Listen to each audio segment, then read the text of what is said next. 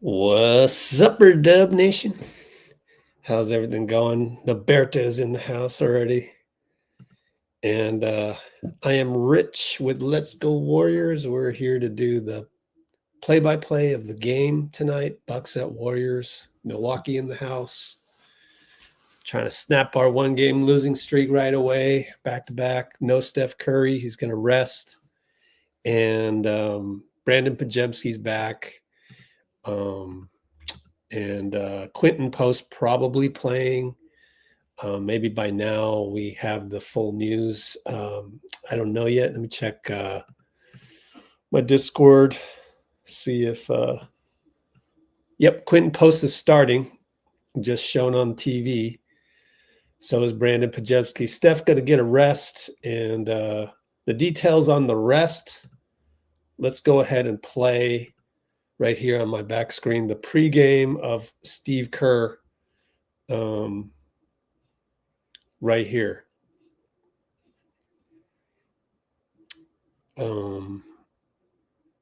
I've got the wrong screen. I meant to do this screen, which is the same browser tab, but let's listen in. Pajemski going to be game time, or is he looking ready? He'll play, yeah. Would he be the start? I assume he'll start. Yeah, he'll start for Steph, yeah. Was the Steph decision an easy one? Was it just just to get him some rest? The last 3 games, I think he's been tired, but it's more of a mental and emotional fatigue than physical. He's fine physically. His back was fine last night. He put up a fight last night when I told him I wanted to give him the night off, but he understood. You guys know Steph, when he's emotionally tired, it affects his decision-making. And so he's been turning it over last couple games. He's a little out of sorts. So we've got lots of experience with this. With Steph, we know him well, and just needs a night off once in a while. And he's for sure earned it. I mean, he's just carried us on the road trip, and he's been amazing. And but the last couple of games, I think the fatigue has shown, and so give him a night, and then he'll be right back out there Thursday. It's kind of surprising to hear that it was like more emotional fatigue, just because you guys have been winning so much. Yeah. What would you say kind of the root cause of the emotional? It's just who Steph is and how he's built, how he's wired. He's, we're all built differently. And so sometimes a long homestand is actually a hard thing for players. Like, you get out on the road and lots of time to rest, and so sometimes a long homestand can lead to this. But we know Steph well. When he gets tired, the way it manifests itself is decision making. That's clearly shown up the last couple of games. So night off. And what do you expect out of Pajemski tonight in terms of minutes? Is he going to be on a restriction at all? Yeah, I mean, first game in a couple of weeks, he can't. He's not going to play 35 minutes, but he's also, the injury is healed, and so it's probably 25, somewhere in there. Coach, last week you talked about spacing being something you guys were focused on. Obviously, without your biggest component in that category tonight, how do you try and adjust without Steph? I think when I talk about spacing, it's regardless of skill set. Even if you have 5 non-shooters out on the floor, you need to be spaced. And so I thought last night we just had a bunch of possessions where it looked like the 1980s. It's like 6 guys in the paint, and some of that was the game just got jumbled. We were desperate. We were attacking the rim. We were playing lineups that hadn't played together much, or if at all, this year, based on how the game was going, based on who was playing well. I think we finished the game with JK and Gary, along with Jimmy and Draymond. There's no way, we've played that lineup before. And so we were desperate and we were, trying anything. But even when you have a lineup like that, or maybe even, I should say, especially when you have a lineup out there, guys have to be spaced. Because if everyone's crowding the paint, there's no room for passing.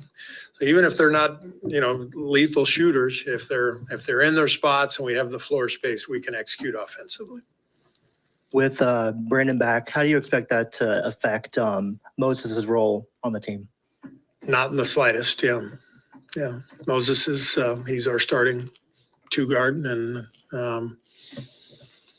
or small forward, however you want to look at it, depending on which, whether we go small or big. But Moses, he's a starting wing, put it that way, and that doesn't change.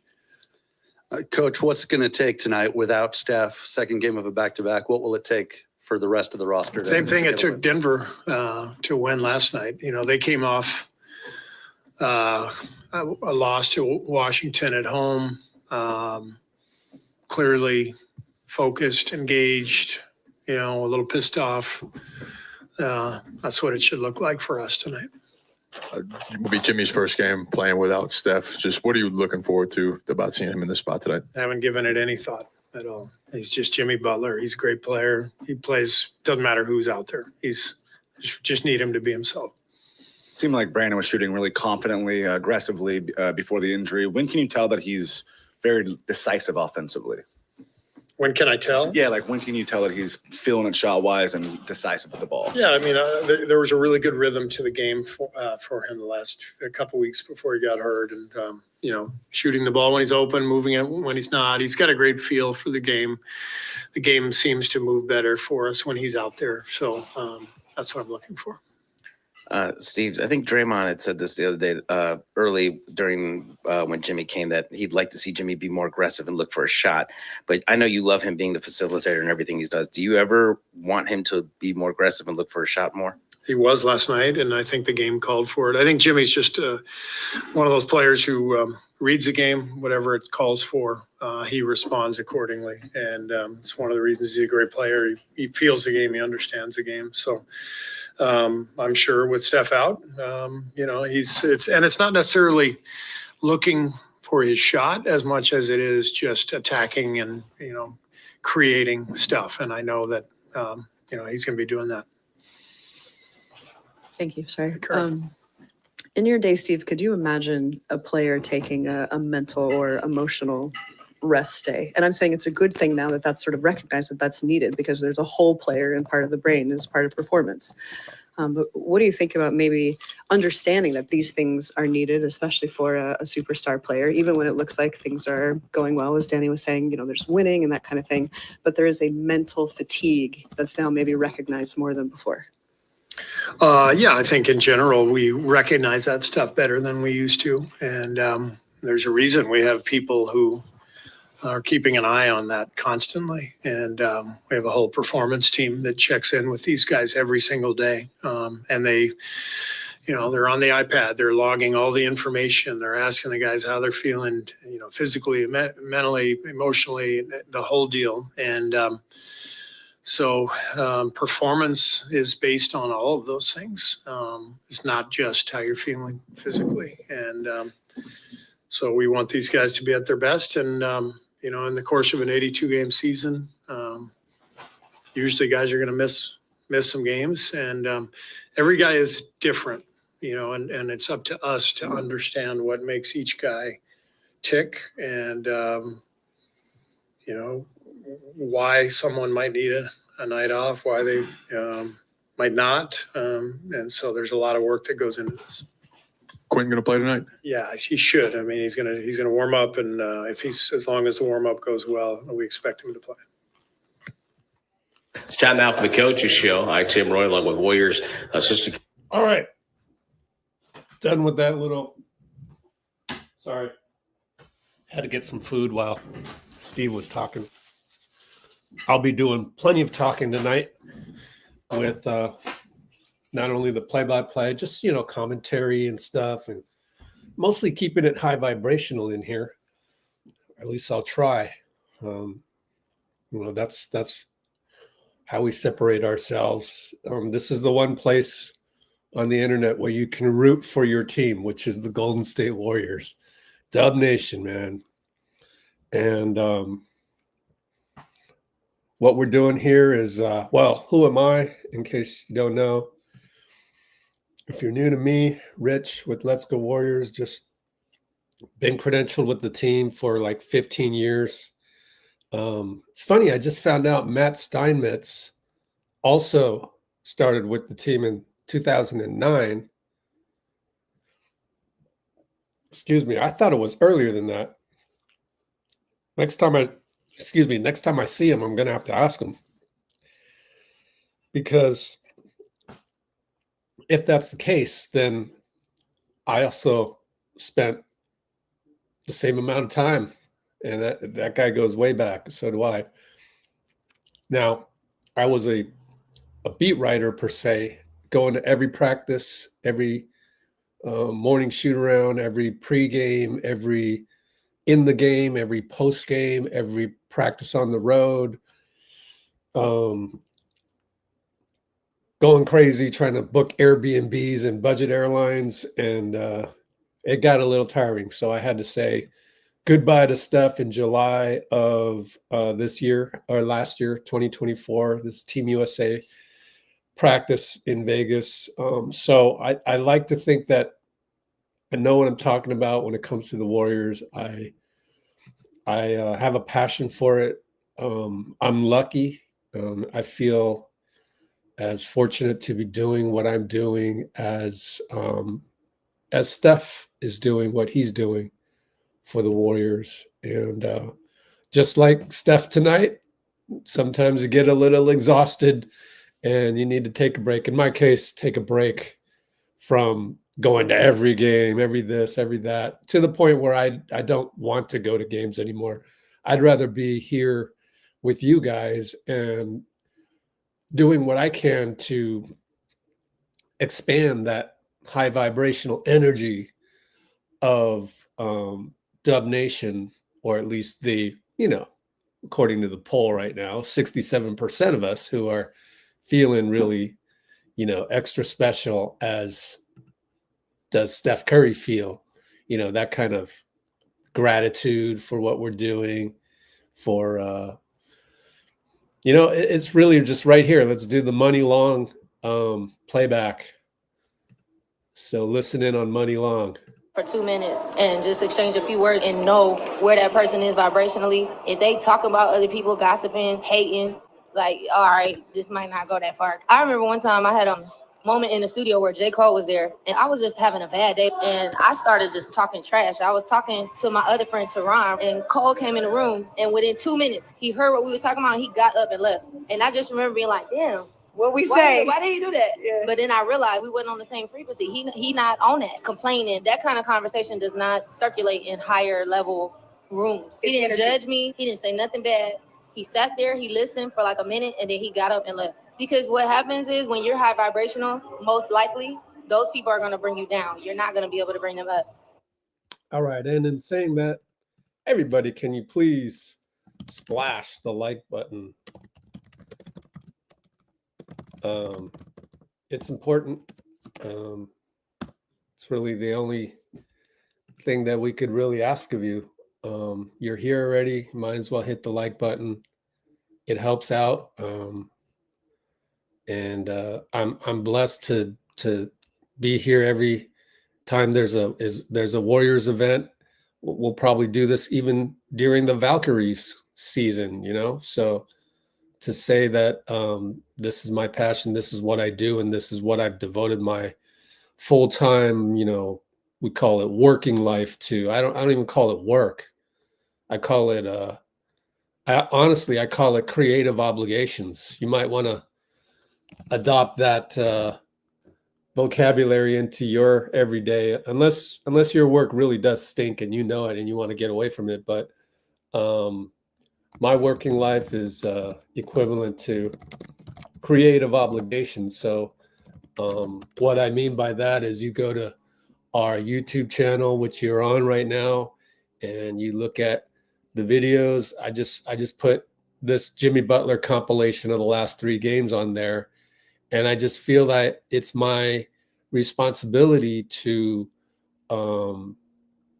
disseminate this information. It has the last 3 interviews, but also it has you know, a full transcript here in the comments. Okay, so and a few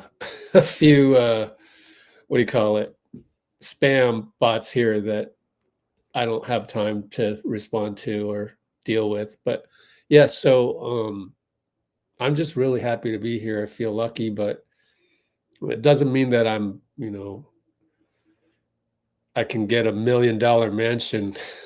Far from it. In fact, I just got my I just got accepted for health insurance. And yeah, I don't want to dwell on that, but like you'd be surprised. You'd be surprised how am I keeping this afloat? How am I keeping Let's Go Warriors afloat? If you just saw some of the numbers, you'd be surprised how this is all happening here. But I appreciate you guys all being here because I feel so happy to like connect with you guys every single time there's a Warriors game. And so that's the intention for tonight. That's why I hope you're high vibrational. That's why I had to run the Muni Long video about J.Cole. And that's why we're here, is we can root for the team and continue to feel really good about our team, and then spread it into our daily lives. That's my hope. If you want to support me with the Buy Me a Coffee, here's the link, and I appreciate everybody who has bought me a coffee so far. I love how Pinky once bought me 10 coffees. Man, that was just like, wow. Love feeling like special like that. And so yeah, I'm in a really good mood right now, and so I hope you're feeling it too, and I can't wait for this game to start and us rooting for our team with the bakery closed. Because it's funny, because in that pregame that we just listened to, Steve's like, yeah, when Steph's tired, he makes bad decisions. Basically, I'm paraphrasing, and me and you guys are like, yeah, you tell him, Steve, and then you kind of feel you have that grace for Steph as well. So I wanted to write an article on that, and I didn't have time, and I put everything on our I don't put everything on our website just yet, but I'd like to figure out a way to do it.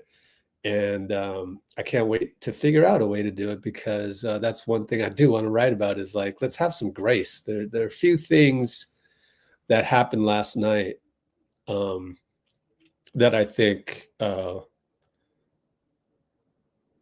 hope that people can learn from and just be a better person. I think so Steph is throwing the ball away. I'm exasperated by it.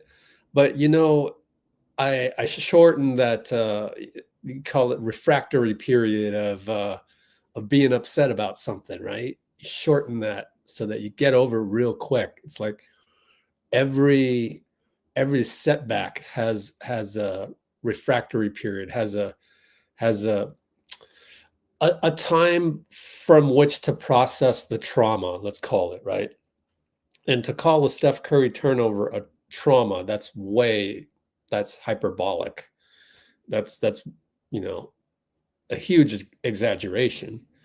But in regular life, you're going to go through these little traumas every now and then, whether it's I mean, something simple like somebody cuts you off on the road and you're not feeling it and you have road rage, but be careful of that, because now you're sending out low vibrational energy into the universe. It ends up you get in line at the grocery store, and there's some dude in front of you that's you know, got like 30 items and you only got 3 items, and you want to move, you want to get going, and you're like feeling impatient, and like and then the cashier happens to be his first day on the job, so he's super slow. So like I think we got to realize how one low vibrational thing will lead to another, and the opposite is true as well.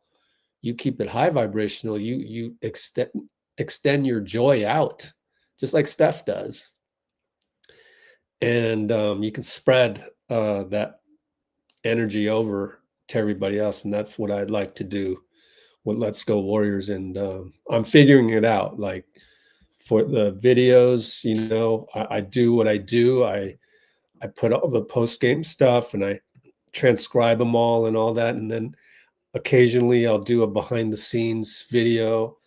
And because I really love looking at what it was like, because I used to be at every game, and these videos remind me of what that feeling is to be privileged to be behind the scenes, whether it's courtside, whether it's in the media room, whether it's, you know, behind the scenes and the tunnel and all of that. And like, but I might change my approach on this and just analyze some of the plays from courtside more, because yeah, it's fun for me. I love doing that. And these are not narrated at all now, but maybe I'm thinking about just doing the plays and narrating those plays that I find.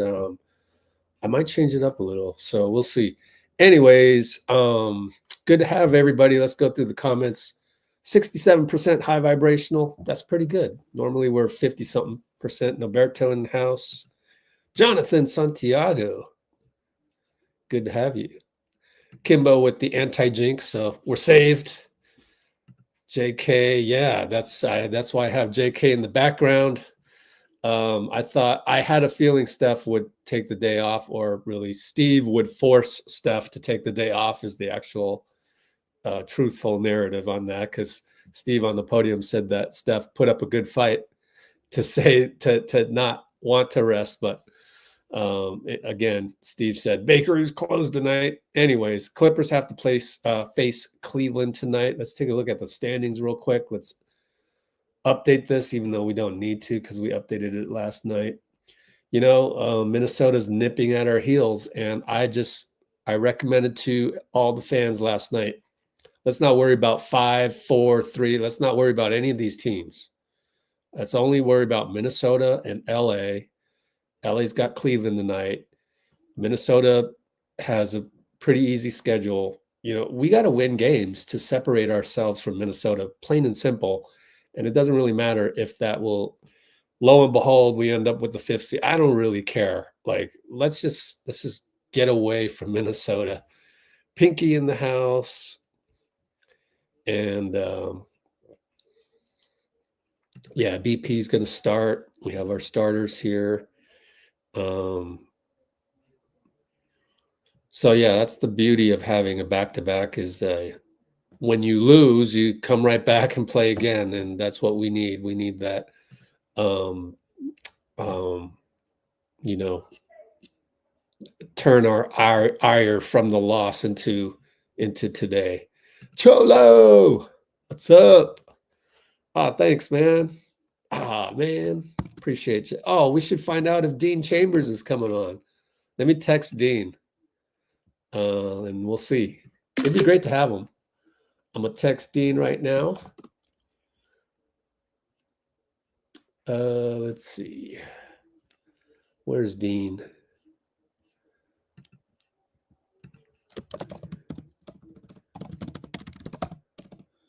Oh, last time I talked to Dean, he sent me a happy birthday song. Want to hear it? Yeah, let's hear it. Here we go.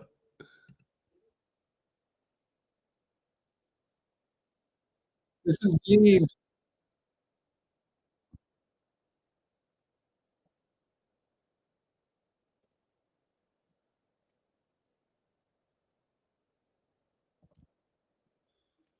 Wow. I hadn't listened to it all the way because, as you know, I was in Los Angeles, so I just didn't have a chance. But Dean Chambers sang happy birthday on Steph's birthday.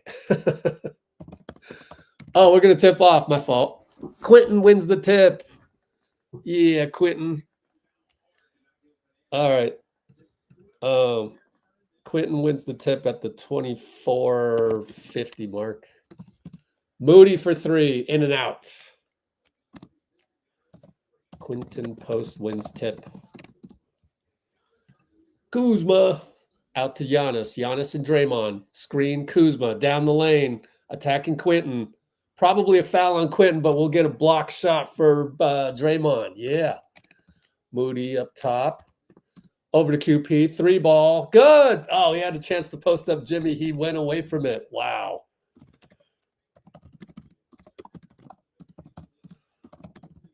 Giannis attacked and we blocked it.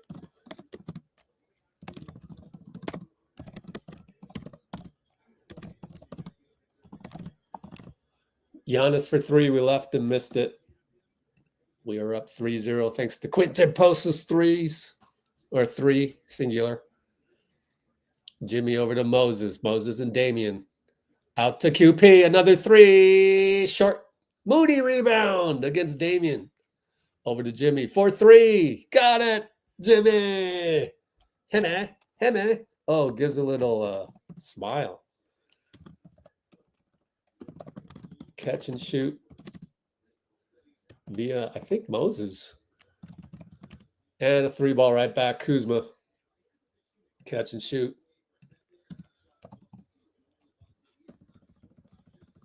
And here we go. Jimmy from the outside, pass into QP for a dunk. Oh, love it. Let me see how that developed. Yeah, they just kind of got lost on the coverage.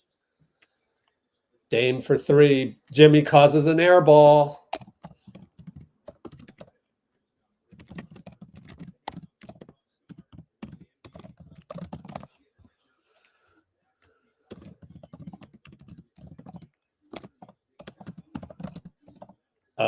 Here comes Jimmy down the lane, finds Draymond, fouled. Go to the line. Fouled by, I forgot who that is. Box score time. Tarian, is it Tarian? No. Yeah, Tarian Prince. I forgot. He used to be on the Lakers, right? Draymond bricks the first free throw.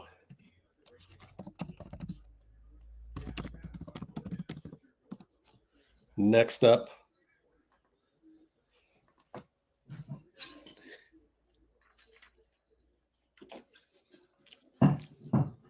Made it.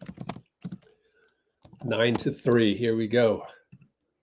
Dame right side Moses in the fluorescent green shoes. Giannis high pick. Roll to Giannis. Draymond's there. He blocks Giannis. BP rebound. Here we go. Quinten on the outlet. Finds Moses. Catch and shoot.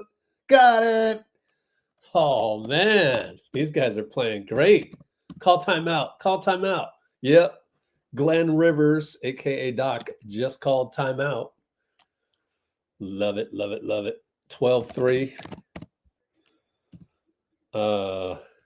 And how much time we got? Dray block Giannis, BP outlet, QP to Mo, right 3, timeout.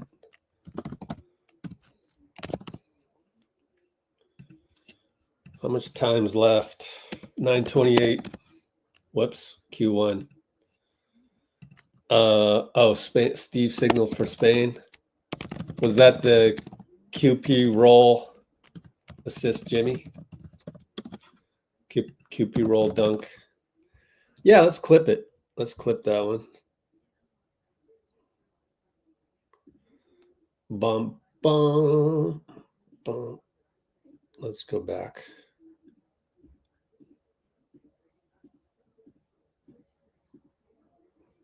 I think it was this one.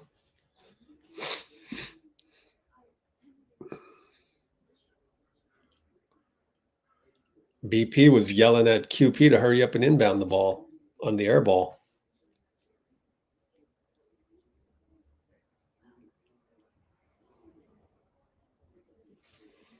Oh, my fault. That wasn't it.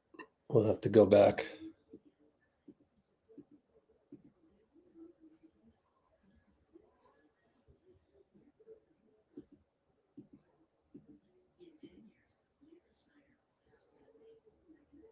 Yeah, I don't know when that was. Let's see.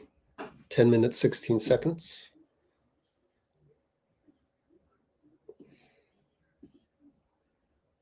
Oh, must have been that one. Nope.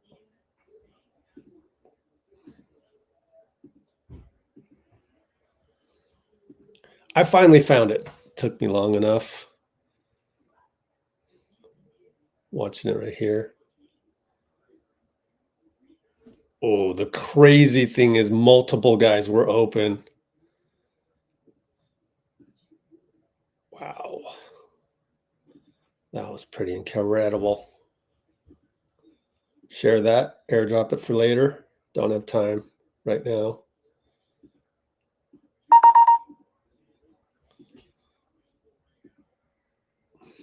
Oh, wait, did you actually see Steve call for it?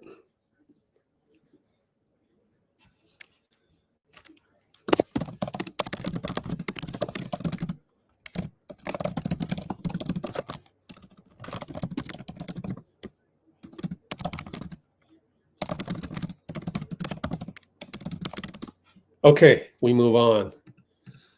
Damian Lillard against Moses. Moses bothering him because he's so much taller than Dame. Over to Brook, handoff Giannis, looking for Dame, but Moses is draped. And Jimmy doing a good job on Brook. Missed the three by Kuz. Great job by Jimmy down low against Brook. QP catch and shoot, no good from Jimmy. Giannis wants to take Draymond. Back out. Tarian against BP. Screen Giannis. Cross court to Dame. 4-3, 2 open. Uh-oh. How do we lose him there? Yeah, Moody shaded too far away, I would say. I don't know if that's game plan or what, but...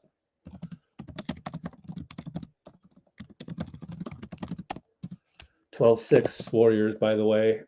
Play keep away up top. Brandon hits the three. Assist Jimmy. Another assist for Jimmy. We can't call him James because his official name is on the birth certificate is Jimmy. Did you guys know that?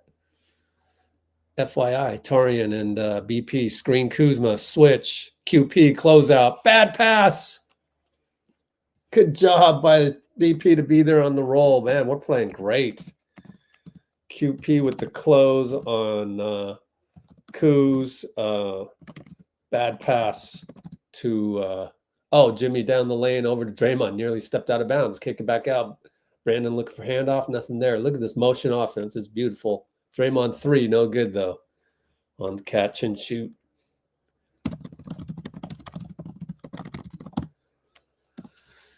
Cross court Prince and Moody. Back out Kuz. Kuz and QP. Good job by QP to close out. Goes to Prince. Prince and QP. Bye-bye QP. Draymond's there. Block. Another one. What's that, 3? Wow. Moses with the fake. Draws it and foul on Kuz, and Damian Lillard wants to travel. You might be right, but who cares? We'll take it. We're playing well. We're playing hard. Playing great D.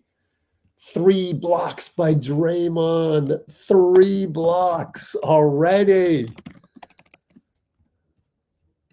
Wardell who? No, I'm kidding.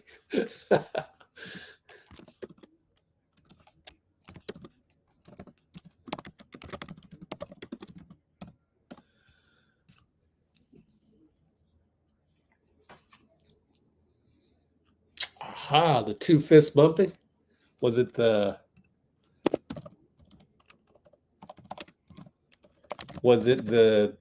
two fists a la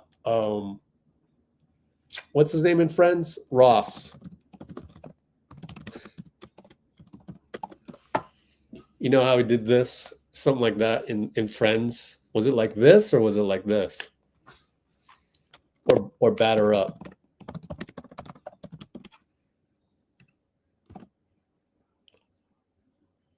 Foul on Moody as Damian had the ball. Or was it this? So was it this or was it this? Jonathan Kuminga in for Jimmy at the 7:10 mark. Interesting. Guy is also in, and he's in for QP. First rotation involves that. By the way, Kuzma drew a foul. He will go to the line. Is it Moody? 2 fouls? No, 1 foul. And that was Guy. Guy just got in, and you can see there's a foul up there. Oh, okay, like this.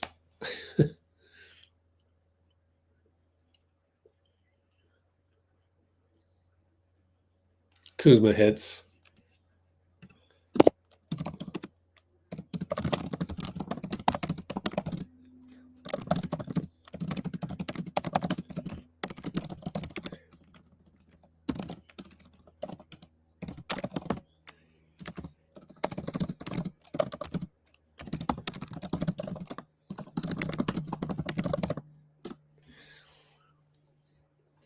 And Kuz hits. We're up 17-8, 7:05, 7:04, 7:03. As point guard, Brandon Pajemski brings it up. Handoff back to Draymond to BP to Moody for catch and shoot. Short. His feet weren't planted. Bounces out of bounds. And that looks like Mark Lindsay is the lead ref. Oh, I know my refs. Mark Lindsay. Oh, man. 3 dudes I don't know. Kuzma attacks. Draymond. Tip. Guy is there. Guy Santos. We need a nickname for Guy Santos and all his rebounds. Kuminga corner. Back up to Mini-Giannis on the switch. He'll pop a 3 as he switched onto the pick and roll, and he shot it right away. It was a quick pick by Dray. 20-8. He's happy to be back. Brook Lopez gets free. Big steps. I think J.K. screwed up. Yep, he blew the point of attack. Man.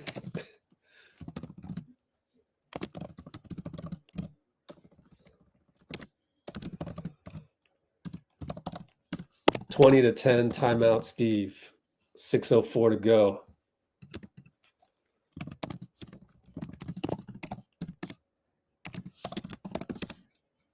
Yep. JK's bad indeed. I'm a little concerned by that. I would have told him just focus on defense. Please focus on defense. And yet the focus for him so far has not been on defense. He's screwed up quite a few times already. I'll clip this just because it's a timeout. But yeah, we'll take a look at the Spain. Clip this just because it's easy. It just happened. Don't have to search for it.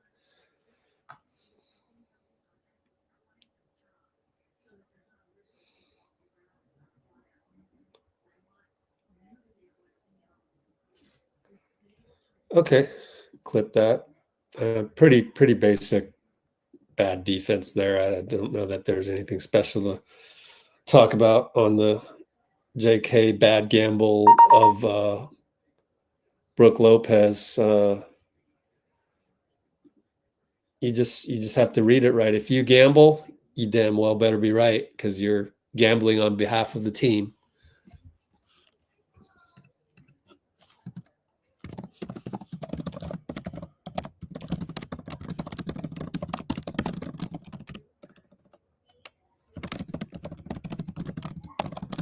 Okay, let's take a look at this play from before.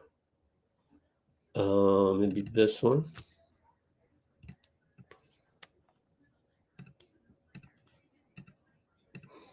I forgot to tweet out the link. I'll have to do that at halftime. Okay, analyzing this one. Analyzing the Spain action. See if I can find it because it took me a while to find it.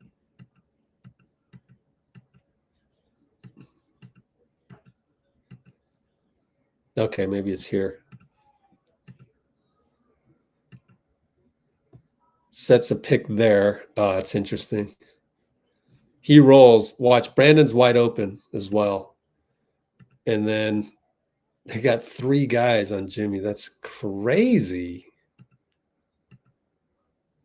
That simple set is going to screen there and then another secondary screen here. They straight left Brandon. You had 2 choices right here. Wow, this is really bad defense. Let me see. Yeah, that's exploiting their game plan, I think. So give the coaching staff a lot of credit. They tried to, Warriors coaching staff is exploiting whatever game plan they guessed right that the Bucks would do. So Prince committed to the double. Never thought Podz would roll.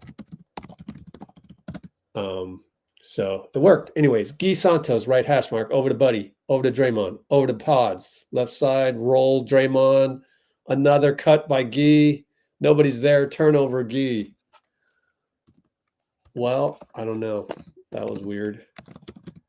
Giannis attacks, fouled by J.K. Uh-oh. Getting downhill. He beat J.K. again, but a lot of people have to face Giannis like that. I wonder what. So Guy's talking to J.K. Was that J.K.'s fault? Let me see. See if J.K. stands around. I think J.K. stands around too much.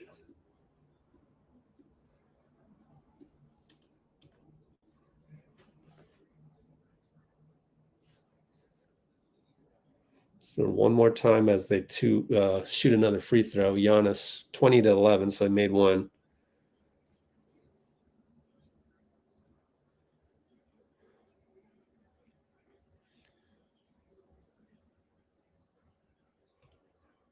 All right, well, I'll send that over.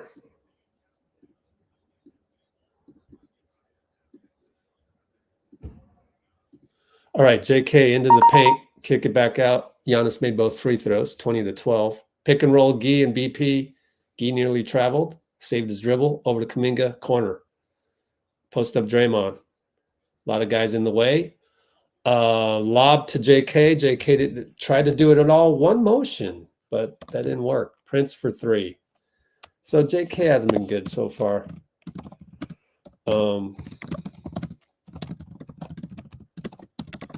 He should catch it first. And it's a foul on Kevin Porter Jr., I think.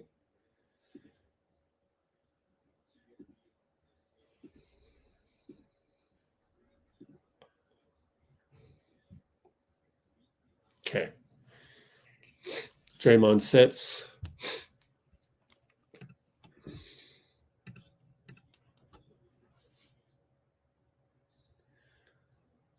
JK to initiate.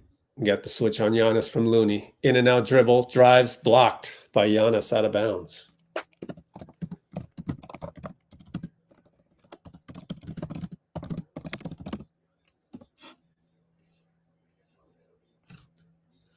Baseline inbound. Buddy over to Looney.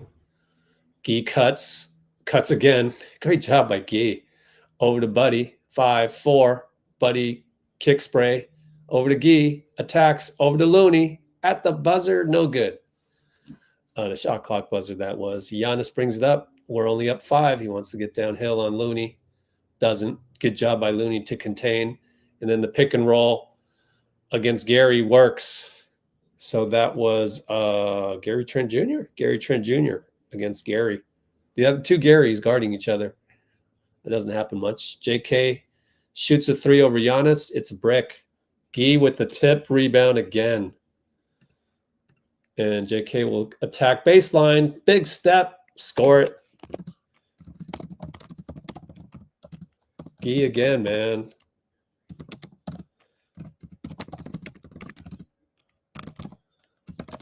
(22-17). Giannis flat. It's short. No good over to Looney. Buddy got rebound. Brings it up. Right side hash mark. Over to JK. JK Gary. Screen by Looney. Got Giannis on him. Fakes Giannis. Blocked by Giannis. I thought he was fouled, but here they go. Fast break. Gary Trent Jr. No good. Gee rebound. And J.K. will attack. Smokes a layup and argues with the ref. Technical on J.K. What are you doing? So Steve is advocating for the foul. I didn't see anything.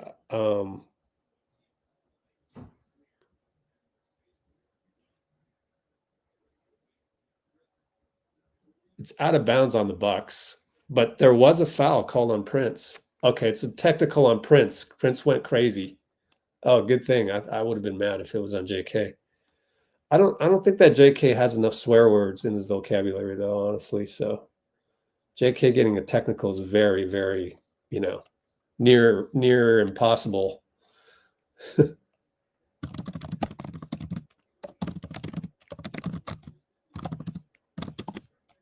So good attack by JK. He will go to the line.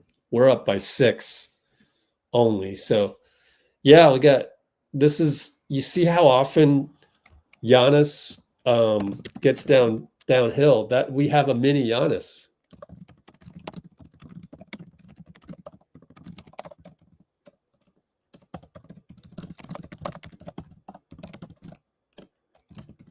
And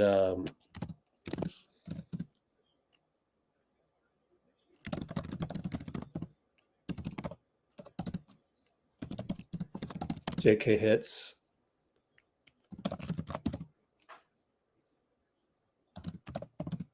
And Jimmy's back in for Gee. Giannis downhill again. Bye-bye, Looney. Tough task for Looney, but it's okay. JK drives, misses the scoop, out of bounds. Only up 6. Giannis started drooling with seeing Looney. He'll pop a 2. It's an air ball. I can't believe Giannis's jump shots have been consistently this bad for so long. He should be basically a Michael Jordan mid-range. That should be automatic, but I'm not his trainer, so.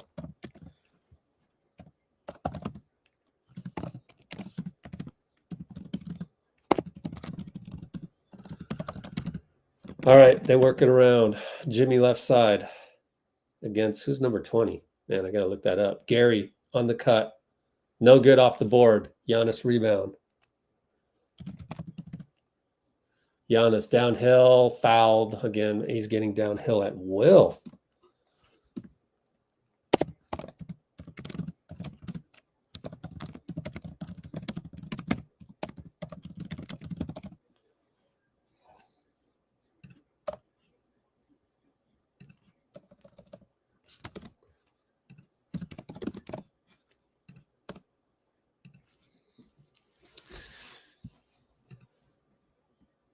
I guess I'm thankful that Giannis hasn't practiced the pull-up 2, because if he did, he'd be the deadliest guy since Jordan. And again, that just goes to show you how deadly Jordan was, right? My commentary on that is more a compliment to Michael Jordan,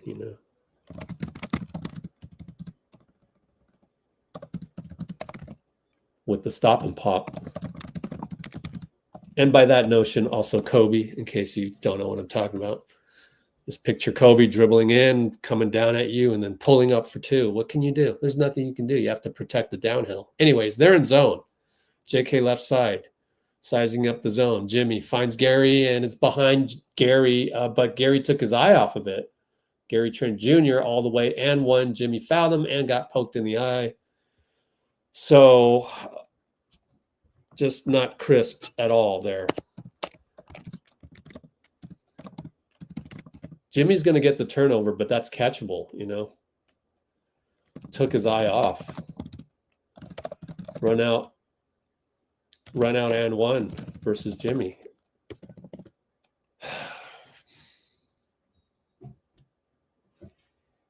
Gary can be wild too. Timeout Steve at the free throw.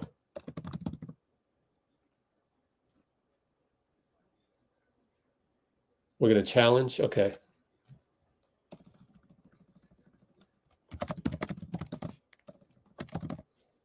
Steve doesn't like the fact that we have to waste a timeout on the challenge. Q1 220 challenge. Wow. So Steve called a challenge in the first half. So it must have been obvious. So pretty sure we'll win this one.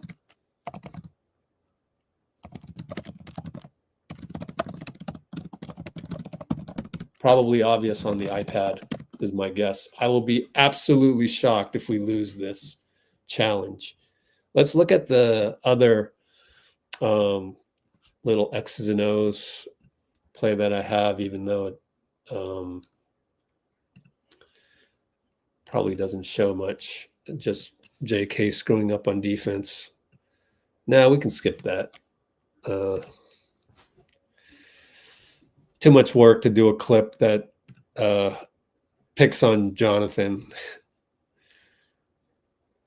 Okay, so Jimmy got smacked in the face.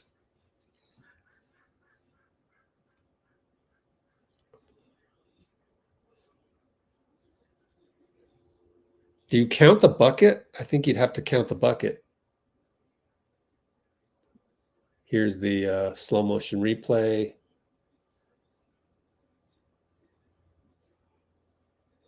Oh, that's inadvertent.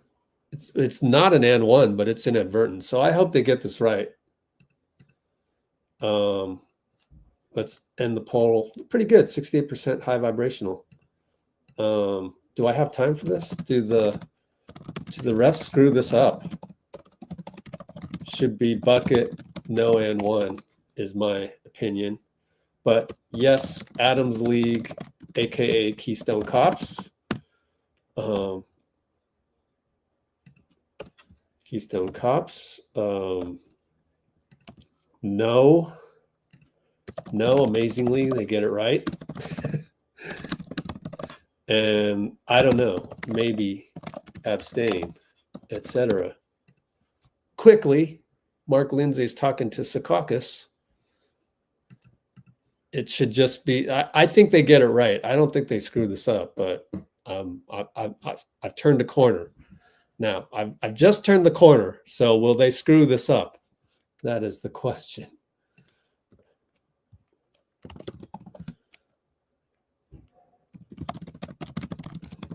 It shouldn't take this long. Should not take this long, period.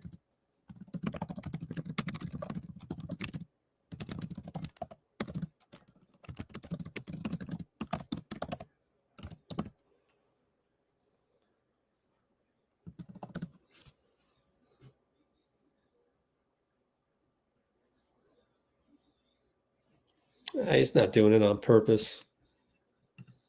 Shouldn't be an and one, right?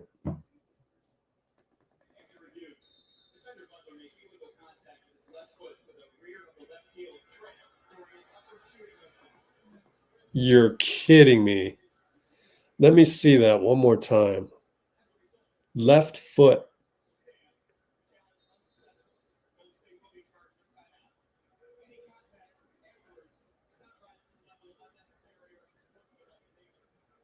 Did he say left foot? Defender Butler makes illegal contact with his left foot to the rear of the left heel of Dray during his usually Rear? you see stuff. I don't see his left foot hitting him at all.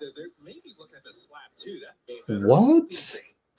You'd have to look at the side angle. Left foot. Left foot. It takes off on the left foot. The left. Oh, okay. After further review. All right. They actually got it right. They got it right. It's very marginal. They actually got it right, in my opinion. There was the left. If you watch the right replay, his left foot does hit the heel. So, yep. All right, against the zone, JK right hash mark. We're only up by 2. Over to Buddy. In this, usually we're here saying, at least Steph's on the bench. He'll come back. But no, we don't have Steph tonight. Jimmy attacks. Kick spray. Gary for 3. Missed it. JK's there to throw it down.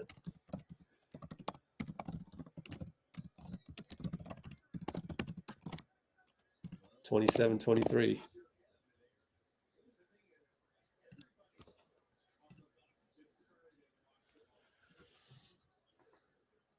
What do we got to, how are we able to replay this 2 times? Did the ball go out of bounds or what's happening in real time right now? Did we have a silly foul? Milwaukee. Oh, there's Eric Housen wipes sweat off of the ball and wipes the, Eric Housen is wiping the ground. This Steve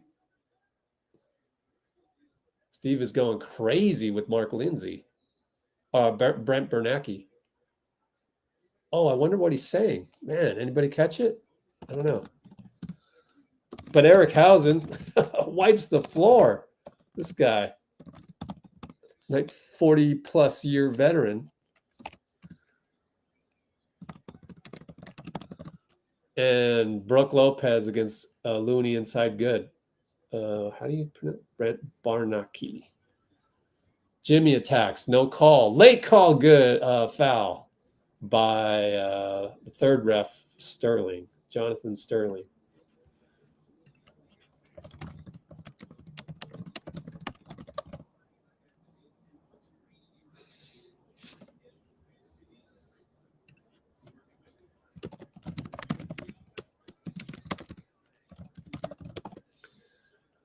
So Jimmy gets the benefit of the doubt because he's attacking strong. That's what happens when you attack.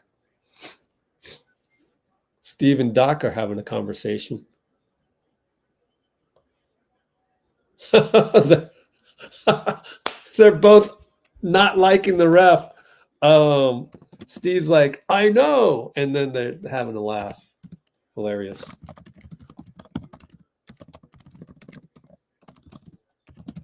Steve with the shrug. I'm sorry I haven't gotten to your comments in a while. We'll get there next time out. Jimmy hits a free throw, only up by 3.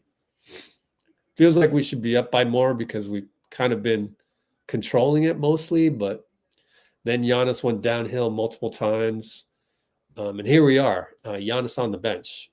And when Giannis is on the bench, they go to zone. Dame and Gary, ooh, I thought that might have been a foul on Gary, but no, it's just good defense and forced Dame to exit the ball to Porter Jr., but he got it back. He's running point right now. Gary on Dame.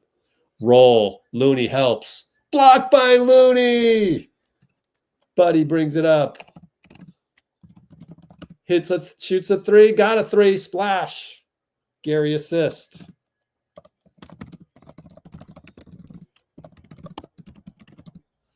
(32-25). Kevin Porter Jr. fakes out Looney. Too quick. Inbound. Goes to Buddy from Jimmy. Back to Jimmy. Jimmy right hash mark. Buddy and Looney screen. Jimmy uses his shoulder to create space. Jab step. Goes down the lane. Draws 3 guys. Over to Gary for 3. No good off rim.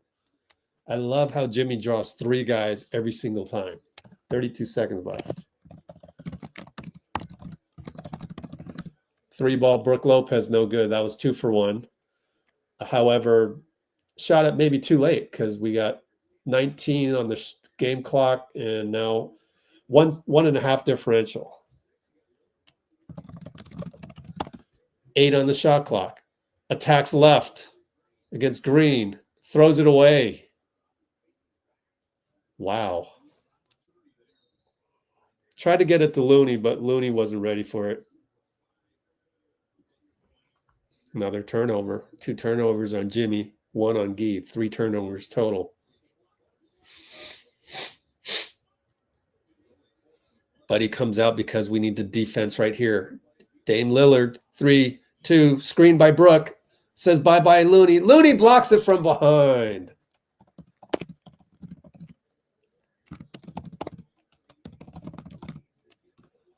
So it's only 32-27.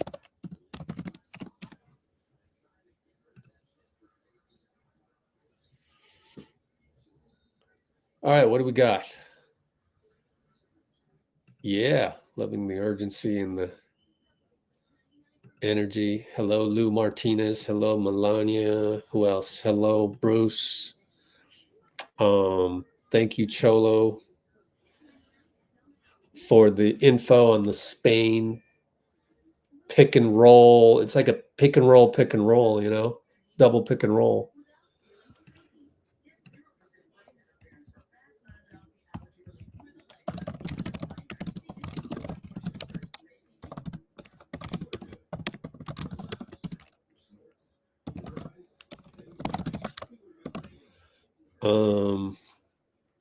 Let's go all the way down, catch up. Mojo. Oh yeah, we need a nickname. We need a 2-syllable or less nickname for Gee's rebounding prowess.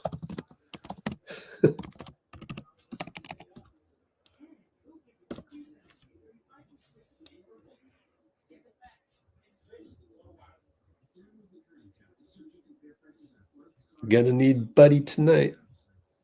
Oh, Buddy touching the ball again. Oh, interesting.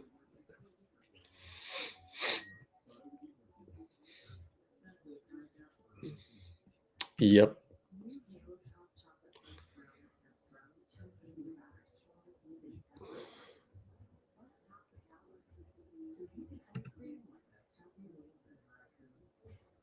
Reverse pimp slap. That's hilarious.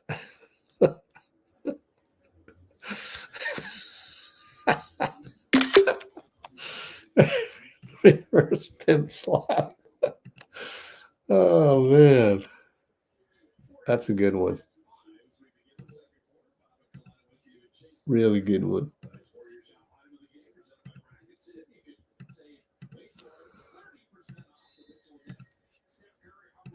Okay.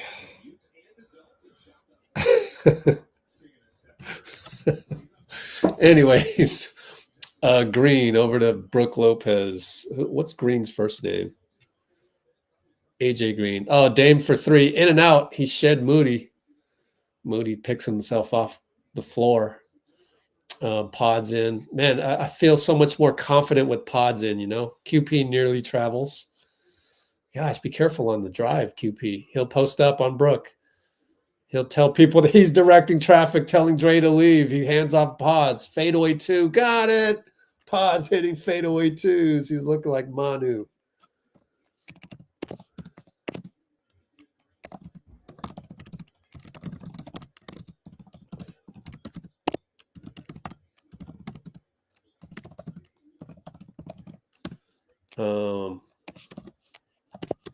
Sorry.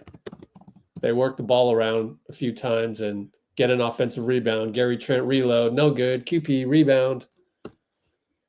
Outlet to, he'll keep it. But behind the back. Ooh. Over to Jimmy left side. ISO Gary. Gary cuts off baseline. Jimmy spins back to base. Gets it blocked. Can he dribble again? Oh, Moody cuts and finds it and scores. What a cut by Moody.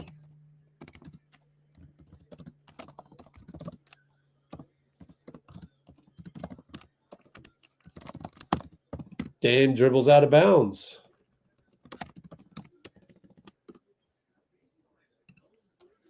36-27, up by 9. Again, just feels so much more comfortable with Podz running it. Who knew we would get to this point, you know? Defensive 3 seconds on Brook Lopez. Thanks.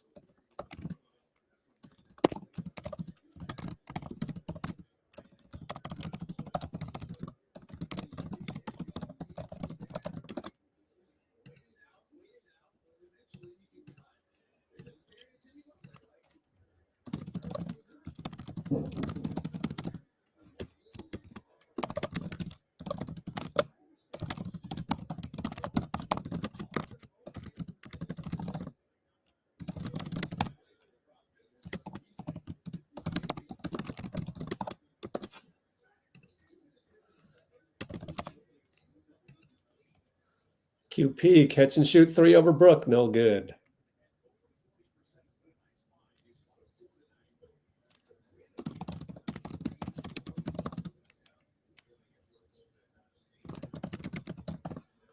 Two ball Gary, no good. Maybe 3. Jimmy got the rebound. 3 ball catch and shoot Moody, no good.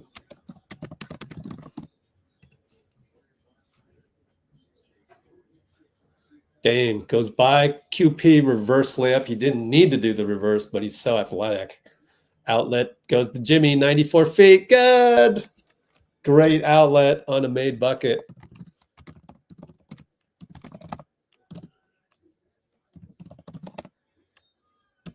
$39-29, and we have a foul outside on Moody.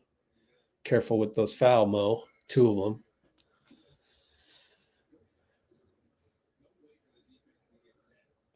Jimmy just blew by Kuzma.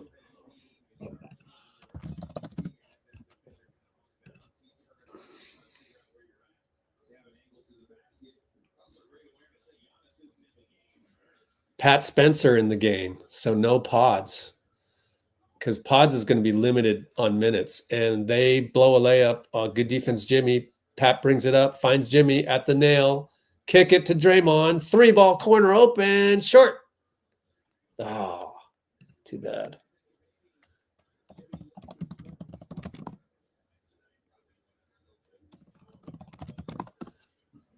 Kuzma with the baseball pass. AJ Green open 3 corner, no good. QP good closeout. QP playing great defense, man. And Pat gets it stolen, but it went out of bounds, luckily.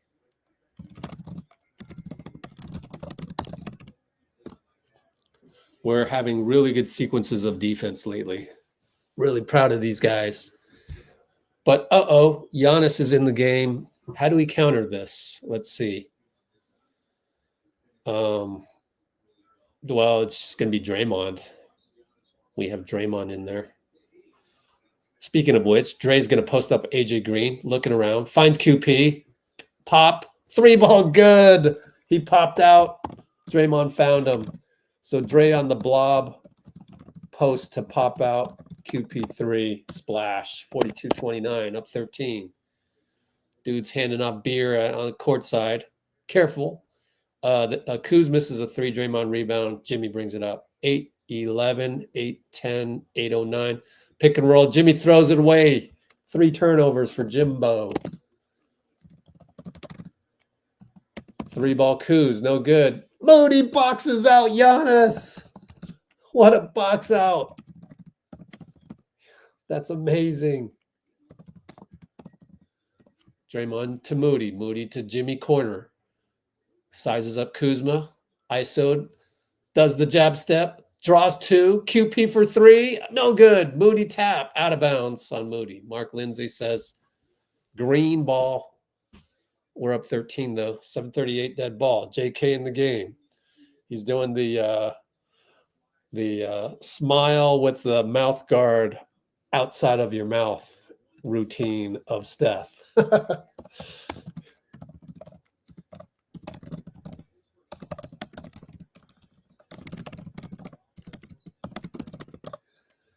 And they work it around a couple times. Kuzma draws a foul on QP and scores. So he'll go to the line and cut it to 11 right now, possibly 10. And JK discussing that sequence. Don't know what they're. I wonder. Let me rewatch the play. Maybe there was a switch that we didn't like.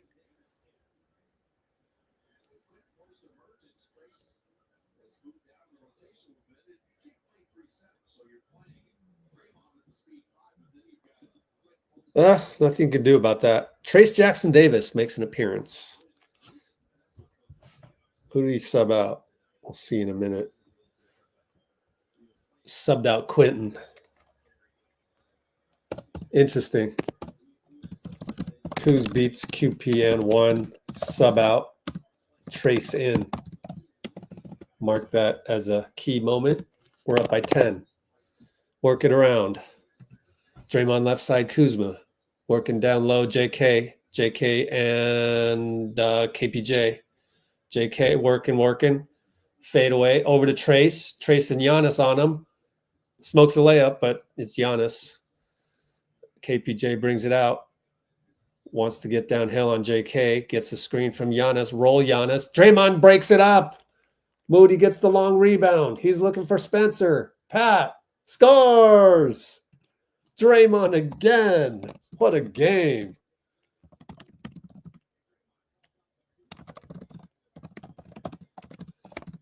AJ Green, 3, no good. JK rebound. Up by 12.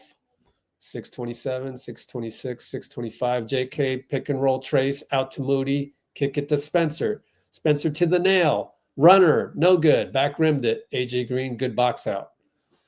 Get it over to Giannis, right side. Giannis and Trace trying to get downhill as usual. He works it. Kick it to a new youngster. Forget his. Hey, that's oh my goodness, that's Ryan Rollins. 3-ball Kuzma. Ryan Rollins indeed. I'm like, that youngster, and it's Ryan Rollins. Pat Spencer, Ryan Rollins. I did not know he got it to Milwaukee. Timeout, Steve. So let me rewatch that last play. Kuzma. So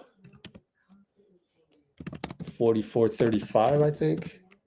Q2 550. Timeout. Well, JK got beat on the point of attack, I think.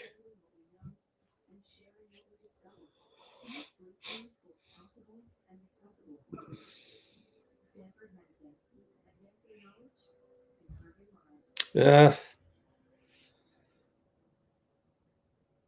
It's pretty good defense. Pat Spencer went away from that. Got Pat Spencer, AJ Green. Interesting. So take my word for it. Pat Spencer did not leave AJ Green in much in the corner on that one, and I wonder why. So let's look it up. Spencer didn't close out on Kuz 3 and stayed with AJ Green.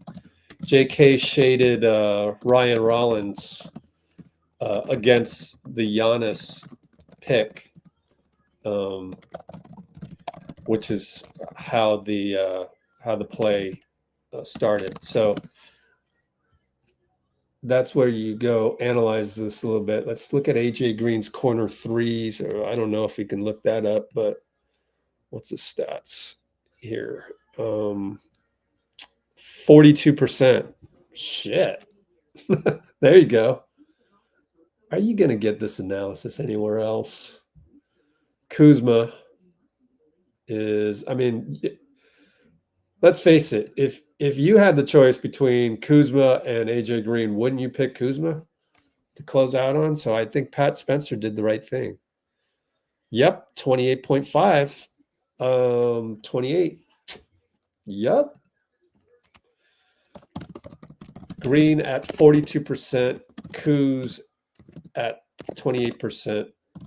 We looked it up. I looked it up. Everywhere else. Why you leave Kuz? Why you leave Kuz? Let's go Warriors. Oh, let's look at, I'm curious. Why did Spencer not close out on Kuz? Let me go look it up. That's proper fandom. I'm just saying. That's high vibrational. Everywhere else, the kids on Twitter are whining. 3-ball, Buddy Hield. ATO play. Let me rewatch this. Screen by JK, screen by Trace. That's old-fashioned. I mean, pretty basic. Yep. Are we in a zone? We're in zone. 3-ball, no good. Porter.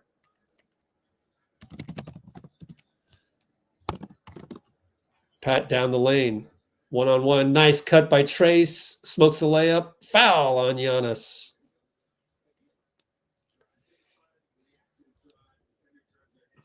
Good job, Pat.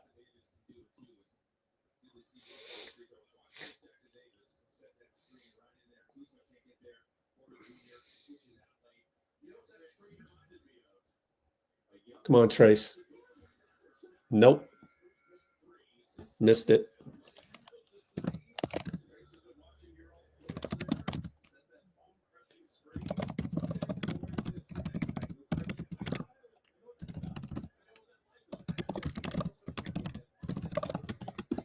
So Draymond talked to Trace before this free throw.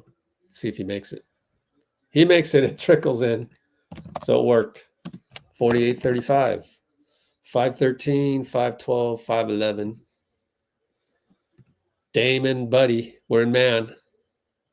Dame, left side. Draymond helps. Draymond goes back. Center field, Draymond is. He gets to Giannis. Elbow. Lead pass to Ryan Rollins is late. Bad pass by Giannis. Easy steal by Pat.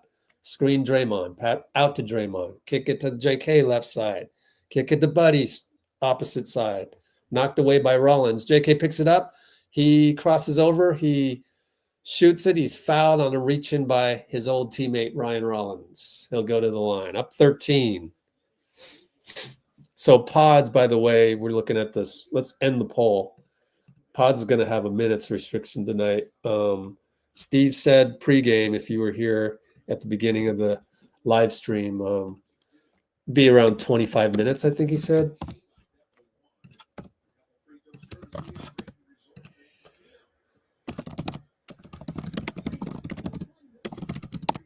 And Podz is at 9:35. So he'll come in and finish the quarter. So there's, starting and then finishing. Said he wouldn't be at 35 minutes, that's for sure.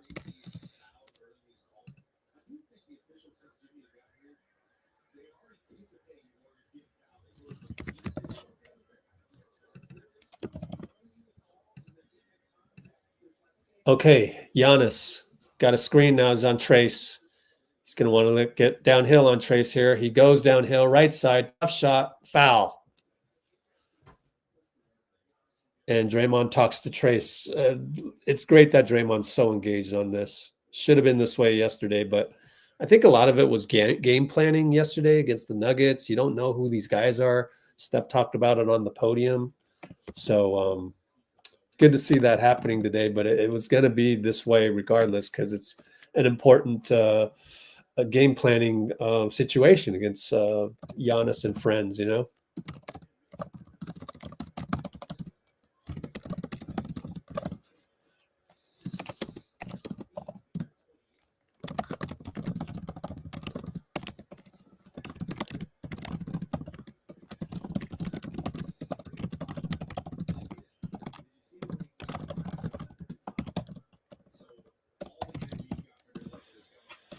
Okay. 50-35. So missed the free throw. Who's that guy on the bench that they're looking at? Andre Jackson? Not sure. Giannis free throw line. No good. Oh, Prince got the rebound. J.K. hacks. And he got all ball. And so it's a jump ball, Draymond and Prince. So give J.K. credit to reach in on that.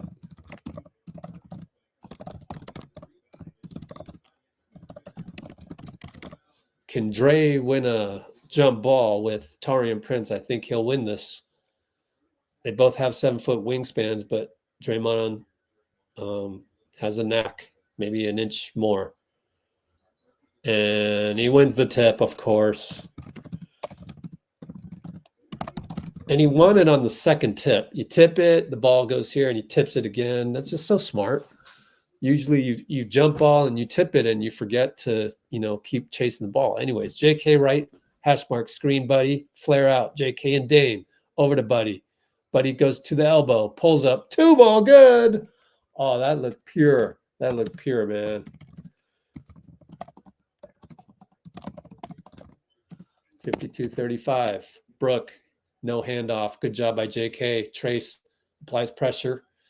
Hand off to Giannis. Giannis, Draymond.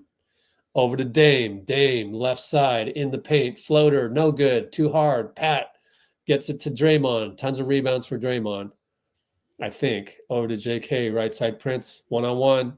Post up. Attacks in the paint. One leg. Fade away. Brick. Outlet to Giannis. Draymond's on him. Pat doubles. Trap him.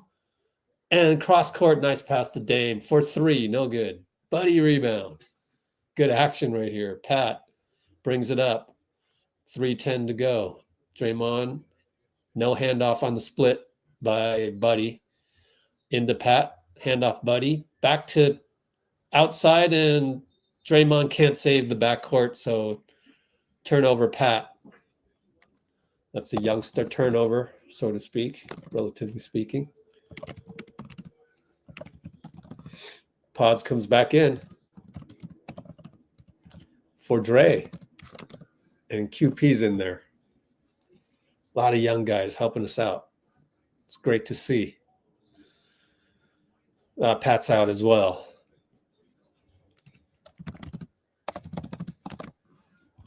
So we're small. And Giannis against Jimmy. Jump hook, good. Spun on Jimmy and jump hooked it. Draymond out or in? Draymond is out. Yeah, Steve's doing this. I don't know what that is. Corner QP dribble, no handoff. Over to Jimmy on the post, or really on the right side, my fault. And Brandon comes around the screen and scores right-handed over Giannis. How did he do that?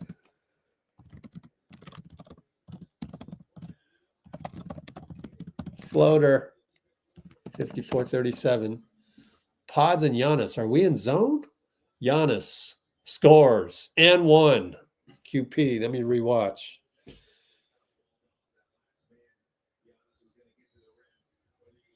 Are we really going with Podz on Giannis right now? I guess. Huh. Call timeout. And we didn't wait until the second free throw, which is interesting as well. So Giannis downhill past Podz and 1. Timeout. Steve before the free throw. Oh, it is before the free throw. Yep. 54-39 with the free throw coming up.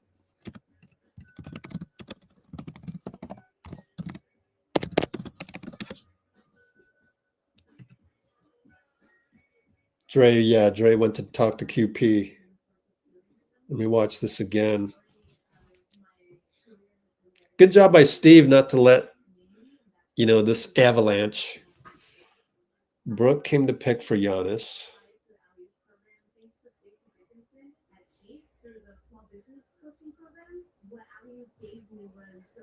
I wonder what Draymond told him. Let me see.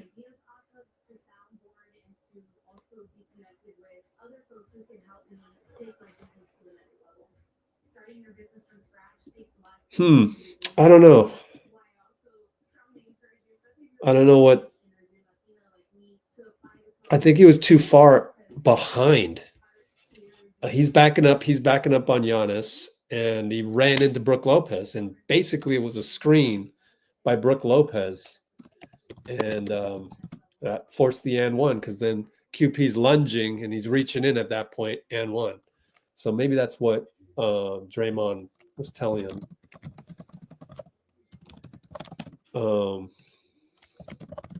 Maybe QP was retreating too far on Giannis. He did hang his head, knowing he screwed up.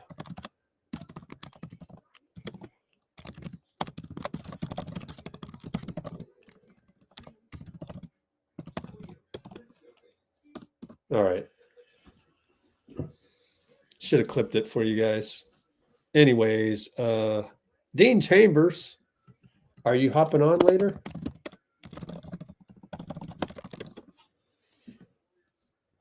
Illegal screen, but the thing is like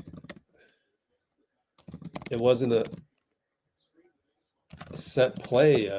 QP backed right into him. All right, let's send the link over to Dean.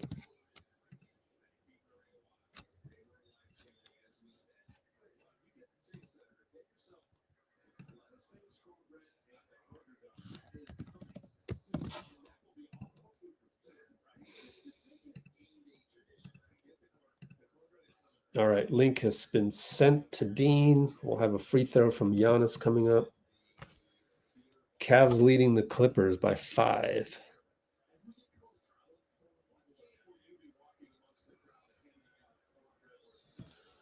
Giannis with the awkward shot and line drives in. We're up by 14. Podz will bring it up. 209, 208, 207. Podz and Dame. Buddy working this side. He'll come around a Jimmy screen. Nothing there. Draymond looking. Jimmy with the post wing catch. Cross court to Quinten. Catch and shoot. What a find. It's so great to have a shooter on the other side over there.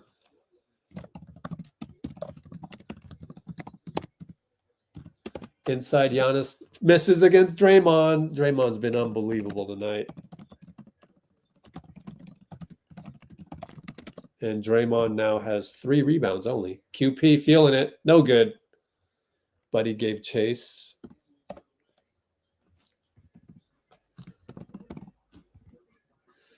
Giannis. And Podz is on Giannis. Crazy. Wow. It's got switched, though. Kuz on, and then now Brook over QP. 2-pointer. Good. Long 2. 103, 102, 101. Podz looking for Buddy in the corner. Buddy and Prince. Screen by Jimmy. Over to Draymond. Open 3 over Giannis. No good. Prince brings it up. Gets a screen from Brook. Good job by QP to bother him. Brook flares out. Gets the ball over to Dame. Dame and Podz. And Dame gets to the nail. Entry to Brook Lopez. Jump hook. Good. One-legged jump hook. Couple straight for the Bucks, but 34 seconds left. Podz screened by Draymond. Podz screened by Draymond again. Gets to the nail. Hesitation. Shoots it. Foul by Giannis. Podz drew a foul on Giannis. 2 fouls. Not bad. And I don't know why he shot that so early, but I guess it's a 2-for-1. I'm not sure.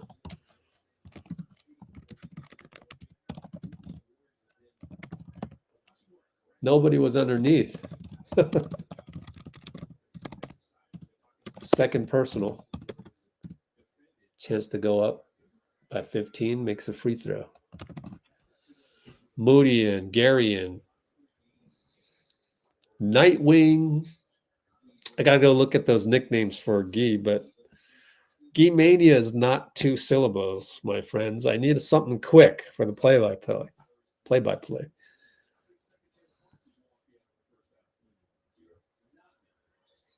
Up short. Dame got the rebound. 58-44. Maybe just Guido. Dame and Gary, couple of zeros guarding each other. 11 shot clock, 2.5 differential. Dame Gary, here we go.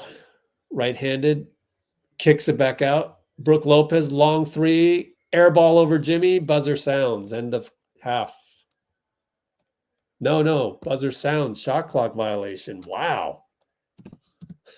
Doc Rivers is besides himself.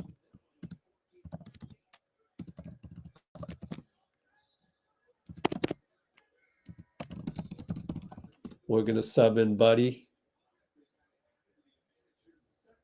Gary sits down, puts his mask on the table. Baseball pass, Draymond to Jimmy. Fadeaway 3, 1 leg. Oh, air ball. Oh, he's smiling.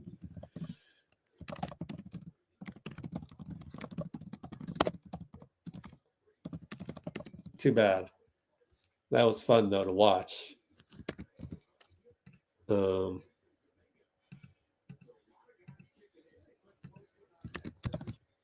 Quinten Post. Quinten Post on the court. Tell us about the shot selection today. I don't know. We had a game yesterday. We're just trying to bounce back.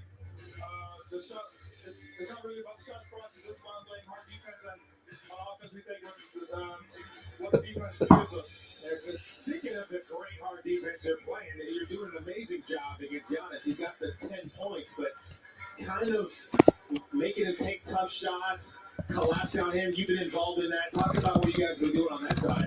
That's just Draymond Green being one of the best defenders of all time. We're just trying to get the gaps, support him, and just let him do what he does. How's your ankle? We know you've been banged up a little bit. Yeah, a little rough. I mean, we're in game, 70 of the season, so everybody's a little banged up, but we play through it. Quinten, thanks for stopping. We appreciate it. Yes, thank you guys. Quinten Post with 11 points. Oh, man. 28 likes. Come on, guys. Do I have to pull the... Okay, fine. Okay, fine. I got to pull the... You should see my tax return line.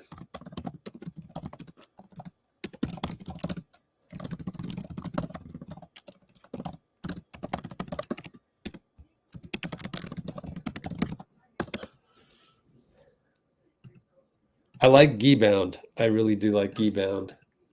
Gee-spark is also tough to, pronounce on the fly. I'm talking about play-by-play. So that's a good one. Gee-board. Gee-bound, Gee-rilla. But that's 3 syllables. I need 2. Gee-bound. Gee-bound. Funny. Saw my caption. What does that mean? Oh. Steph is resting. Guy Pele.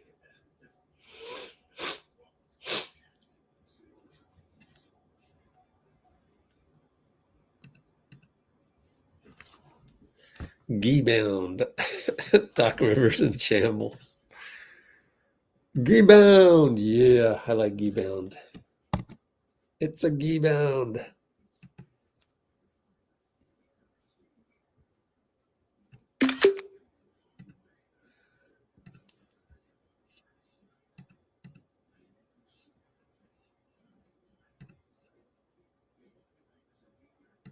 Oh, I got to do some marketing. Shucks, I forgot. Up next, a break so I can do some social media marketing. But let me go through the comments. Yeah, Giannis looks like he's holding a tennis ball.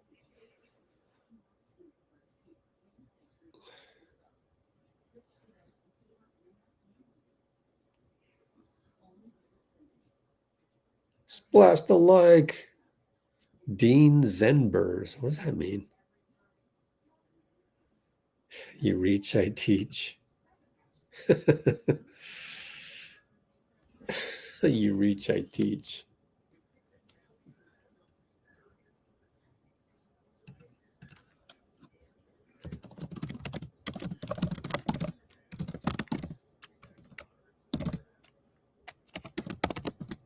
So Dean Chambers says on the Podz drawing a foul on Giannis, you reach, I teach. Just like an old vet.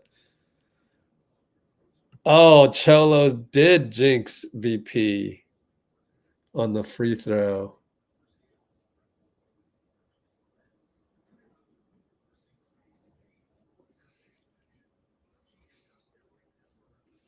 Wow, Bruce wants more. Wow.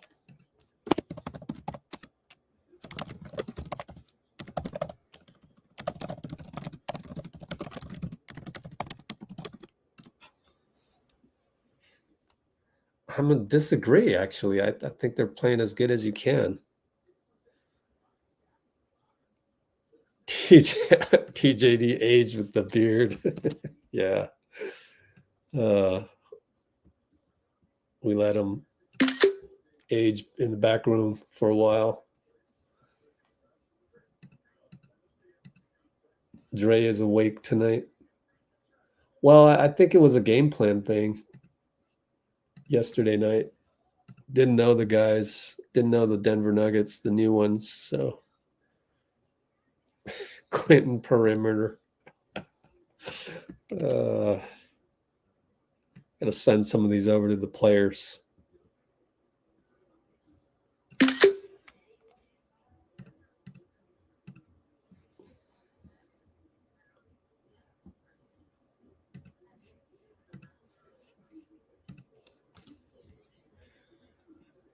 Guerrilla. It's too many syllables. A keyboard. I can see myself going, keyboard.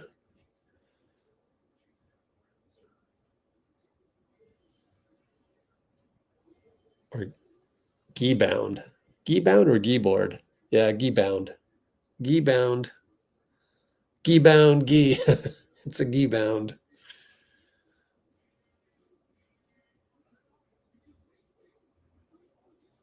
Ah, good call on that one, Cholo. You gotta look for the loon block.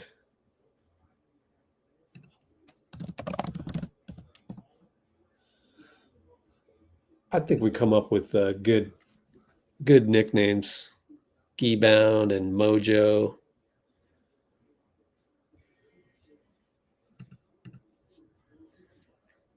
Keyboard warrior. I'll go with Gee-bound. Great question, Amy. He had 2 contracts for 10 days. Oh, Kevin Knox? No, you can only give a guy 2 of them.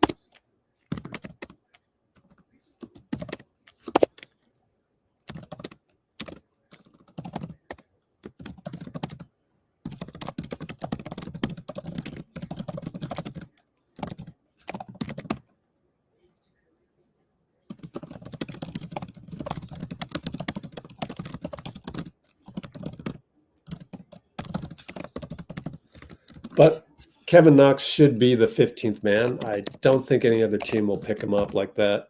So just wait around, earn your money.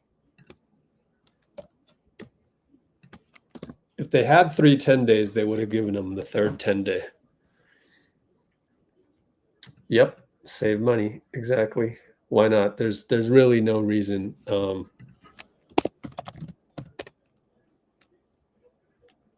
Almost zero risk unless some team out there wants to take a flyer on Kevin Knox, which is possible, I guess, but it's not going to be, it would have to be a contender because it could be Dallas, but then they've got to pay the extra. Why wouldn't they want to save money? So, and I mentioned Dallas because they're depleted like crazy, barely fielding a team. And yet it's not that easy. I think you have to, vacate a roster spot for that. Let's look at Dallas real quick. Do they have 15? 3, 4, 5, 6, 7, 8, 9, 10, 11, 12, 13, 14. Well, actually, we should look at cap sheets.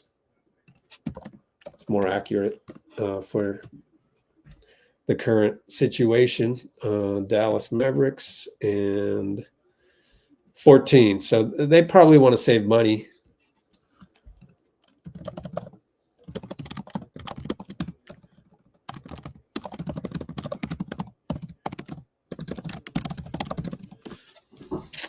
So yeah, that's my theory. Could be wrong.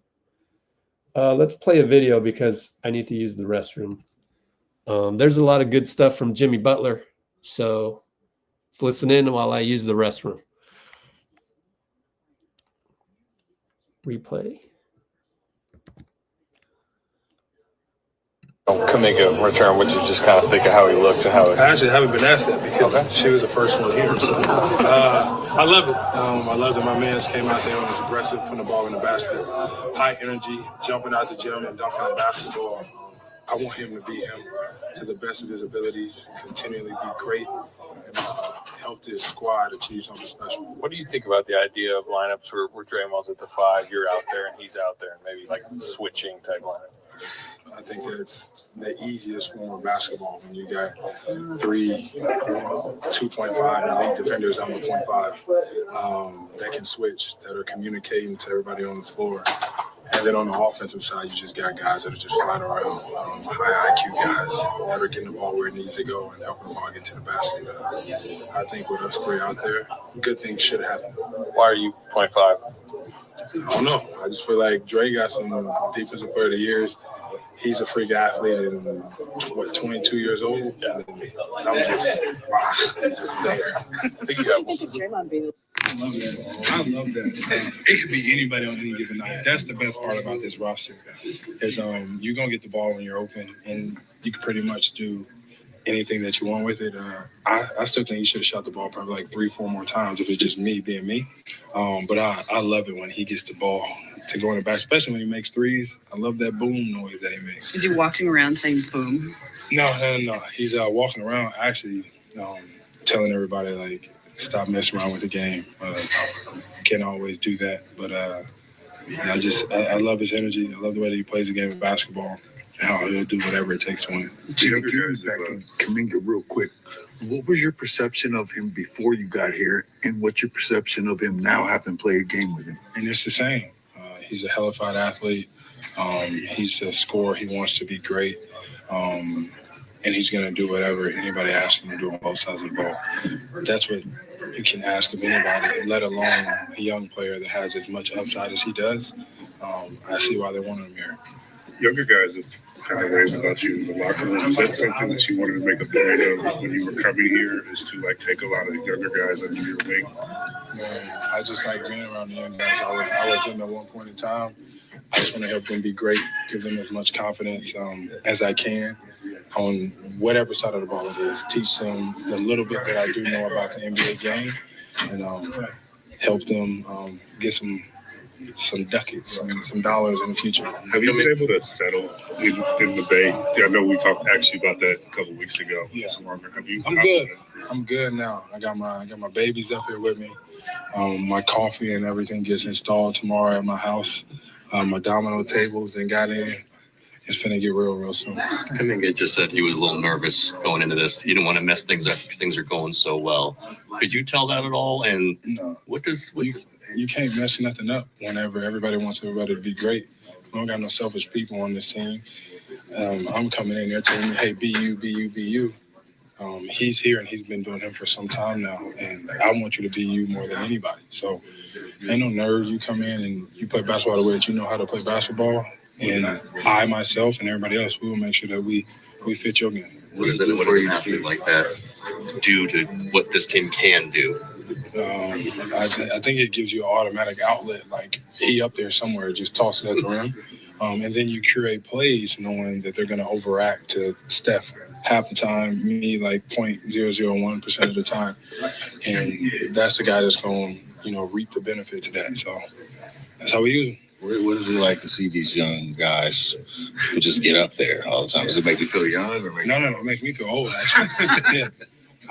I used to be one of those guys, not like that, though, but I used to be able to, like, not stretch and go dunk a basketball, stuff like that, not be able to use the cold tub. Now we got to do all of that stuff. But I wouldn't change anything. I'm happy that he's 22 and thriving, and I wish my guy the utmost success, for sure the success here. So no chance they coach you into pulling out some old Jimmy jumping. Man, what? I don't even like dunking the basketball anymore. No chance that young myself is going to make any type of appearance. You get up there on those catches. I can catch. Just because I think I'm an American football player. I know I'm a soccer player, but American football, I used to do that back in my young days too. You mentioned how rare an athlete he is. Does he remind you of anyone over your time? Like, just maybe not the full game, but just like that level of athleticism? What's he saying about Butler? I actually ain't said nothing. They didn't ask me nothing about him. But if they did, look at him. See, for one, stop eavesdropping on my media. How would you know that I'm not talking about you? He's sitting there listening. See, that's what you pretending to text. I don't know. No, that's a good question. I come back with that one. That's it. Perfect. All right. Jimmy Butler. Jimmy, this is one of those games where neither team ever got a lot of separation on the scoreboard. When you're fighting to the finish, what were the things that helped you guys get the win? Get some stops, not turning the ball over, and through thick, through thin, sticking together and playing together. I think we've been doing a great job of that as of late. We want to continue that and keep getting those strikes in the win column. Did this have a playoff feel? Are you reluctant to say a regular season game has a playoff feel? I don't know. My fault. They got a Game's winning back. feel. That's We're back to action. Jimmy attacks right side, 11-27. Did I miss a possession? I might have missed one by the Bucks. Pajemski, kick it back out to Draymond. 3-ball, but Giannis closes on him. Running out of clock. 3-2. Roll to Moody. Layup. Hit rim. Oh, put back no good. Kuzma rebound. Here we go. Dame over to Giannis. Draymond steps in front, takes a charge. He's been so incredible tonight.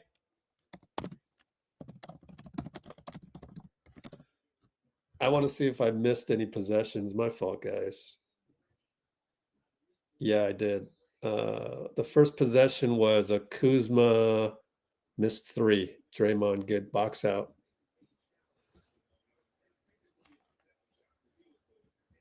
Oh, Kalena says Draymond was moving. Challenged by Doc Rivers.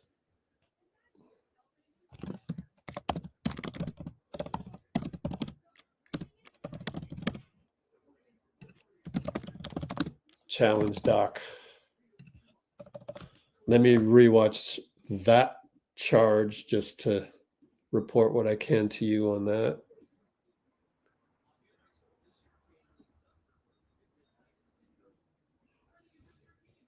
Slow motion replay. Yep, definitely moving. There's no doubt in my mind we're losing this challenge. But nice try. Good anticipation. Sometimes it's good to just try to get a charge like that. Make Giannis think about getting downhill like that. So I don't see anything wrong with trying to take a charge there.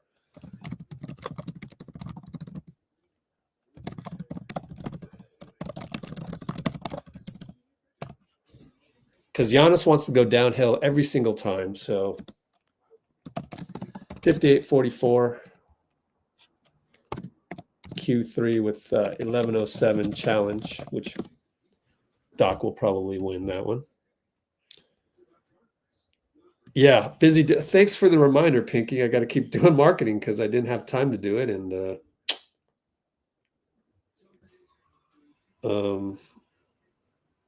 discard.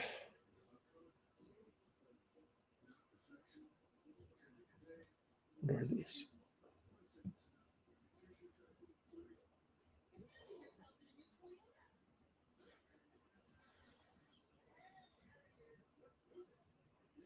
Cool. Let me do this. Switch it to that. Switch it again.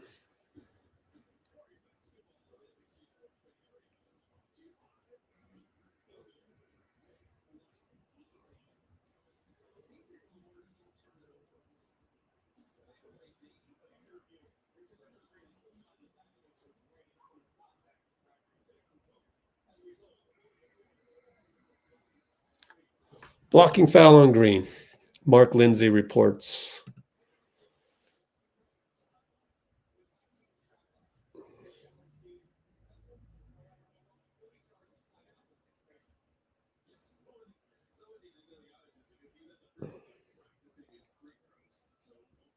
Clippers playing tough against Cleveland.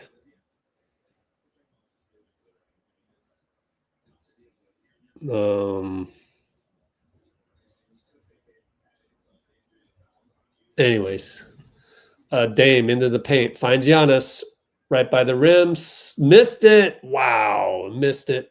Quinten rebound. Draymond brings it up on Kuz. Back to QP, over to Podz, left side. Jimmy now. Jimmy 1-on-1, Giannis shoots a 3 casually, no good. I mean, casually and look casual, like just slung a 3 on you. Dame with the hesitation dribble on QP, pulls up for 2, good. Swish. Pure. very pure. Man, that's pretty. Podz lets it roll. Taurean Prince over to Moody, over to Jimmy up top. Jimmy Kuz over to BP. BP Prince. QP sets a pick. Mean pick. It's too much. He leaned in. Mark Lindsay calls it. QP yells at Lindsay.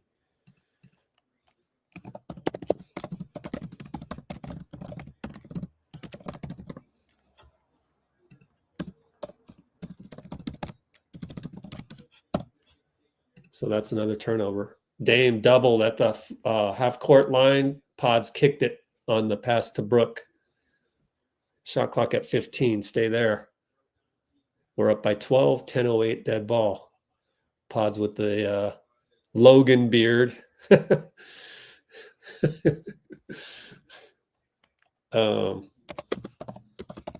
Kuz inside pass. Podz steal.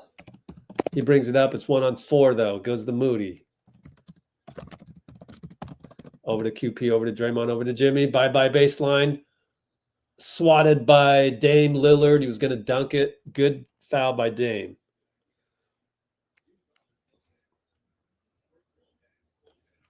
Said bye-bye, Brook Lopez.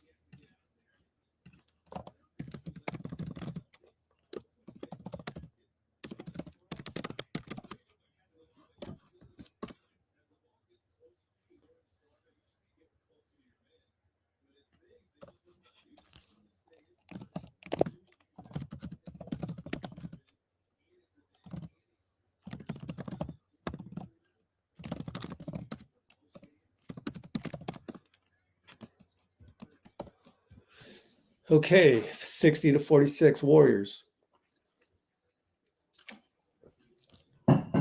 Giannis, hash mark Draymond. Kick it over to Kuz. Quinten closes to the nail. Kick it to Giannis.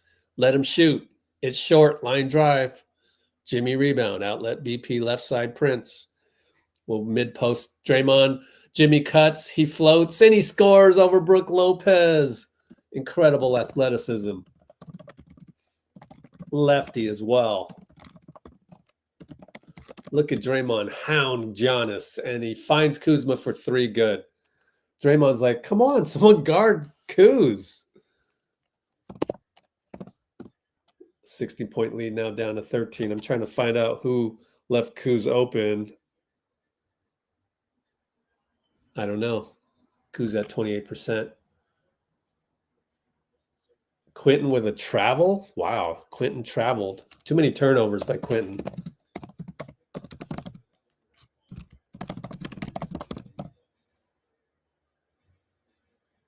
I don't know about that. I honestly don't know about that. Kick it to Brook Lopez. 3-ball good over Quinten. Jerry Stackhouse is mad at that.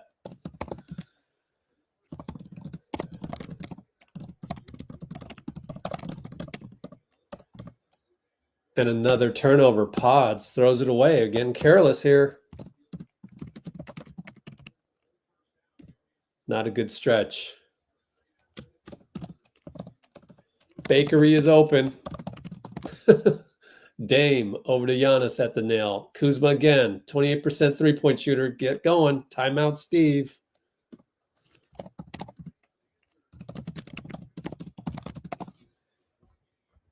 Let's see what happened here. Called the switch on that. There's no reason to do that. QP's all over the place. I feel like he's just Draymond didn't like it.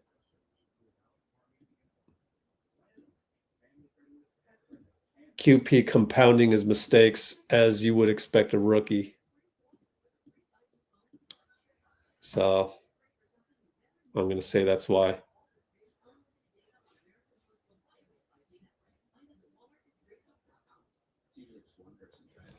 And we'll try and take a look at Jerry Stackhouse's reaction to that when we get a chance. But I think it's a low probability that we'll keep Quinten in after those multiple mistakes. Multiple.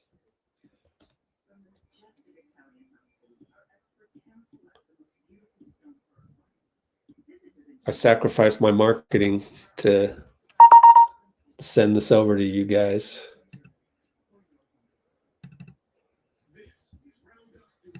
So here we go, getting ready for the Let's take a screenshot while we're at it as well.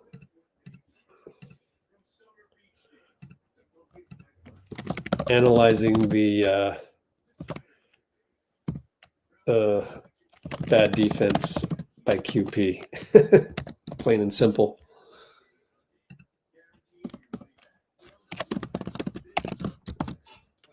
So here we go. Right here. Well, first of all, Dame's going to beat Moody. I mean, that happens. You would love that. That doesn't happen. Even happened with Wiggins, but Moody's in chase. But you have Draymond here signaling that I'm going to help, so you cover my back on Giannis. Let's look at it one more time. Let's watch Draymond right here. Draymond's going to help. Oh, I guess he didn't signal.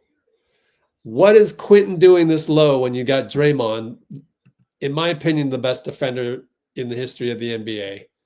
You've got him helping, and you're helping that. There's no reason to do that.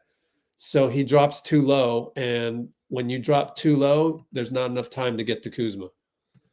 So it just, you got to read the play, and it's got to register to you that that's Draymond is helping. That's not, Guy Santos helping. That's Draymond, right? So no offense to Guy boards or Guy bound.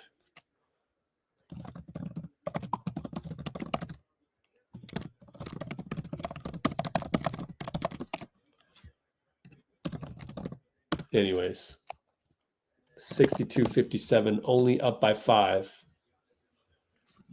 Here comes Moody and Dame. Over to Jimmy, left side, screen by Moody. Dame and Jimmy. But Kuzma comes back, and Jimmy goes to the baseline, and he tosses it to J.K. J.K. wants to attack, but Giannis is there. Out to Moody. Stripped by Dame. Turnover. Another turnover. They're going to go 94 feet. Giannis scores. 11-0 run,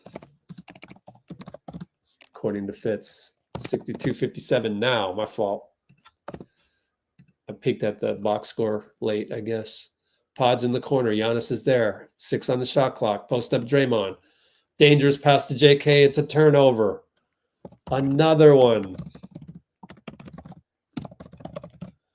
I might have to call timeout again and just burn one. We got 3 only left. Dame over to Giannis. Kuzma for 3. We're leaving him open again. The guy, how many threes are we going to hit? Why do that? Anyways, 3 times on 3s, 62-60. Just brain farts galore. I think we've done 7 wrong things in a row. Jimmy and Kuz.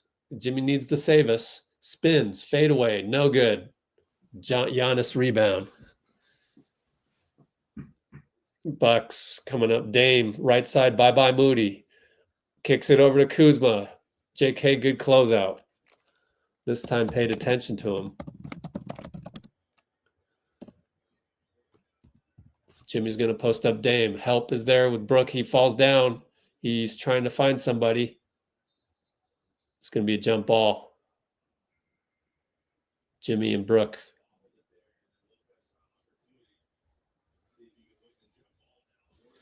It'd be a good time for Guy, right? Be a good time for Guy. What did we say yesterday when things go bad? Guy mania, that's what we said. Hello. The funny thing is, Guy did come in when we said that yesterday. But still, anyways. Jump ball coming up. Brook. Draymond, it's your call. Barnakay doesn't know who to call it for. Out of bounds. Draymond's going to yell at Barnakay, or have a lively discussion, but I don't know. Draymond fouled him.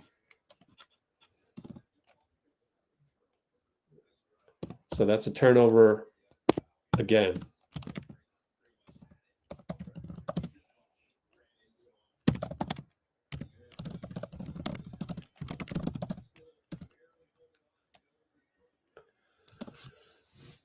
Damon Moody, screen by Giannis. Damon Dray, left side. Scoop, no good. Draymond, great defense again. Moody, rebound. He's on the run.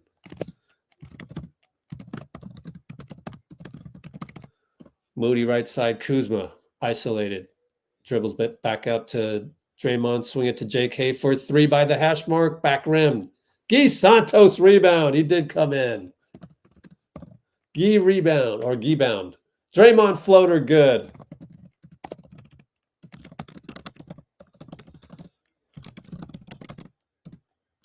Unsung play, 64-60. Taurean Prince, corner out to Kuz, out to Giannis, 1-on-1 Guy. Oh boy, backs him in.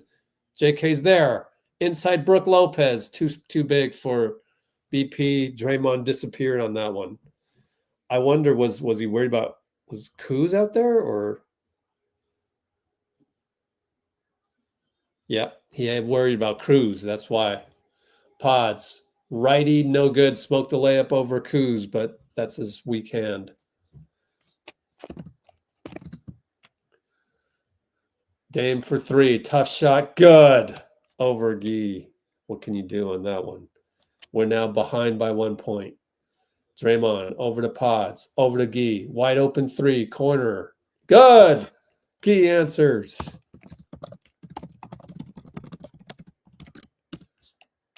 $67-65. Draymond reaches on Giannis. No call. Good job to no call that. Out to Brook for 3. He hit it. What can you do, man? Now you're feeding him life, all these turnovers. It's the name of the game. Just don't turn the ball over. And you're doing it over and over. These are without the sling passes from Steph, indeed. But Podz doubled down the lane. Draymond left open for 3. It's way short. But the ball trickles out of bounds. Our ball. We get lucky.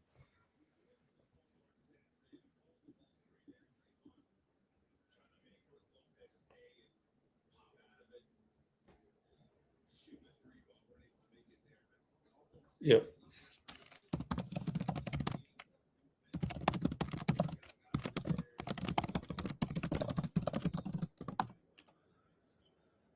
Draymond on the inbound. Finds JK. Leaps. Missed it. Got his own rebound. And missed another one. Wow. Why put English on it? Out to Kuz for 3. Pull up. Short. And got lucky.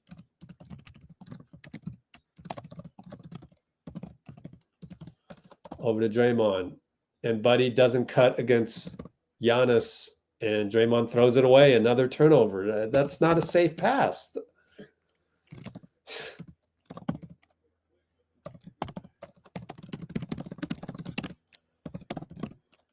This is just crazy, the amount of turnovers, man. Giannis and Guy. Got to hope for the best here. Beautiful spin. Wants to dunk it. JK had to foul him. It's a patented Giannis spin. What is the turnover situation? 11 now. How many turnovers did we have at halftime?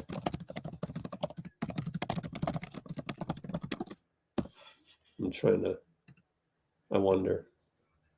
I don't know. 11 turnovers. Gary's going to come in.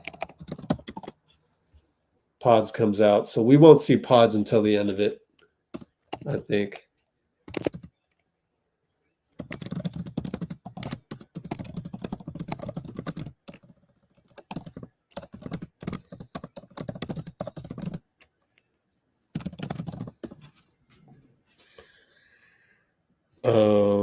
Podz has 20 and a half minutes played.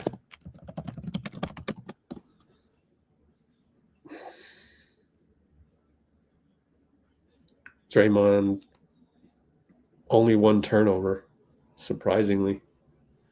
Jimmy has 4 turnovers.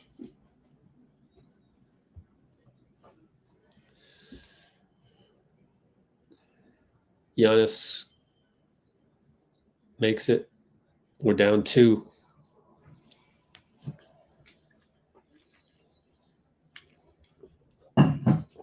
Gary up top, over to Buddy, over to Guy and Taurean Prince.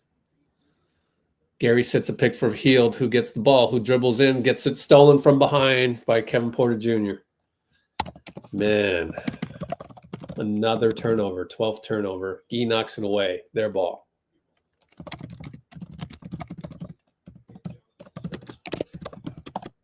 Is it 12 now?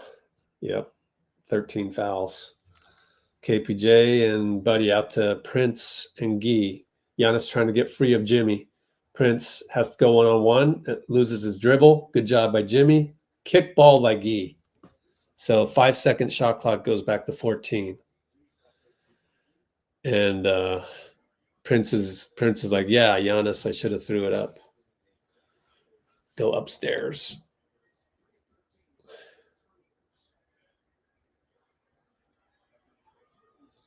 Jimmy tells Gee to come over and shade over to Giannis. Kuz inbound to KPJ. Healed on him. JK switches. KPJ drives and JK too much grabbing. 4th team foul. JK, how many fouls? 3. 2:51. Dead ball coming up. Giannis will attack Gee on the switch. Smokes the layup. Buddy rebound, looking around for an outlet. Out to JK. Over to Gee. Gee attacks right side Gary Trent. Spins in. Throws it away. Wow.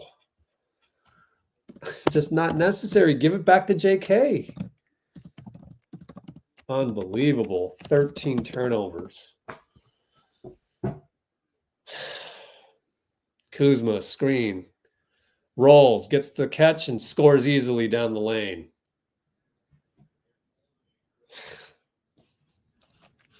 It's hard to watch. Eyes are bleeding, man.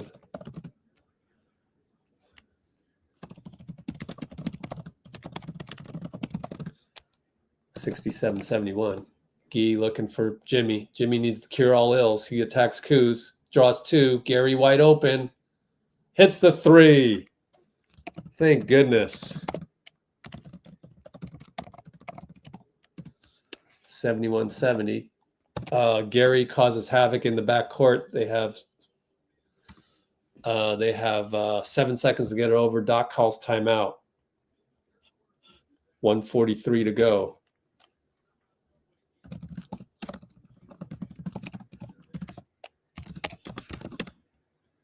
I don't understand it when Fitz goes, it's been a disaster. We have to somehow get to the 4th. It's like, just play better right now. Well, what are we trying to get to the 4th for? Let's play better right now. 1:55, 1:43 to go. That doesn't make any sense to me.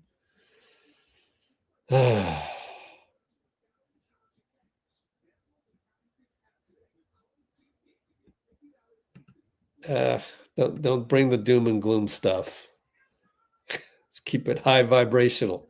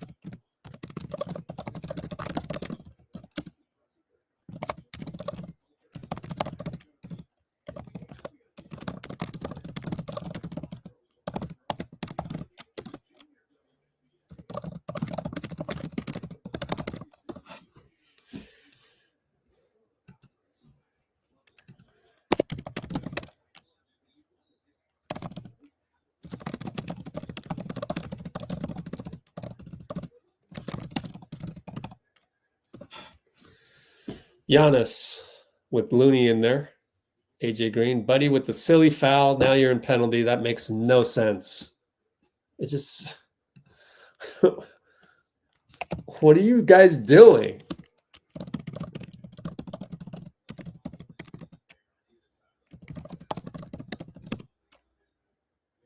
Jerry Stackhouse taking notes on all these. I think I think Quinten Post is going to have a tough night of sleep, especially if we don't come out with the win, because the bad news is that he made some mistakes. The good news is that the bad news is that his mistakes have a factor on our team because he's important. But the good news is also that he's important. So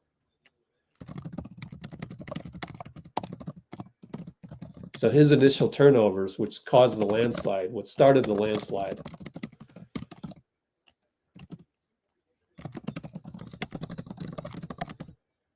Jimmy chucks away Gary Trent Jr. That's another turnover. 5 of them on Jimmy Butler. No, it's a holding. They're going to reverse it. Oh, wait. No, J.K. being very vocal.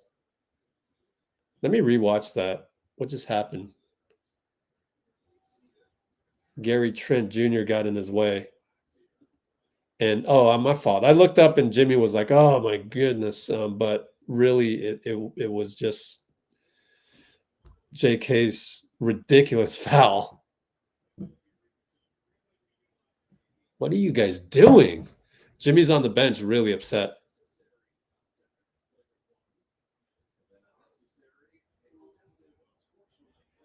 What is JK doing? That just doesn't make any sense. I would call multiple timeouts right here. JK, too much physicality versus Gary Trent Jr. It's probably a flagrant.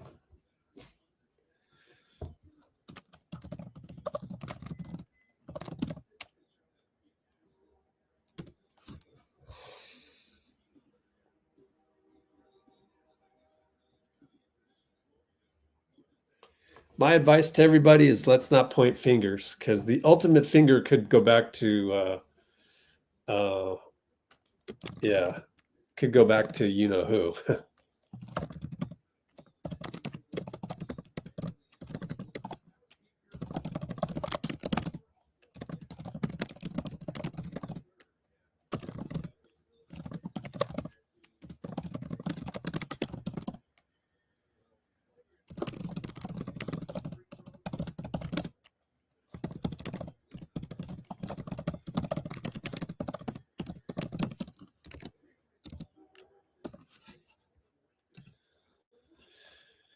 So anyways, let's keep our heads up. We got to keep our heads up, right?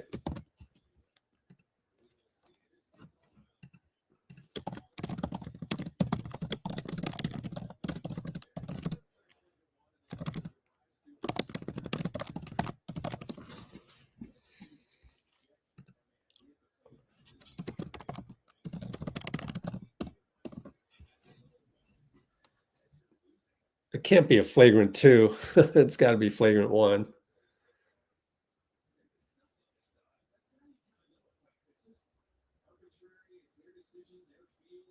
Just give him a flagrant 1. Why would you discuss this so far? I don't get it.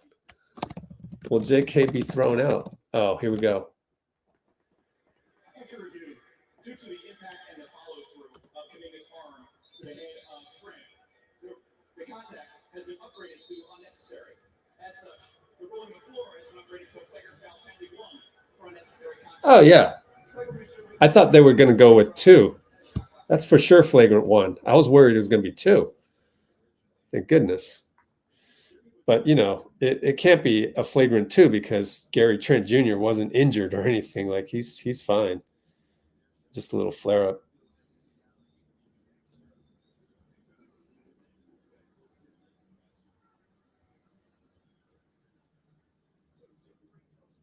But it's still a brain fart on JK. Really, a brain fart. Really doesn't make any sense to do that.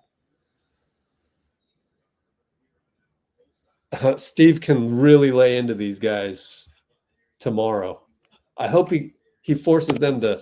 It's a back-to-back, so there's not going to be practice, but he ought to. He ought to make all the youngsters practice. I mean, Jimmy's got 4 turnovers, probably 5, really, on the jump ball that Draymond fouled. But Anyways, AJ Green and Looney, and Giannis is going to elbow post Buddy here, face him up, attack him left side, and too easy. There's no help on that strong side. So, wow, that was just not fair.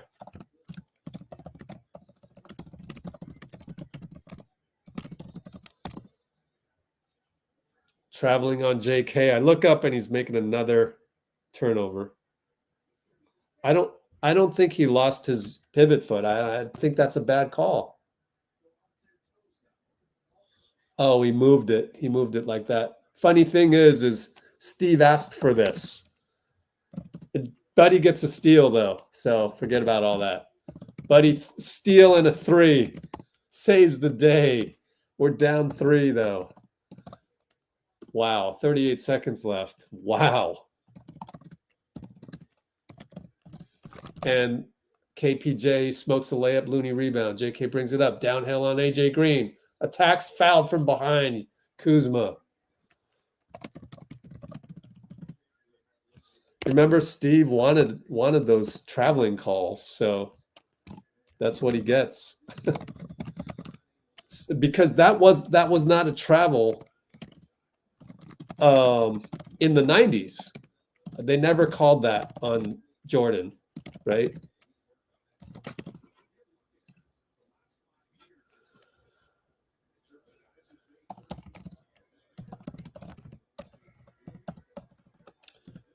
And JK gets a bucket. Uh-oh, Fitz said JK's 5 of 5 from the line. Don't jinx it. Let me reverse jinx that. Come on, Fitz. You know better than to do that. Man. He hits both. Thanks to me. No, just kidding. 75-76. 26.8 left. Giannis, full court pressure. Draymond's in there. Get a stop on this last one. AJ Green Moody. AJ Green Moody. Stay in front. He does. KPJ Gary. Gary's going to crowd him. Half court. Here comes Giannis with the screen. Gets it. 10 on the shot clock. KPJ. Gary's all over him. Kick it to Kuzma. 3 over JK. Air ball. Rebound Moody. 6. 5. Draymond. 3. Back to Jimmy. 3 ball. Foul by AJ Green. Yeah, that's who you get it to, Dray. Beautiful defense, guys.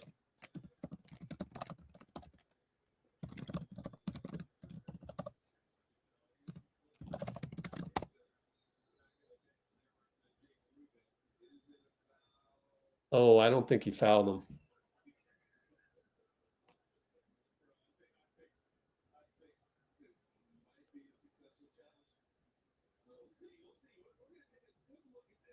Doc is telling him just stay away from him. But he's going to use the challenge.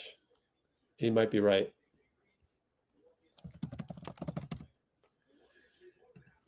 I don't think we'll win the challenge, guys. Let's be real. Let me see. Alternate angle.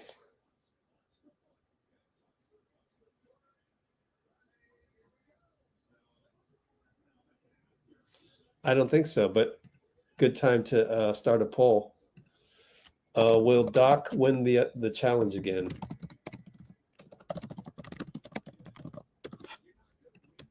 Yes. Barely any contact by Green. No. Fitz said watch the foot. I don't know. Maybe abstain. I would vote that we're going to lose this one straight up.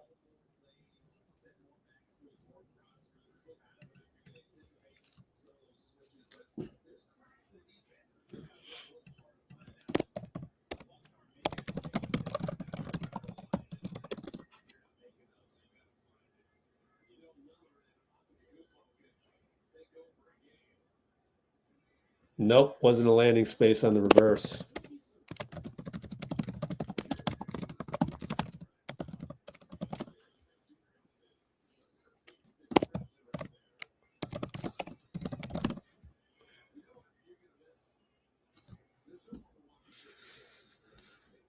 Oh, man.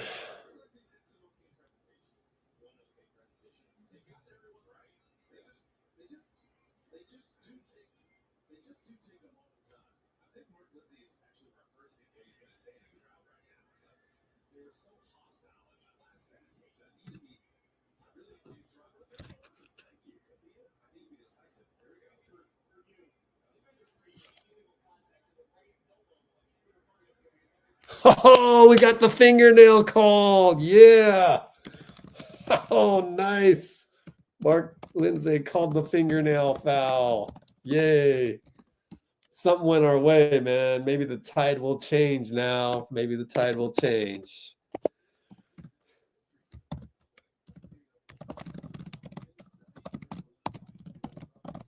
It's good to have a superstar. Nobody called nobody called superstar. Nobody called elbow. But you guys did vote. I guess you voted correctly. Fitz said, watch the foot, but it was the slight elbow. I did see that, but I didn't say anything because I didn't think it was enough. But that's great. Good to have a superstar, man. Good to have a superstar. He made the first. Let's make all three, baby. Hits. I don't want to look at the box score in my background. I don't want to be spoiled here. 77-76 Warriors, 1.5 put on the clock. Hits all three. 78-76 Warriors. They get it into KPJ, half court three. Bank shot, no good, barely. So we scored three straight there, 78-76, end of Q3. Flush third quarter down the drain. Let me do some marketing. I'll be right back.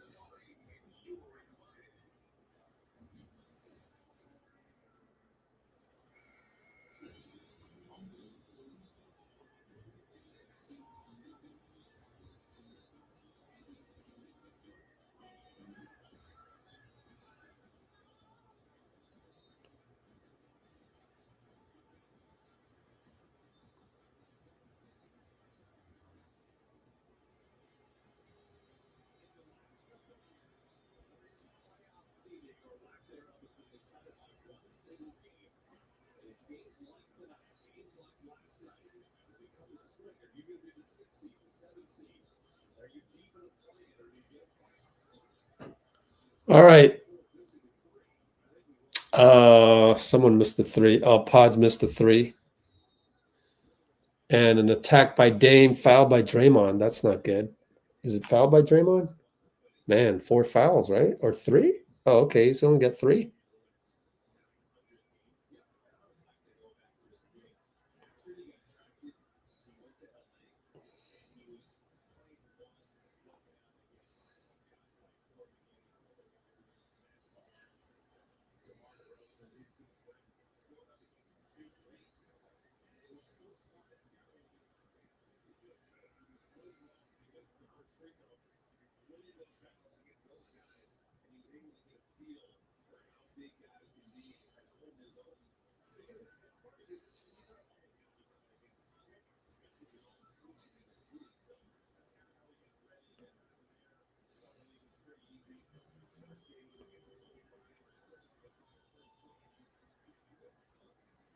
Missed both free throws. Dame, wow, missed both free throws. That's nuts. Nutso.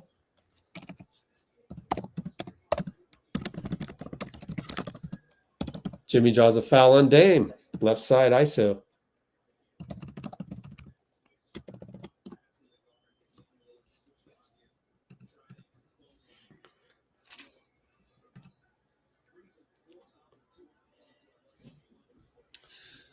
Quinten Post in the game.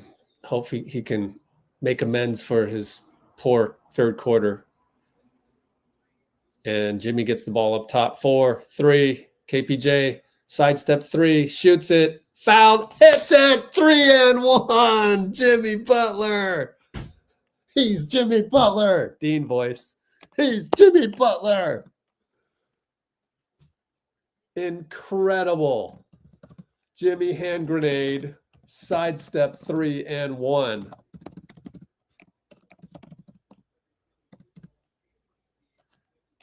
Dean voice.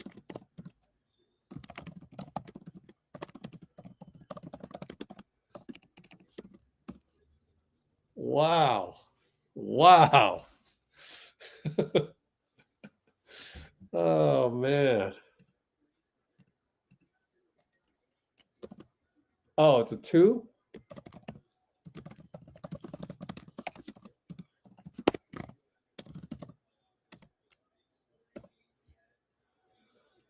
Hits it. 81-76. Foot on line. Barely. Dame, QP, Podz, QP blitzes him out the down to Brook. Brook 1-on-1, QP. Draymond shows that little subtleness by Draymond. Huge play as he missed it and got the rebound. Jimmy left side. Gary Trent in there. Shoots it. Forces it in with strength. How did he score that? Inside fade versus Gary Trent Jr. Willed it in. 83-76. How are we up by 7? Draymond disrupts. Oh, it goes out to Dame. We blitz Dame. And he loses it. Podz, great defense. Quinten will get the steal. Buddy wide open for 3. Got it. Call timeout. He's not going to call timeout. He's not calling timeout. I can't believe he's not calling timeout.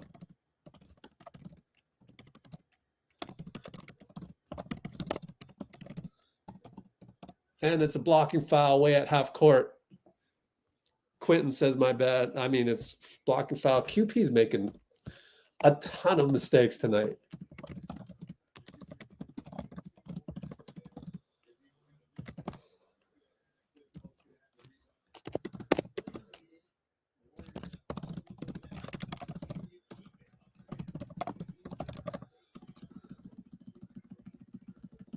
All right. Kuminga-Giannis gets the ball. Spin on Draymond. Great defense. Short rebound.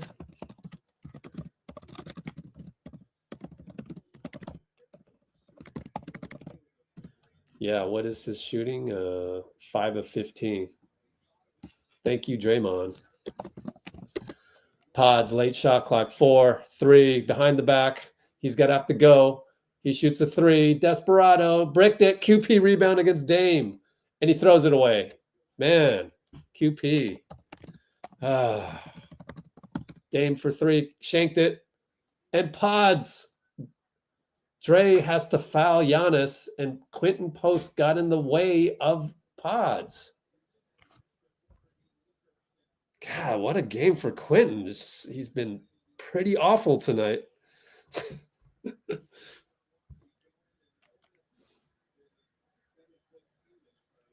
maybe just hold on to it. It's that I can't really blame QP on that too much. And Draymond tells him, you got to just go.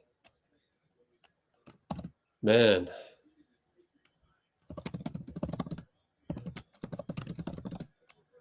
And Draymond had to take a foul as well. Giannis misses it.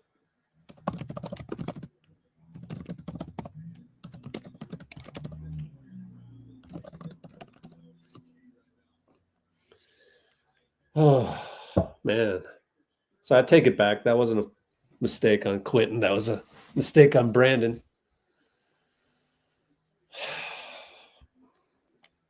Second free throw. Giannis down 10 here. Hits that one. 77-86 Warriors.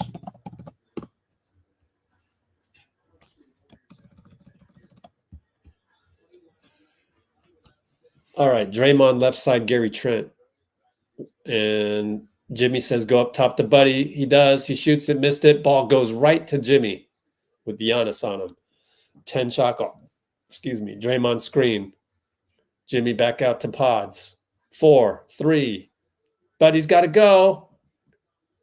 Throws it to Draymond. Hits rim. Dame Lillard rebound. Brings it up on Buddy. So not the best hero shot by Buddy. Draymond helps on the Dame drive. Out to Gary. Hits it. Gary Trent Jr. over Jimmy. And that's because he had the help on Buddy. So mistake by Buddy. Draymond's upset. Talking to Podz. Man, we got some stagnation. Jimmy over to Draymond. Back to Jimmy. Attacks baseline. Bounce past Quinten. 3-ball corner. Good. He's absolved. Never mind. When you can hit threes, your mistakes go away.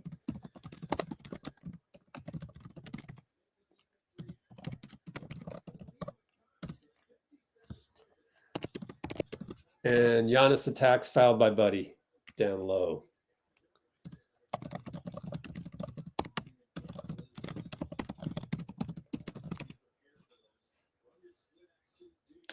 So it is now, what? 89-80.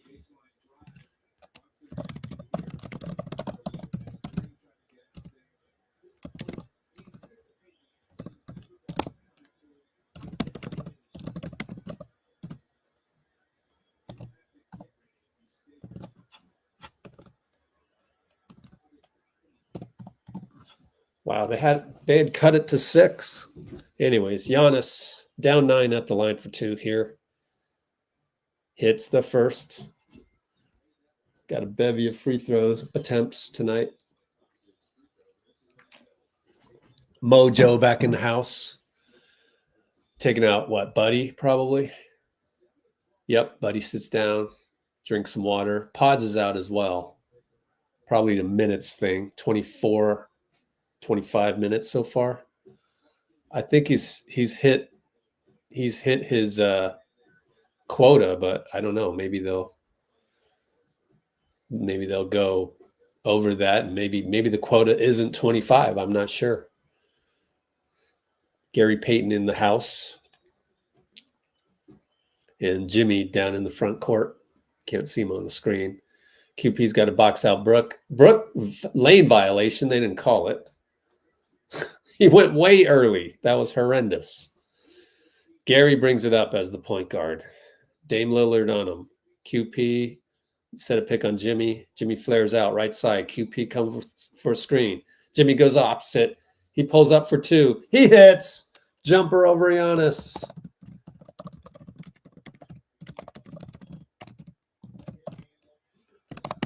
And Gary causes havoc again in the backcourt. Man, he's so good at that. 91-82, 9-point lead. JK in for Draymond. Draymond needs a rest, 4 fouls. QP has 4 as well. Jonathan has 4. So they're not going to let the sub happen on this one. Hope he doesn't get his 5th. Oh, they're going to discuss it. Let's go Warriors chant.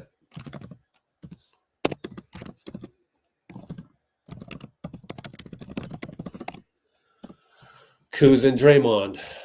Brook and QP up top. Brook looking for Dame. Gary's on him. QP helps. Good job by QP. Goes in and draws an and one against Gary. Just beat him. Elite versus elite. He got beat right there. Gary did. Oh, well.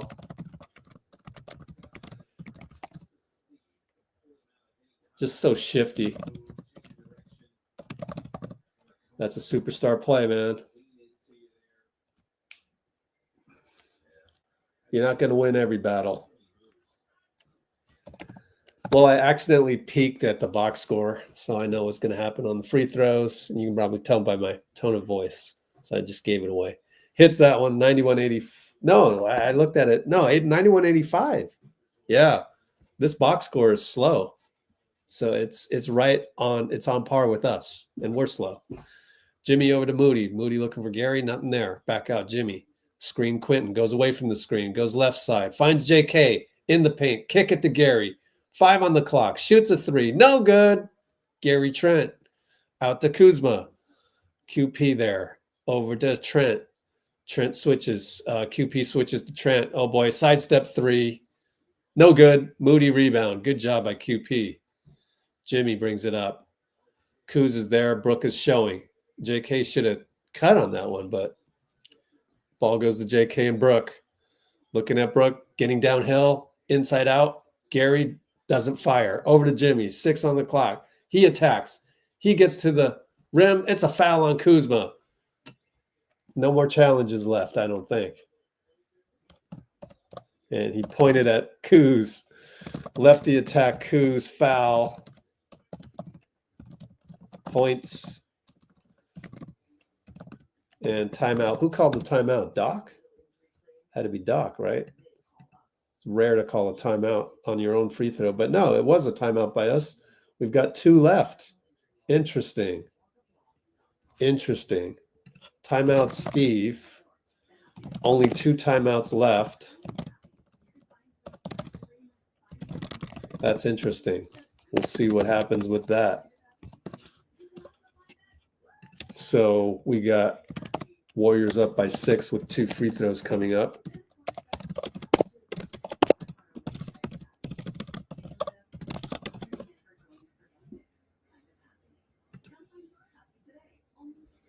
Jimmy buckets. Yeah. I think he had it though.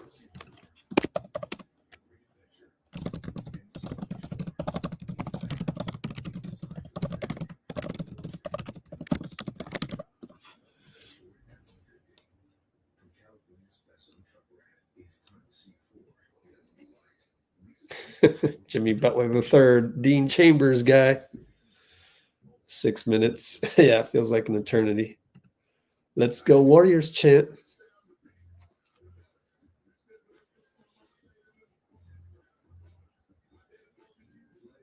Let's see. Watching the clock a lot, I know, right? Is Giannis more physically gifted? Man, depends. I will say this. Have you seen how far above the ground Giannis's torso is?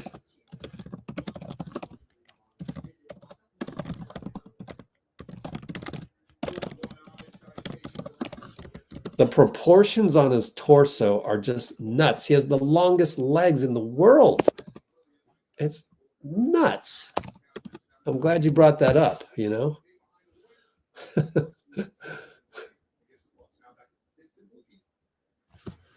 Is Giannis more physically gifted than LeBron? I mean, it's crazy how Giannis's body shape is. It is literally alien.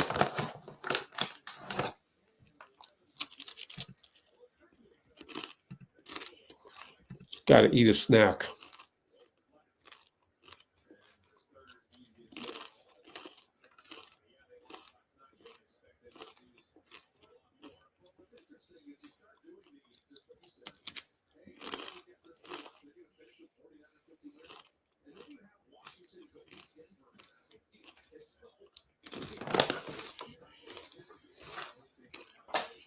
But he had the more fire.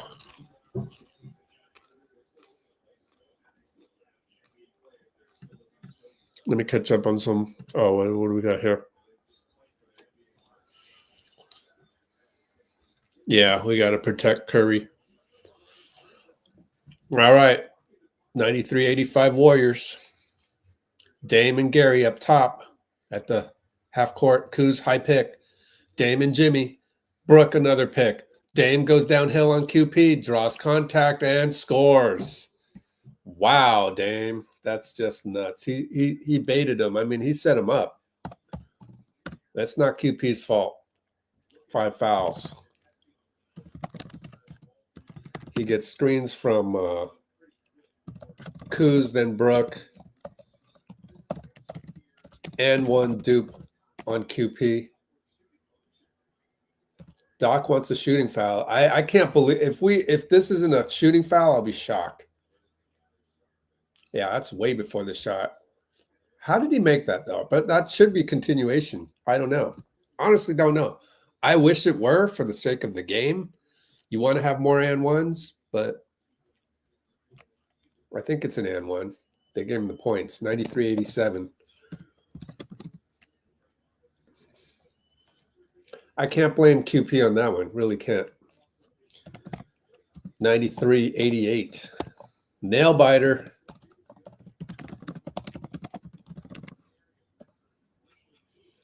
Jimmy and Kuz.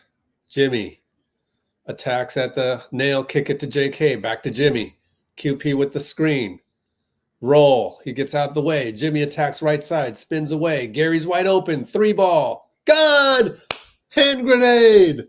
Gary Payton. Incredible, Gary. Incredible. Dame and Gary. A lot of hand checking. Quinten can't let him turn the corner. And Taurean Prince 3-ball. There's nothing you can do. Dame Lillard taking over. Man. Finds Prince for 3. Man, 96-91. Jeez. Dame Lillard. Gary over to Jimmy. Left side ISO Kuz. Here we go. Trent shows QP posts up. He'll pull up for 3. It's short. Prince rebound. Oh, man. Oh, man. What do you do, man?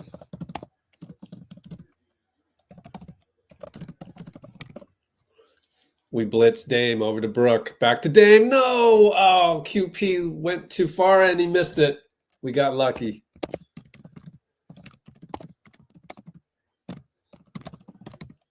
Jimmy and Brook attacks left side. Finds Moody. Doesn't fire. He's in the corner. Got a dribble alive. Taurean fouls him. Good drive, Moody. Good drive. We'll go to the line. Everybody's shooting free throws right now. Both teams in bonus. Giannis comes back for the last 4:24. His minutes played are 34, so he'll end up with 38 minutes played. 39 possibly. Oh, it's going to be side out. I thought we were in the bonus. We were not. Oops. We're now in the bonus. 14 fouls on Milwaukee. Moses is open. Draymond found him. Missed it. Rebound Prince, but he's on the ground, and Gary causes a jump ball. Way to go, Gary.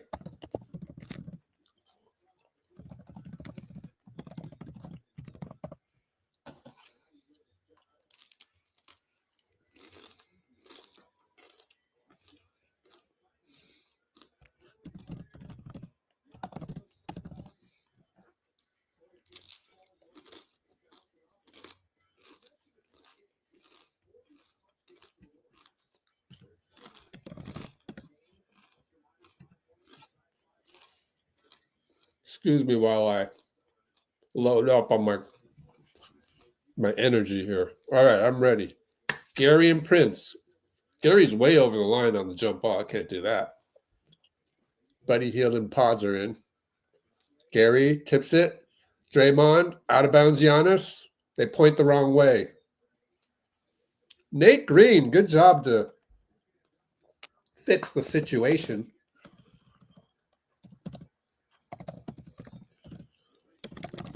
Nate Green corrects it.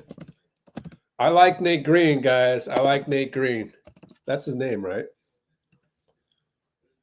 Oh, my fault. Jonathan Sterling. Nate Green was last night.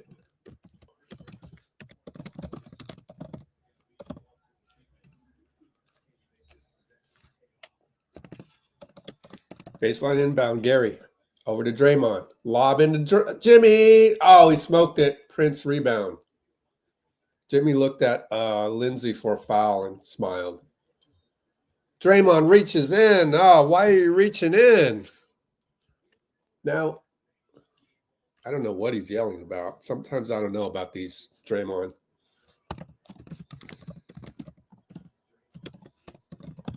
That makes no sense. Jerry Stackhouse will get him on that later on the tape.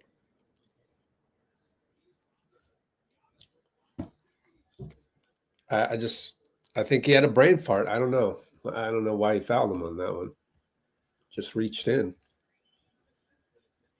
Giannis at the line. 4 minutes even to go. We're up by 5 only.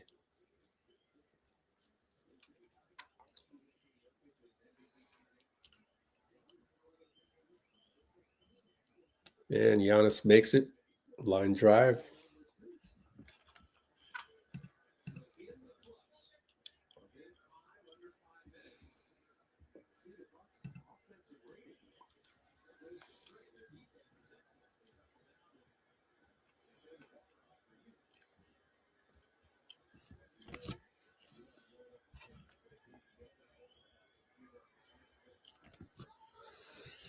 Makes both. We're only up by 3. Podz will set the table here. 356, 355, 354. Jimmy. Left side Kuz. Up top, Draymond now. Draymond Giannis. Gary cuts away. Brandon cuts away. We ISO Jimmy left side Kuz. Jimmy has to make something happen. Spins on Kuz. Fade away one leg. Short. Podz rebound. Yeah, Podz. Finds Buddy for 3. Launch it, no good.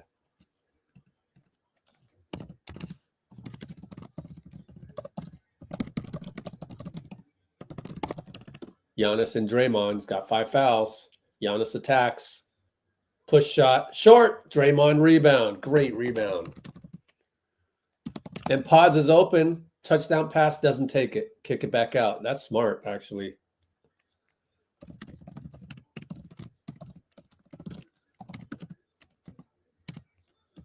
And he finds Jimmy, and Jimmy attacks, and it's a charge on Jimmy.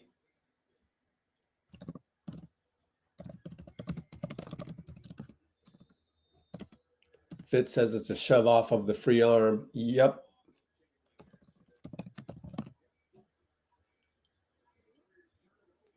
Man, another turnover.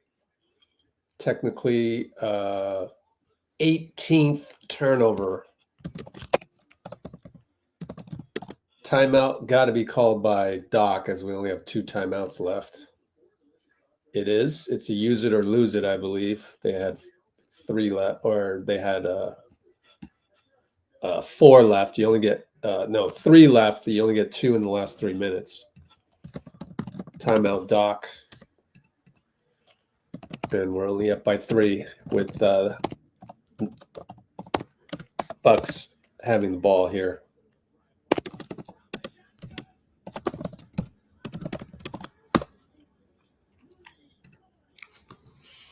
Let's go Warriors. What did Podz do wrong?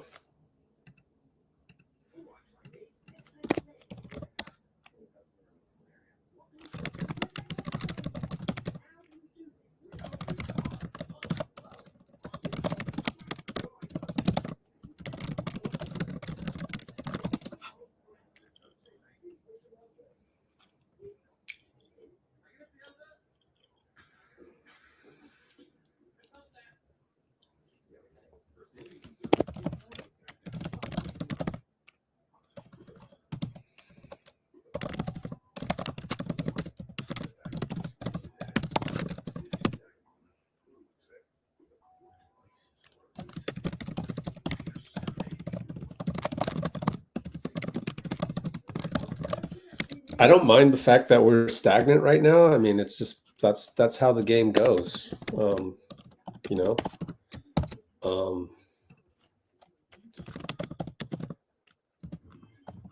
That's basketball. That's playoff basketball. So I don't mind just going to Jimmy every single time. That's why we got him. Especially when you don't have Steph in there.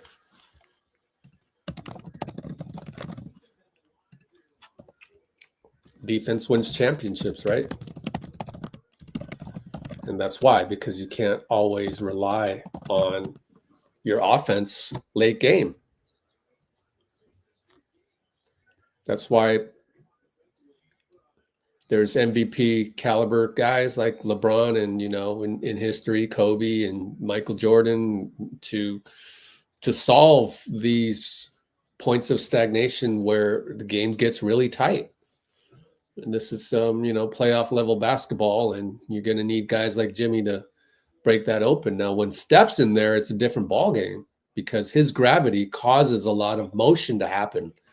But we don't have Steph tonight, so it is what it is.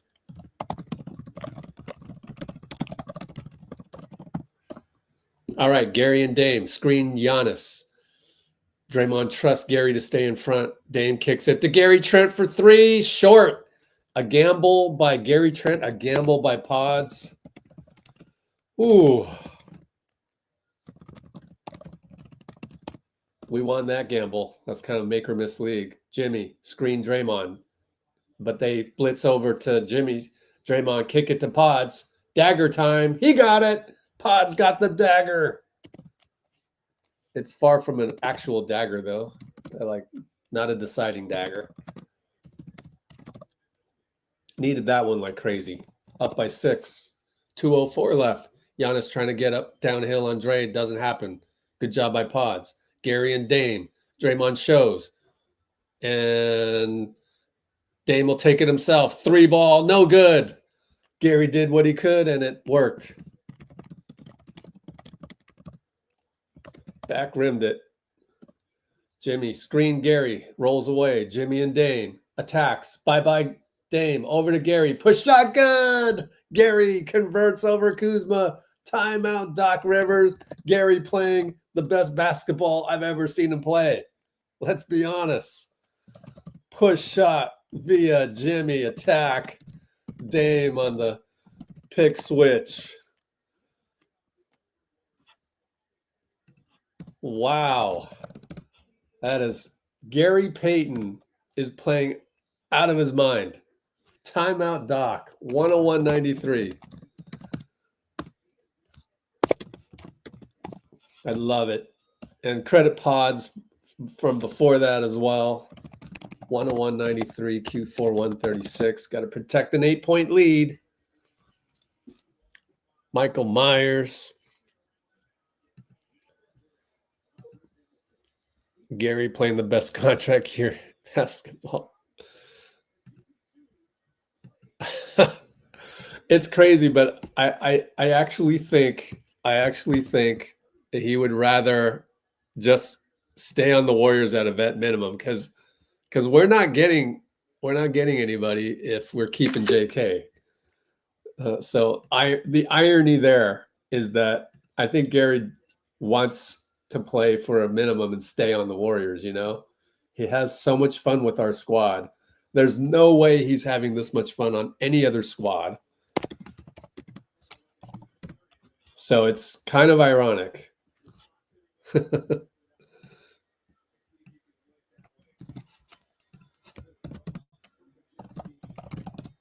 All right, inbound.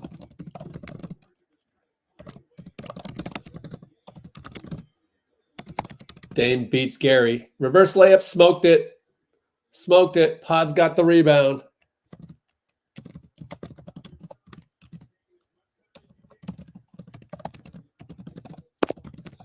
All right, we slow roll this. Jimmy up top. Gary Trent. He's got no chance. Left drive. Jump stop. Pass out to Podz. Dagger. Got it. It's a dagger. We're up 11. Podz with the dagger. Attacked by Jimmy. The way he blows by people, man. 104.93. Giannis attacks Draymond. Can't foul. Kick it back out 2 times, 3 times. Kuz. One more time to Prince. Draymond closeout. Missed it. Draymond 5 fouls with the championship level closeout. Man. Jimmy, Gary, Trent, Buddy healed now. Uh-oh. Get rid of it. Podz. Just hold it, Podz. Get it to Jimmy for the hand grenade. It's going to be mathematically impossible. We're going to win this. 3 seconds, 25 seconds, though. Sidestep. Podz blows it. It's a shot clock violation. Doesn't matter. They can't. There's no 11-point bucket. Fitz says Bucks haven't scored in 4 minutes. That's incredible defense.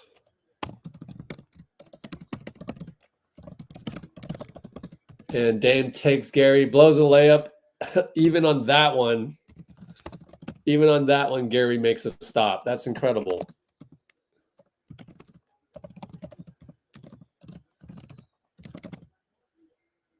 $104.93 is our final.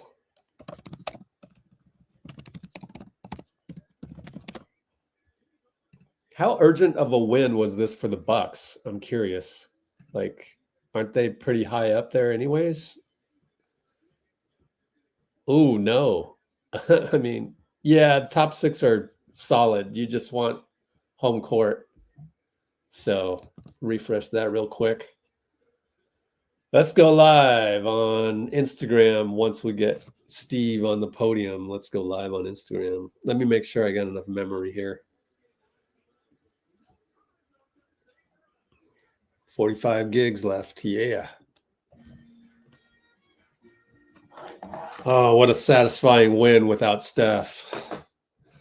Steph being told to stay home and not stay home. Steph being told to close the bakery tonight. I thought that was hilarious.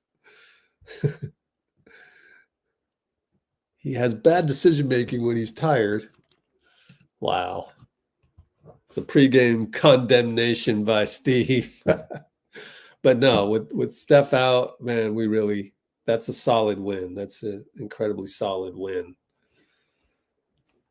Good job by everyone, especially Draymond on just that. Yeah, that was Hall of Fame defense. It definitely was, man. I agree with that one for sure. Yeah. I got to remember to send that to Draymond, man. Jimmy Butler, on-court interview. Here we go. Get your breath there. Hell of an effort from you in 37 minutes. Your takeover, and you said the other day that you know when to score. Was tonight one of those games where you knew you didn't score? I think so. Grown-up win. In order to be aggressive, I have to be looking at the rim a little bit more. To the best of my ability to get really tough on my teammates. I have a couple turnovers. I don't like that, but like I always say, we'll take a win. Jimmy, you guys lose a 17-point lead. All right, you go into halftime, you come out of the third quarter, and the Milwaukee Bucks take the lead. What do you then tell yourself? What are you telling your teammates at that point to be able to rally towards the end? That this is a game of runs. We knew that they missed shots in the first half. They were going to make some in the second. But we got away from doing what we were doing, closing out, maybe a good long. We got back to doing that and took the lead back. Jimmy, after the tough game last night, you mentioned the turnovers and the missed free throws. Tonight you go for 11-11 as a team. You go 23-26. Seemed like a lot of half-court playoff type possessions with the ball in your hands. How comfortable with your teammates spacing and your one-on-one mid-post play? I'm comfortable playing that way. I like to pass the ball more than I like to shoot the ball. People have to know this by now. With Steph out, I think that was the style of play we had to play in order to give ourselves a chance. We did that. But I'll be the first to admit that I want 30 passes. Jimmy, you got a great chemistry. I've seen your chemistry with Brandon Pajewski so far. But he came back tonight, first game back, big game by him. What about your chemistry is so special for this team? It's easy. Like I've said time and time again, you pass the ball to the open man, you make a play for somebody else, and you get things happen. We just got so many guys who do so many things as well that sometimes it's almost too unselfish. Tonight, we make all the right plays outside of the line, turnovers, and put the ball in the basket. When you keep talking about Draymond Green's one-on-one defense, defense on Giannis and also GP2 and Moses Moody guarding Damian Lillard one-on-one. Talk about their efforts on the defensive end. I mean, it's so difficult to guard the primetime players in this league and do it without fouling out of the game. And they've done it since I've been here, and they've probably been doing it all year long. And then taking and making big shots and making all the right plays on the offensive side of the ball. I mean, I think it takes a true talent and true leadership to be able to do that, because that's the reason they win games. Last one for you, your dominoes, buddy. Buddy Hill, how about him off the bench? 15 points and 6 rebounds. He was playing some defense as well, Jimmy. I do like that. And I love it when Buddy's making shots, because when he's making shots, he's going to guard somebody. So we want him to make shots consistently. Well, you guys started very well in that fourth quarter, holding Milwaukee to 17 fourth quarter points. Jimmy, get some rest, man. We'll see you on Thursday. Anytime. Jimmy Butler here on Toyota Warriors.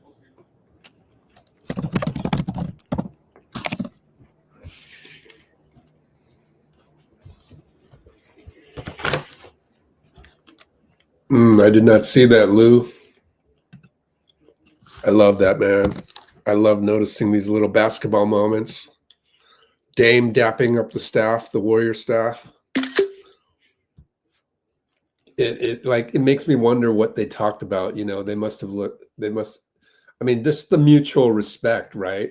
The mutual respect. That's basketball at its core. That's something that, you know, that's not talked about enough. You know, that's why I was so kind of like defensive of Dame, right? When Mob Psycho said, "Oh, he went cold," I'm like, no, let's not say that, you know, because like, just like Lou Martinez is saying, you know, just he earns our respect. Like, just what a performance by Dame in tough moments, and you just wonder what they talked about, like the mutual respect, not just for Dame, but for you know, Dame probably has for the coaching staff in the fact that we blitzed them. Did you guys notice that? Like, we blitzed it. We had no choice but to blitz them, and like, when you get blitzed, there's no better level of respect.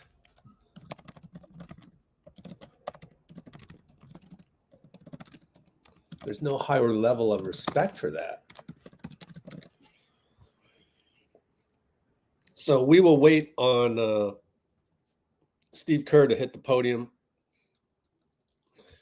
So I love that. Anyways, next up, Steve podium audio coming up.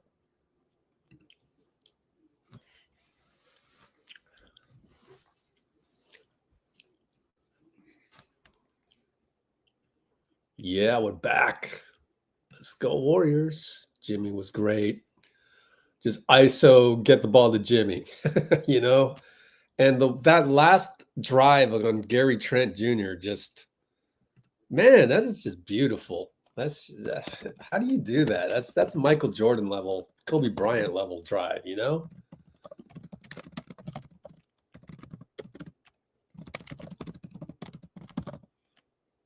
So low to the ground. It's virtually unstoppable.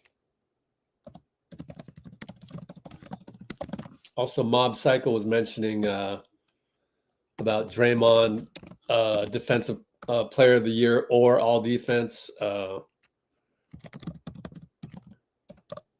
I gave up on all that because it's an award. It's voting. It's the media, and the media tends to not understand like defense. They look at block shots. They're always looking for stats. They're looking for stats. Media looks for stats to back them up, to back up their votes. And defense is not well covered by stats. It's well covered by reputation and game planning, but not stats. And yet media is married to stats, so you get what you get. Unfortunately. Oh, that's right. Nicole's birthday. I know 2 other people that have birthdays tonight. Where's Nicole anyway?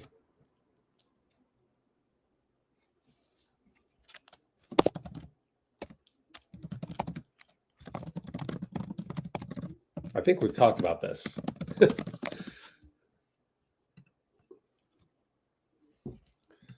What a good closing lineup Steve put in there. Yeah, the only place on the internet where Steve would get post-game praise. Thank you for that. It needs to be said. We need to balance out the zombies on Twitter.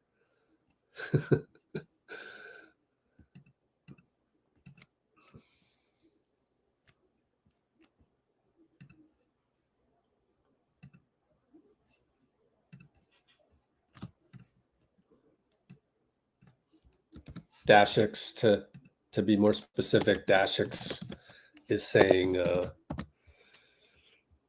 he says, what a good closing lineup Steve put out there. I was so happy that JK was not in the closing lineup as yesterday, especially after him being out for a long time. Yeah, a great decision, but to me it was obvious. You always go with Gary when you're up and need to protect the lead. And JK is not there yet. He's just not there yet. The mental needs to meet up with the physical, right? The mental / IQ. And the physical is not even completely there yet.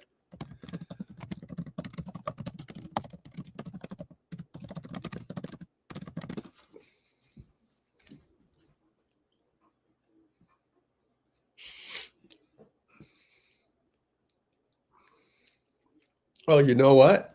I just realized, Nikki, you have the same birthday as Steph plus a 3-and-1.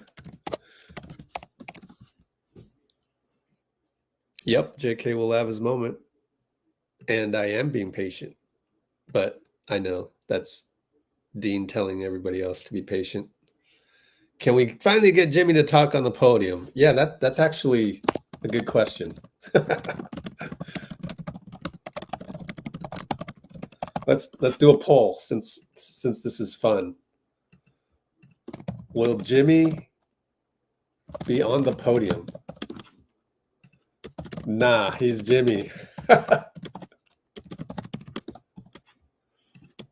Yes. 24, 8, 10.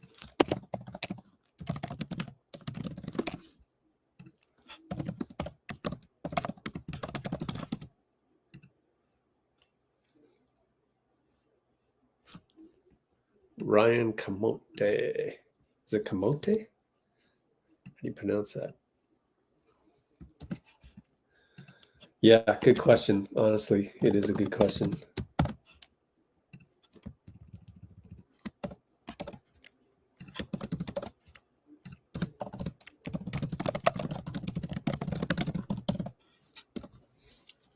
(24, 8, and 10), man. 24, 8, and 10.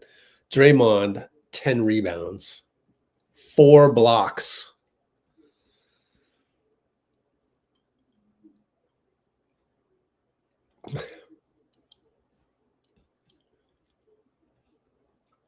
JK was in his head too much, and yeah, finished with high IQ players today.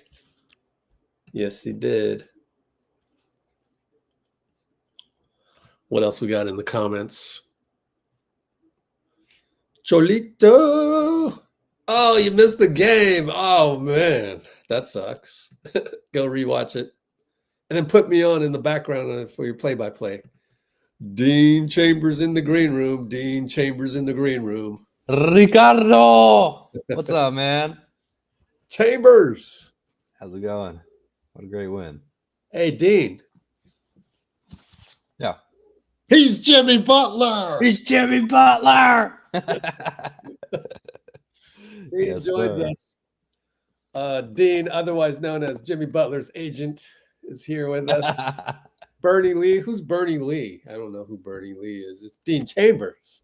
No, I don't want to mess with Bernie. I'm just kidding. Yeah. Play great though. He says, "Hi, Batman."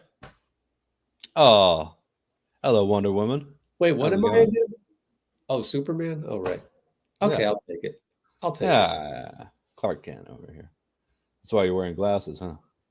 Warriors. I guess so. Might be my favorite since 22. Wow. Camote. Yeah, fun squad. Sweet potato. Okay. We were playing for either our 40th win or 30th loss. Got the 40th win.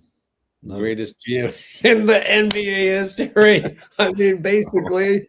No. Jerry West, Red Auerbach. Come on, man. No, man, you saved the franchise, man. I don't care. It's not Mike Dunleavy. Who's Mike Dunleavy, man? Dean Chambers. Yeah, it was all me. I did it all. That was. That's yeah. right. I love it, Siobhan. It's perfect. I love it when we just heap praise on you, man. I love it. Thank you, Rich. What is this?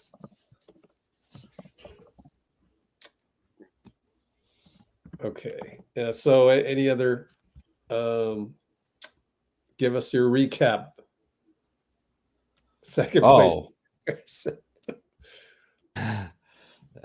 Well, for some franchises, maybe. Yeah, my recap was I was at dinner for the first quarter with some family friends coming in from Tennessee. Were you taking a peek at the chat every now and then? I was looking at the score. Oh, okay. I was looking at the score on ESPN, but I turned you guys on second quarter. Obviously, Warriors started off playing, or finished the second quarter playing really well. Third quarter was, I felt like the team got really. Hello. Want to hug? Oh, hey, Bubbles. Yeah, All she's right, here. Bubbles. She's always here for a win. Yeah. You want to go up? Yeah. Wow. But that third quarter. Huh? I've never seen a cat that affectionate, really. Oh, yeah. That's crazy. Yeah. Come on, silly. Come on. Yeah, the third quarter was go down here. Yeah. The third quarter, I felt like we kind of he's on the podium. Oh, all right. nice. You have 24 seconds to finish your thought. No, third quarter, huge stretch of that quarter, not running enough plays, just your turn, my turn, really sloppy, immediate adjustment in the fourth. Really happy about that. A lot of that is Jimmy just taking over, needed to shoot. Awesome to see guys play through foul trouble without fouling out. That's great. And big time win, doing it without Steph is never easy, but that's Giannis, man. That's a great win against a great team. All right, here we go to Steve. Thank you, Dean.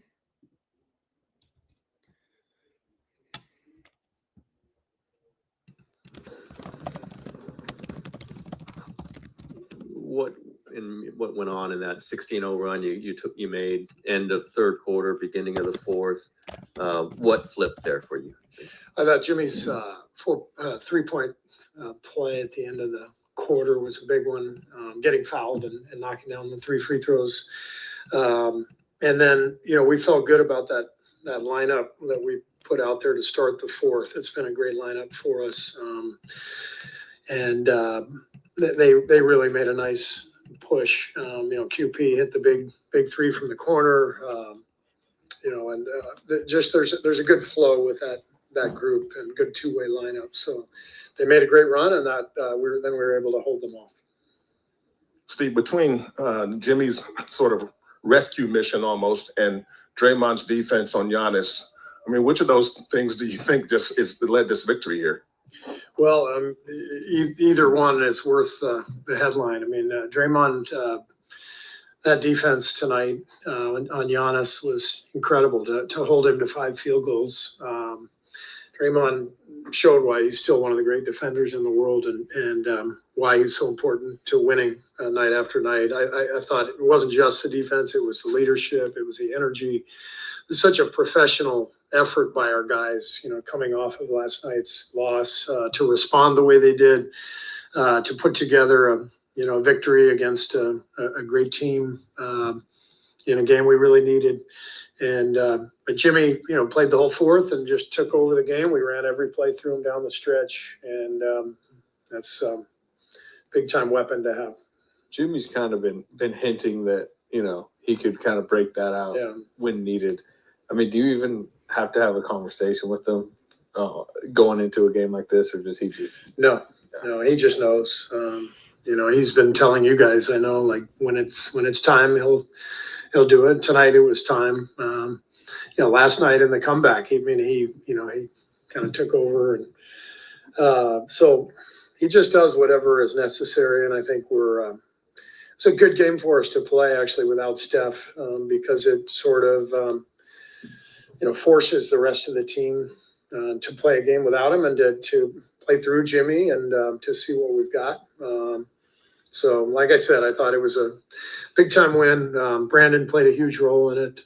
Such an important stretch, down the stretch, knocking down those threes and offensive rebound. And you see what he means to our team, his anticipation, play after play at both ends. He just feels the game, and that's huge. To follow on that, how quickly did you notice his comfort tonight, Brandon? Yeah, I mean, he looked strong, and I think sometimes if you have a midseason injury, it keeps you out a week or two. You come back really strong because you're already in really good shape, but you get a little bit of a rest, and you come back with a lot of force and energy, and you could see it from him right away. So it's great to see, and hopefully, we're able to sustain.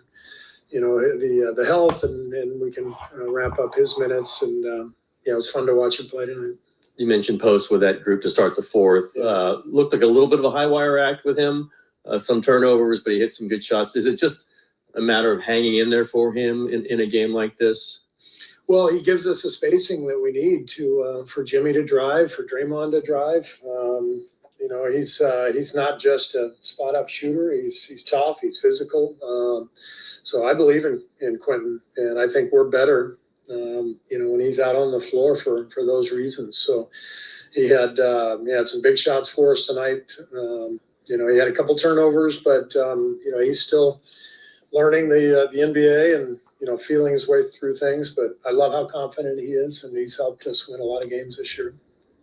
Steve, what do you think happened in the third quarter?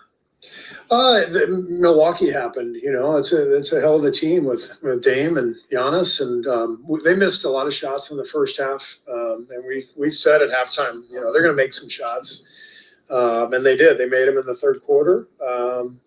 But it's tough coming down 14, and you make a run like that, it takes a lot out of you. And so we kind of expected the run, and then we responded really well in the fourth. Steve, Draymond has 9 blocks, 5 steals the last 2 games. Just how would you describe the way he took on the challenge of Giannis tonight?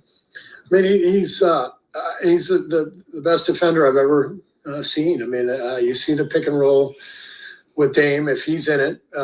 He kind of does this fake blitz thing with his speed, his anticipation. He forces Dame back out towards half court, and he's able to get back. The speed and recovery with Draymond is just stunning. And then the brain that goes with it, if he's on the weak side, he's constantly coming over to help. And he's one of the great defenders of all time, and he's still doing it at a high level.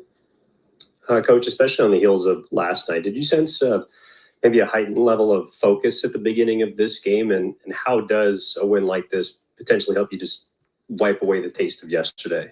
Yeah, that's the whole point in the NBA. I mean, everybody goes goes through tough stretches, tough games.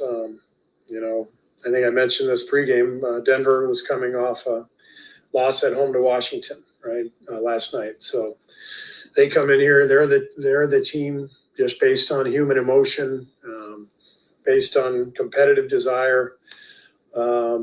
They took it to us last night. So we were the team tonight that was embarrassed by our previous performance, and we responded, and that's what good teams do. And it's a human nature league. Every team's got amazing basketball players, and it often comes down to which team is more focused, more determined, more locked in. Last night that was Denver. I thought tonight that was us for most of the game.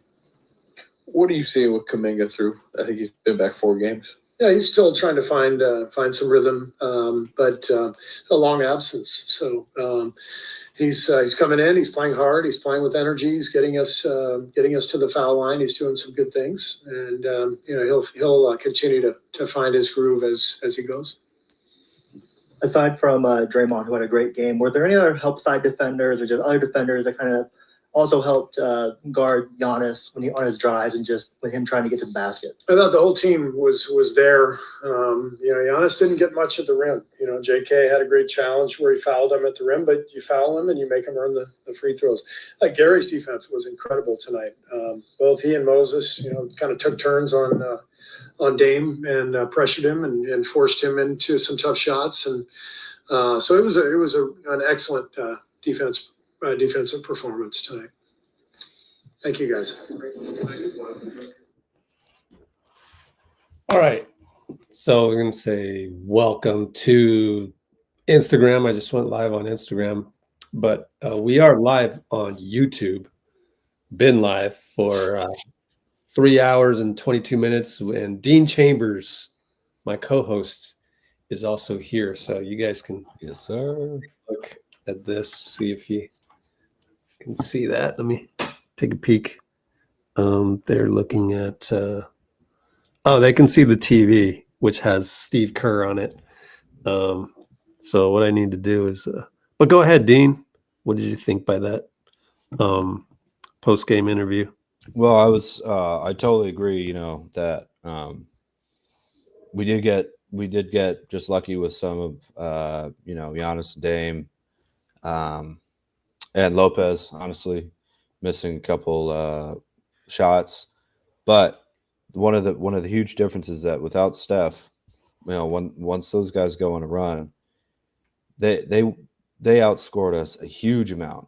What was it, 28-12? And we kept the game within 2 points somehow. Just they were going on this big run and a little bit like we did yesterday against the Nuggets with Jokic and Murray out, but just withstood it. I think Jimmy's huge on that, and I love hearing Coach Kerr, really feeling comfortable with Kuminga. I think, he's an excellent coach to learn from, but he really just sounds very comfortable with what Kuminga's role is, and starting to treat him a bit more like a vet, and I'm really, really happy to hear that, because I think that's really important. Wait, treating who like a vet? Because we lost you there for a sec. Yeah, Kuminga. Oh, gotcha. Wait, how are we treating him as a vet? I feel like the way Coach Kerr was talking about him is starting to sound a lot more like a vet rather than like talking about a young guy. Oh, cool. Oh yeah, he had some nice blocks. It's been a long absence. We know we'll get him going, and just really happy to hear that. Really very happy to hear that. Yeah. Yeah, 23-5 it was at one point. I think you're right, Daxash. But again, we just kept the game. We had a big lead, but we kept the game close. They could have blown it wide open in that third quarter. Instead, we go into the fourth up 2 because of that. Jimmy got the fingernail on the elbow or below the wrist. Right. That 3-point play. Also, Dashx in the comments also said just thinking for future games, do you think we can always have Jimmy as a rescue? And I think, yeah, because at one point in this game, I commented in the chat, I said, I don't mind if we go ISO Jimmy every single time to close out this game because he's that good. The way Gary Trent Jr., I don't know if they could have changed that and maybe put – I just – none of those guys can guard Jimmy. Maybe Giannis could. Maybe if this was a 7-game series, maybe you put Giannis on Jimmy to close it out. But, like, Jimmy's getting by every one of those other guys. Like, Dame, there's no way Dame can handle Jimmy's strength. There's no way Gary Trent handled Jimmy's strength on that one.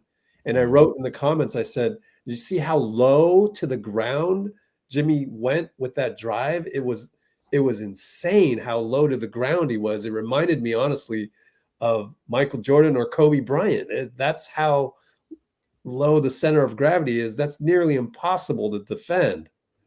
And it's like that sports car thing, where they're like barely off the ground so they can turn really quickly. Oh, yeah. Totally like a sports car. Yeah. Yeah. I think that's very important just because, Podz on the podium, but finish your thought. No, just because Butler is so much of a let them guard me and I'll get you an open shot kind of guy that when he decides to turn it on, you won't know, but also like you're guarding him for the pass, Oh, I know. You're guarding him for the pass. So when he decides to get going, scoring the ball, it's hey, there we go. Love it. I know, right? Look, he's like has him see how low he is. He's got to be only like maybe 3.5 feet off the ground there. Just totally leaning forward and truly driving the ball. Yeah, love it. Extremely hard to stop that. Mm-hmm. All right, let's go to Podz. And okay, here we go.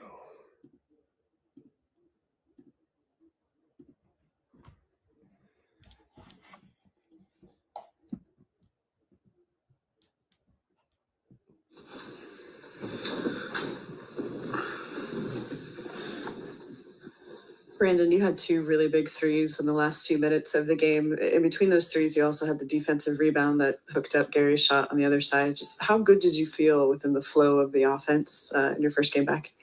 From performance standpoint, pretty good. I could tell I'm not 100% kind of defensively because it's like a nervous feeling. You come back from something with your back. Every movement you make, kind of goes through your back. So just being able to trust myself with different movements that I'm accustomed to making is something I was trying to get. But, teammates did a good job of setting me up for 2 open shots. I didn't have to move much. Can you feel when Jimmy starts to kind of crank up the aggression offensively out there? I think so. I think there's just understanding. Like you see him get to the line a couple of times where he makes a few shots that we just give him space or give him his matchup that he wants and just kind of let things play out from there. I think it works because he's such a willing passer. And so as soon as another man comes to help the initial defender, he always just makes the simple play. And that's why some of the games you see him score like 4 points or 6 points. It's because teams are throwing 2 at him and he's just making the simple play over and over again. And I think that's what makes him a great player because, he easily could have shot the ball, 20, 25 times tonight if he wanted to. But to have 10 assists, it's pretty good. Being forced to play without Steph tonight, but with Jimmy, what can you guys learn from an experience like that? Say that again? Yeah, what can you learn from playing a game with Jimmy but without Steph? I think it allows everybody you understand what Steph brings, and without that, there's a lot of fulfillment that needs to go on. And so I think everybody plays, a little bit more confident out there, understands that there's going to be more shots for them. And so, like I said, they're both great players, different in their own right. And so game to game, if Jimmy's out or Steph's out, you just got to adjust how you play a little bit, and that's fine because we have good players. Brandon, you've seen a lot of great Draymond games, but how would you describe the way that he took on the challenge tonight of guarding Giannis? Yeah, it just goes to show how much of a Hall of Fame defender he is. And, I think he cements his name in that every single night. I think Giannis, Zion, and Paolo has been his best 3 performances so far this year. And we trust him. I think a little bit in that third quarter, we didn't, kind of trust it, and we were helping off Kuzma, and he made a couple threes. And Draymond was adamant that he has Giannis, he's good. And so I think we were able to take that out in the fourth quarter and let, Draymond take him on his own. And, for Giannis to only make 5 field goals as a guy who averages 20 points in the paint a night, that's really good. After not having Jokic last night, do you think that Draymond almost like turns up even more knowing he's going to face Giannis tonight? I don't know if it's necessarily turning up, but we understood that we were going to make Giannis and Dame beat us. And you saw in that third quarter, we let Kuzma start going, and Prince got a 3. And so Draymond was just like, if we're going to lose, it's going to be Giannis beating me every time. And that's pretty much what we did. Got the ball out of Dame's hands as much as we could as well. And, ended up working out only 93 points. Mentioned a little bit there, but you've played with Draymond a couple of years now. Is that kind of one of his bigger pet peeves when you're over helping off guys that he has one-on-one? I think so. As a player around Draymond, you got to find a healthy balance of doing what the coaches want, but when you're on the floor, doing what Draymond wants. And so it's just a balance you got to try to find, because we kind of have our initial scouting report, what we're going to do, and then a lot of times it gets scrapped because Draymond sees something. And so you just got to find that balance. And I think we did that tonight.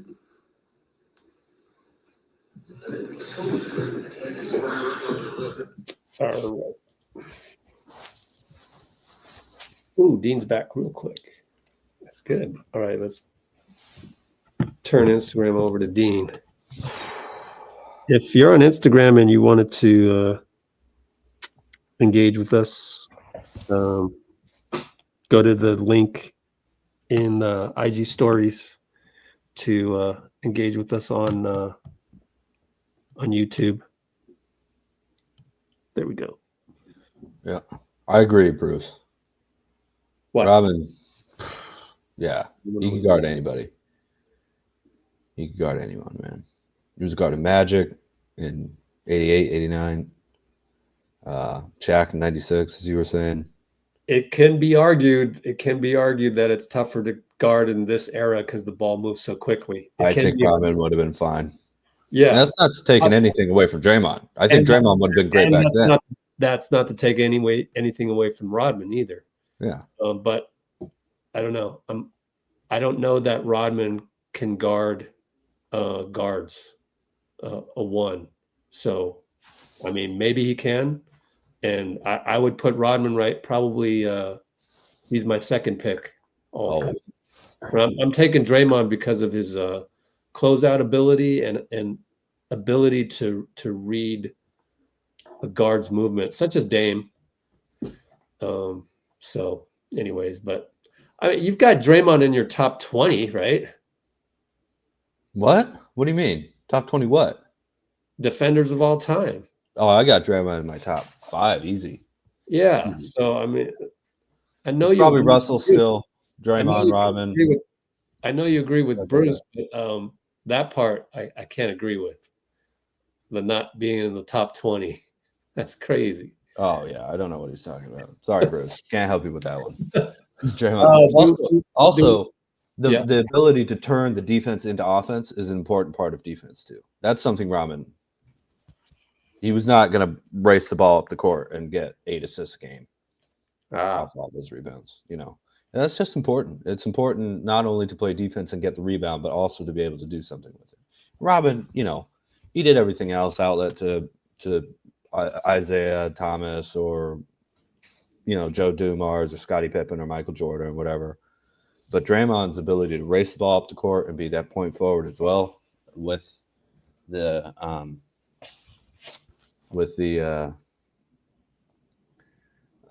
defensive skills and the rebounding skills, that makes him one of the best fast break initiators that I've seen. I think, a guy who can create a fast break on his own. And I've seen him do it a lot.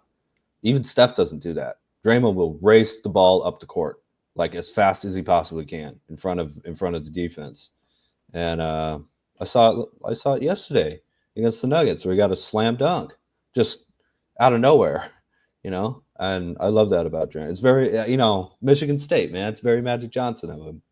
Not that he's Magic, relax. I'm not saying that, but just it's very Magic Johnson-like that he's able to do that. Thank you.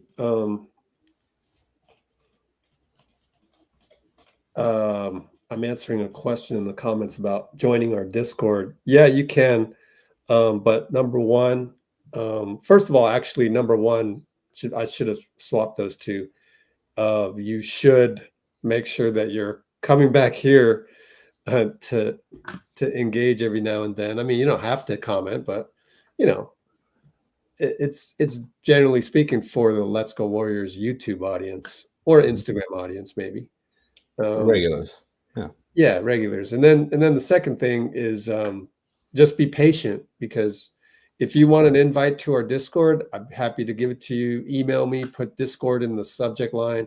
But I need to spend a day and a half, 2 days to make sure we don't just send out invites to anybody, so that I don't want a situation where all these kids on Twitter who love to complain and whine end up with all these free invites for my Discord. Like, no, like I don't want, you know, we're going to make one of the channels on the Discord the ability for you to comment something positive. And I don't want a bunch of zombies off of Twitter taking advantage of that and turning that into another place where you can complain. So I can't let Discord just be handing out invites left and right. I need to track you guys. So sorry about that. But in order to install a subscription system, even though some of it will be free, there will be paid sections too. For example, looking on the screen, this Warriors feed and the NBA Raw feed, those are for paid subscribers. This is too valuable stuff. Like, we got automatic feeds from Twitter and Instagram and Blue Sky. You know, the stuff down here is all free though, but it's more curated. But anyways, I don't want to talk too much on a tangent, but if you do want access to our Discord, email me for now, but be patient, because I got to really find 2 days to sit down and really work on this to make sure it's still the protected environment like what we have here. So thanks for asking.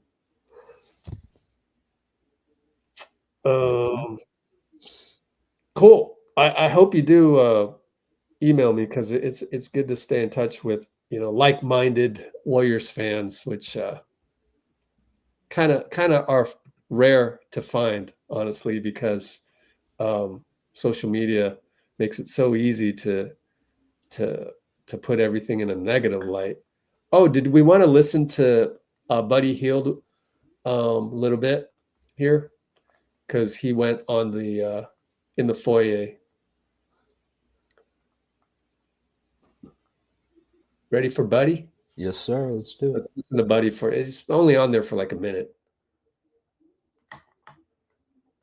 Here we go. Especially the way that you guys lost the previous game. What were you thinking heading into this game as a team about the urgency to play a little better and get this W? Just come on a lot more force, one more pace. We just let Denver, you know, just fall into the little trap game they had going on. But, you know, we got to flush that. We can't dwell on it. And it was 82 games, you know, and we came on respond the right mindset. We made shots early. We brought it. We defended. We got out in position and run. Jimmy was great. Great to have Brandon back. You know, and everybody did the little things to contribute to a win. Yeah, and sometimes when Steph isn't playing, it just takes, the offense is different. Everything flows differently. But for you, man, it was flowing tonight. What worked so well? Just picking and choose my spots. Of course, you know, Steve wants some plays and to get open, and just doing the right things. You know, letting the game come to me, and when I'm trying to then shoot the ball and make a play for my teammates, or defensively, just make the right play. And defensively, Draymond really set a tone tonight, making sure Giannis was uncomfortable, et cetera, et cetera. Yeah, he's all world. That's what he's great at. That's what he's doing. He's our leader, and he leads on that end for us especially. And it's great to have a voice out there in the basketball court, and that's the reason why he's a defensive player of the year and a 4-time champion. Was Draymond talkative heading into this one? I mean, he was kind of saying, we're not going to lose 2 in a row. Yeah, we that was kind of the feel. You know, we dropped one last night. You know, I saw the NBA, and you know, he's got to find a way to respond. And he's one of the main guys in the locker room talking, and we have to respond. And respond the right way. Sure did. Thank you very much. All right. So there's Budai. Shavano. Rayner. Rayner, I know, yeah. Budweiser. Rayner's a good one because of the, splash. Yeah, I like it. I like it. I like Shavano too. I love Shavano. I don't know why. Oh, is it Chavano or Shavano? I don't know. Oh, okay. I thought I was pronouncing it. Anybody know? Chavano? Oh, look at that. Bruce says, Bruce gave us a little bit. He thinks Draymond should win player. I wish Wemby was healthy, man. Who? Victor Wembanyama. I wish he was healthy so they could go head to head for that, but I hope he comes back. Okay. It's some scary stuff. But yeah, I mean, I think one thing you have to understand is that Draymond does everything on defense. He's the defensive anchor. Kawhi is great, no doubt. But, is he calling out every play? Is he the quarterback on defense, directing everything? Probably not, he's much more of a one-on-one. I mean, he plays great team defense. Don't get me wrong. I'm not trying to take anything away from Kawhi. But Draymond is the best that I've seen who's not a big man, who's not a center in this millennium, I would say. There are guys before that, but, since the year 2000, I think, in terms of guy who can guard anyone 1 through 5 and is the defensive point guard. I mean, he's just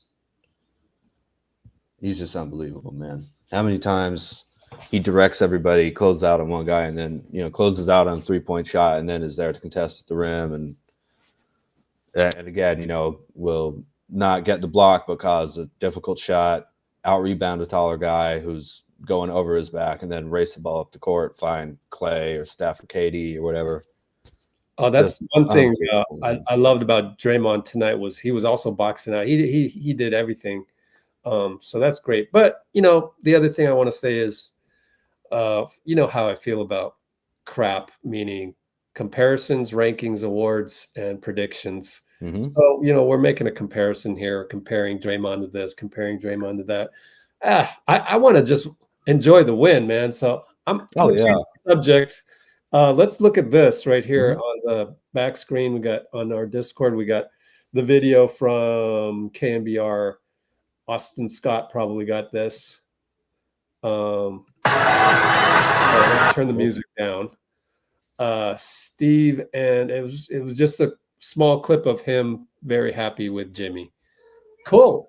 Speaking of which, Lewis asked us way earlier, are we going to have Jimmy at the podium? And he asked also, why do you think Jimmy hasn't gone on the podium? And my answer to that, Bubbles, is I'm just kidding.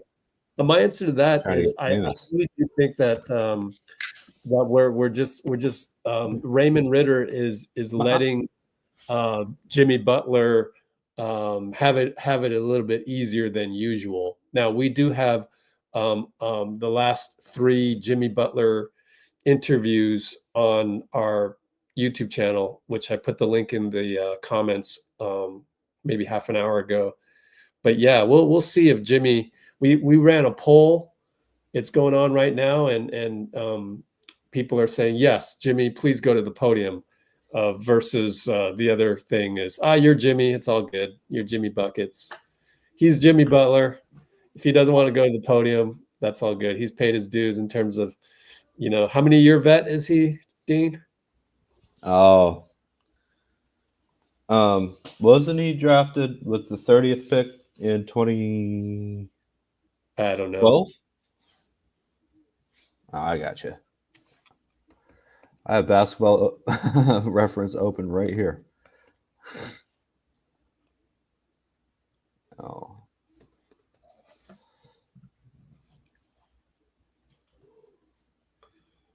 Yeah. He was taken with the 30th pick in 2011. So 2012 is his first year. Right. Same year as Clay. Oh, cool. So what is that? How many years? Oh, sorry. Can't do math. This is his 14th, I believe. Okay. 1, 2, 9, 10, 11, 12, 13, 14. Yeah, 14 seasons now that Butler's played in. Mm-hmm. She's jealous. She wants to be famous.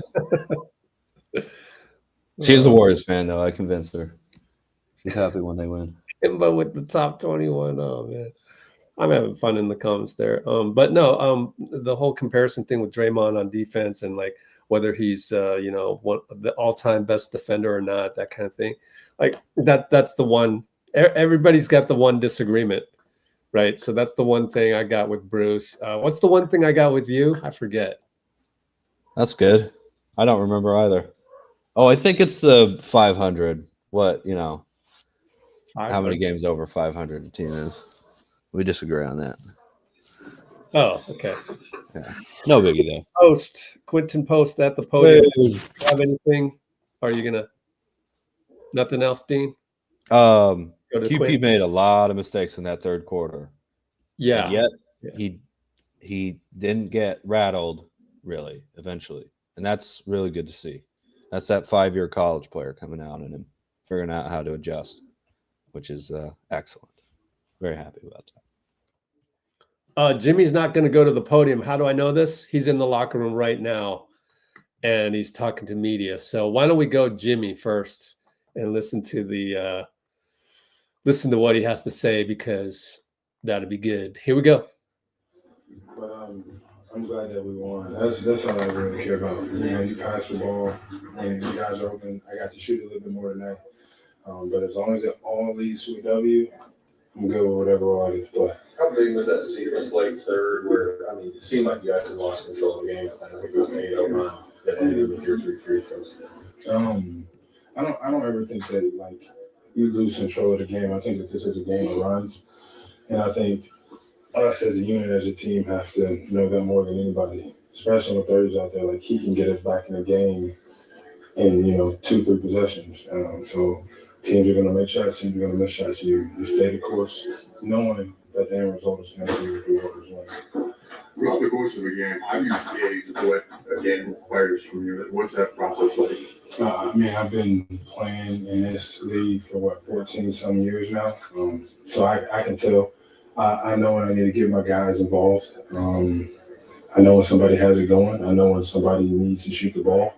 And I think that's my job out there. Get the ball where it needs to go. When I need to score, be able to do that. When I need to get the foot on line, be able to do that. Get some stops and whatever the team asks me to do.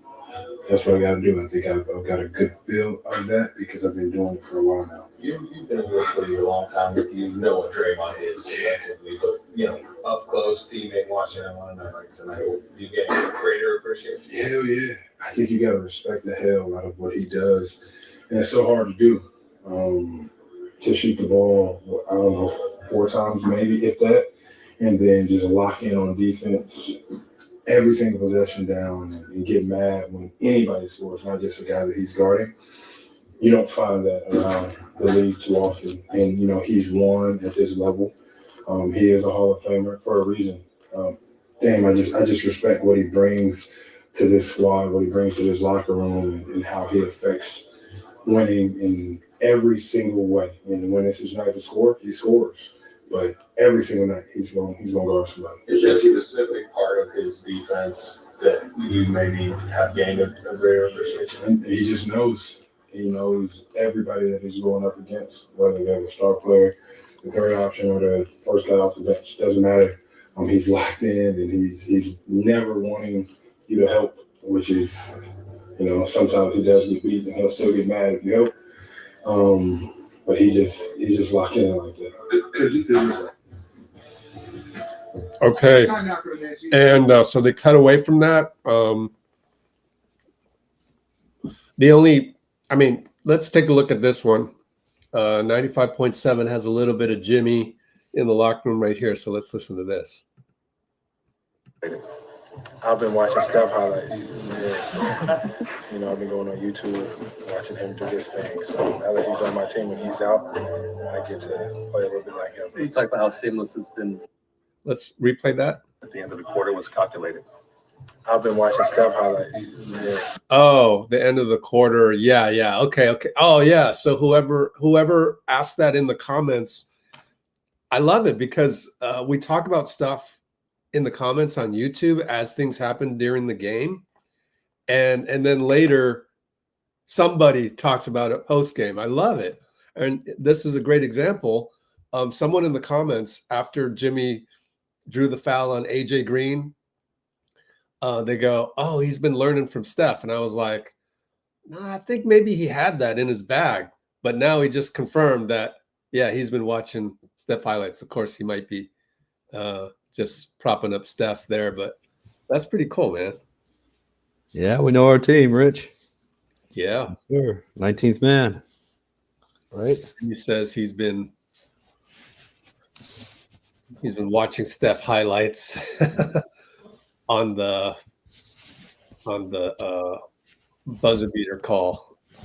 I saw that they put out all 4,000 of his threes on YouTube, every one of them. Oh, wow. Steph, and it was 7 hours long. Stop it. Wow. Yeah. Yeah. Isn't that crazy? 7 hours long. Just crazy. 24,000 points from behind the arc. Absolutely mind-boggling. Yep. Yeah. Good old Wardell, huh? Looking like Zelensky on the bench, man. So His outfit. I ended the poll. Will Jimmy be on the podium? And one of the choices, as I suspected, was he's Jimmy Butler. because he's Jimmy Butler. Yeah, we're giving him a break. People, the players don't like going to the podium, right? I mean, think about it. Oh, go to the podium. Oh, go to the podium. Mm-hmm.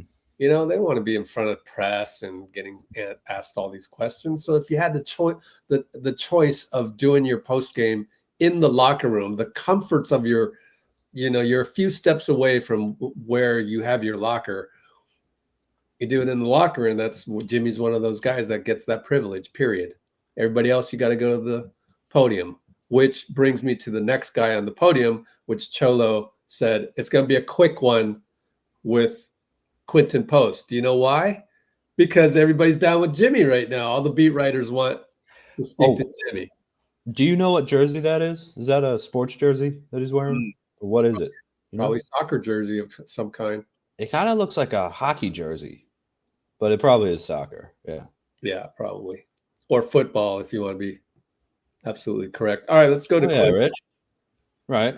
Post-game audio. Since it's a short one, I won't bother Instagram by turning her over. Here's Quinten.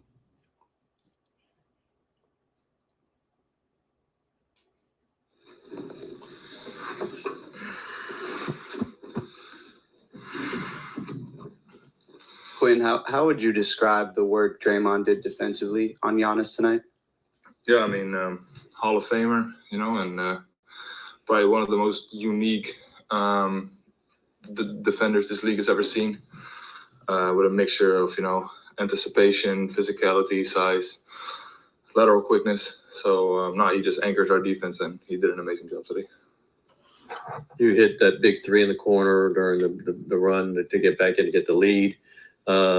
What's it like? Just, you hit shots, you're a shooter, but in that moment, everyone's looking at you. You've got famous teammates kind of anticipating you to take a shot. What's that moment like? Honestly, I wasn't thinking about any type of moment. I don't know. I don't even remember when in the game that shot was. It was somewhere in the second half, I think. But at that point, the shot clock is running down. Jimmy throws you the ball, and you better shoot it. I think that's all there is to it.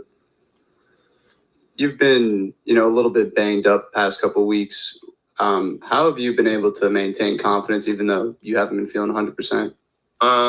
Yeah.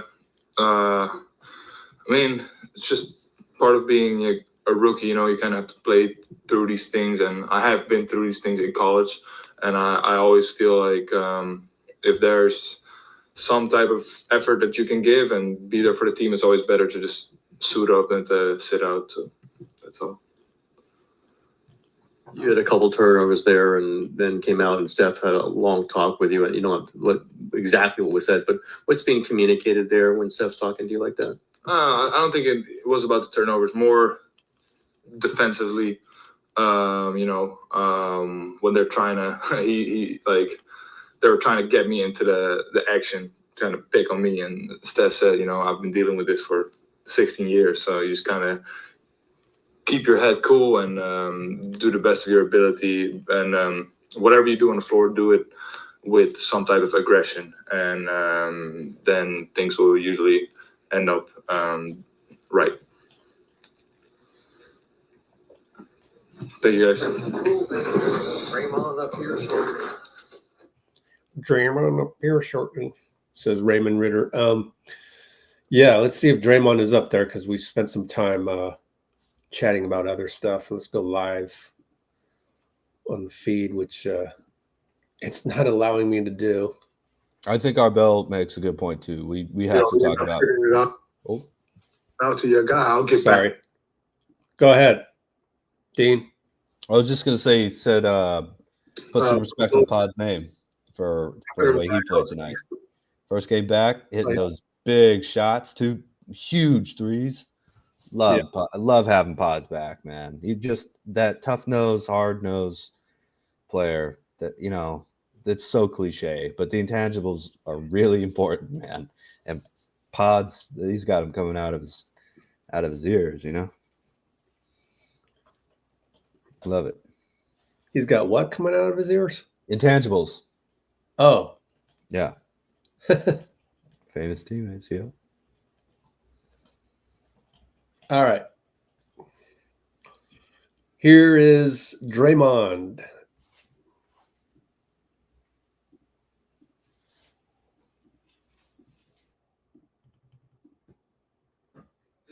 Yes. Yeah. It's always though.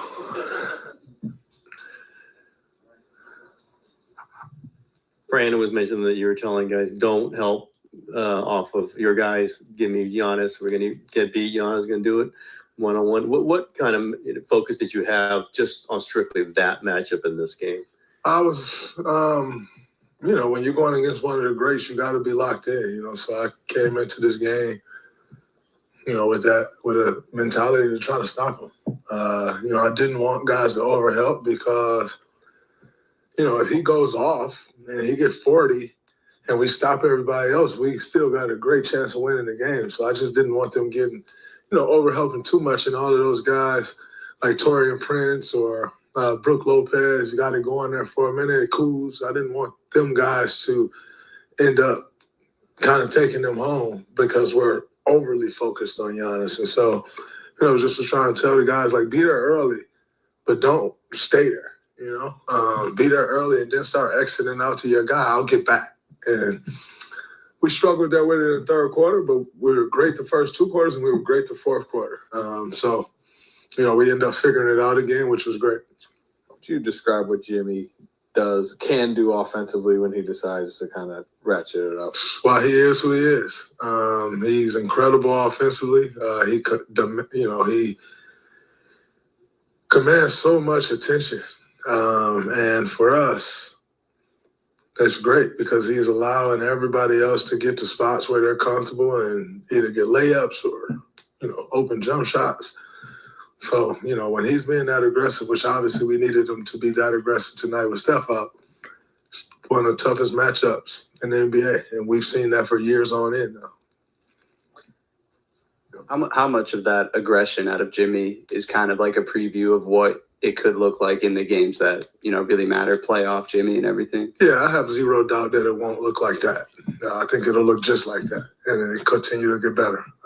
Jimmy, he's still figuring out his spots. Guys are still figuring out where he wants you on the court when he has the ball here or when he has the ball there, where he wants you on the court. And so we're still figuring all of that stuff out. But, we know what he's capable of. And I always tell the guys when all else fails, just When the shot clock gets 6, we ain't got nothing, throw him the ball. He'll figure it out. And he did that tonight all night. It was beautiful. It's award season, getting towards it. Do you think you have a Defensive Player of the Year case this year?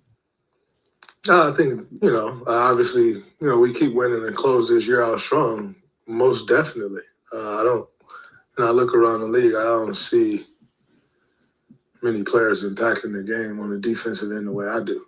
I don't see many players completely throwing off an entire team's offense the way I do. So 1,000%, especially with Wemby going down. Seemed like he had it won, and now it's right there. So 1,000,000%. I have a case, and I'll continue to build that case for these next 13 games. But tonight, I think, was a prime example of that. We talk about Jimmy getting used to this offense with Steph. Obviously, things have gone a certain way for many years. But on defense, you run the show clearly. Has it been an easy adjustment, you think, just to drop into this? It seems like you guys, certainly in that fourth quarter, you were really tied together with the help, the show, the help, all the backside being protected. What's that been like? It's so easy to add him in because he is like me. He thinks like me. He sees the floor like me or better. I'm not going to sit here and act like, oh, man, I'm the world's greatest, and he's not.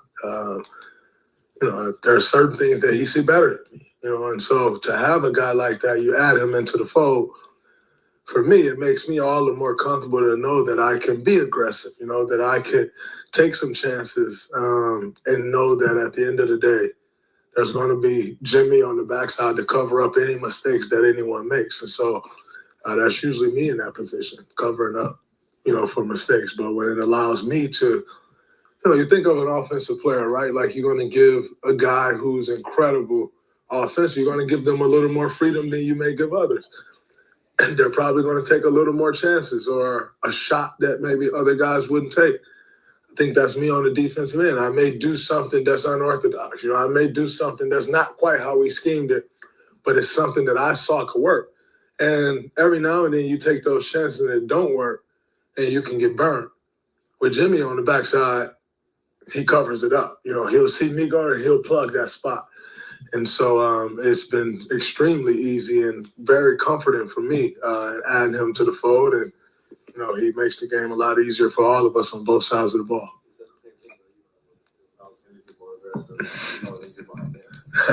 That's a good partnership. Yeah, I was going to say that because he did say that. And he also said that, obviously he always had a great appreciation for your defense, but that, you sometimes are like five plays ahead of everybody on defense. A lot of guys do that on offense. When you hear a guy like Jimmy talk to you about that, talk about you like that, and how important you are to the defense, like Tim said, he said that you let him do what you just said you're doing. So what does that mean for you guys going down the stretch here? You guys have that kind of symbiotic relationship on defense. I think it means well for this team, that's for sure, which is why it's no surprise to me that we're before last night, I don't know what after last night, but we were number 2 defense in the league since he's been here by a few ticks. That's no surprise to me when you speak like that. But it's great, man, to have a guy like that feels the same way that I feel about him, that he feels about me. That's kind of a match made in heaven. But I'm extremely appreciative of him speaking to me that way because, like I said, he is someone that's smart as hell, that I respect his basketball IQ. And so I'm thankful that he sees me in that light. You always want to be respected by your peers. And for him to say I'm 5 foot, I don't know if I'm that far ahead, but I appreciate it. You also said that, you would hate it if a 5-year-old scored on Well, you. 1,000,000%. I hate when anybody score on me. Or I hate when my man score on someone else. I'll be losing my mind. Draymond, pre-Jimmy, I'm not to disparage any of your teammates, but pre-Jimmy, if on a normal night, if you're facing Giannis and you don't have Jimmy back there, are you having to do more, not just on Giannis, but are you worried about other things and trying to shore up the defense in other areas and that you don't have to worry about now? I just think trust is earned in anything. And he's quickly earned that trust. And so it does allow you to focus on things that you're like, oh man, I know I don't have to get there.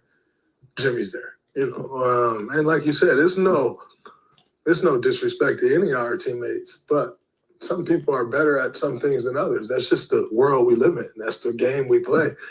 And Jimmy's great at seeing the play, weak side, you know, from, seeing the whole floor and identifying a problem. I always say if there's a fire on defense, I'm going to go put the fire out. I'm not just going to sit there and watch it. And Jimmy's the same way, you know, and that type of aggressiveness, that type of attention to detail, it's hard to score on that. You know, when a guy sees a problem and they just go address it right away. So oftentimes you see guys on the defense side of the ball, they see a problem and they just sit there and look at it. And you're like, yo, go. Like, it's a problem. You know it's a problem. And Jimmy doesn't. He see a problem, he goes. I see a problem, I go. And so, it really allows you to focus and lock in on that matchup 100%. You said that with Jimmy, you're able to take more risks on defense, take chances. I was wondering tonight, was there a moment, especially in that fourth quarter, where you were able to kind of take a chance on defense that maybe you wouldn't be able to take if Jimmy went on the floor? I think just picking him up full court. You know, I picked Giannis up full court for most of the game. Anytime he got the ball, I was there to pick him up. And that right there, every time I picked him up, Jimmy said, yo, keep going, go pick him up. I'm going to be in the gap if he get by you. You just run to my man if he get by you, you know? And so, again, with that type of communication, it's very comforting as a defender to be that far up the floor and knowing that you have someone back there that has your help.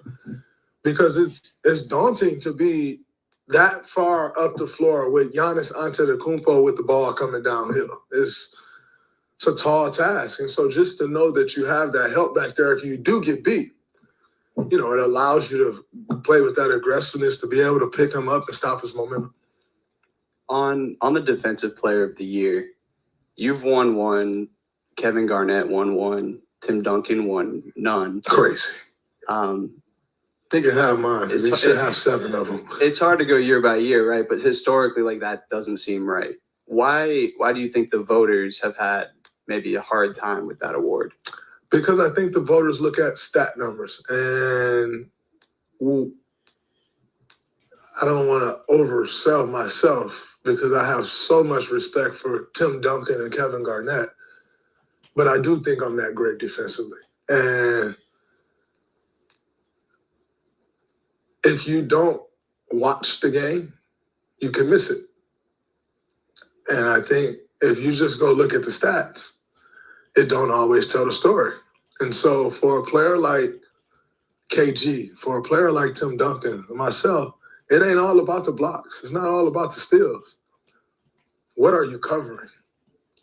And I think, like myself, they cover for everybody. And when you can cover for everybody, you know, sometimes you can get a lot of steals and there's guys covering for you. Because you're getting a lot of steals, you're probably taking a lot of risk. We cover for people.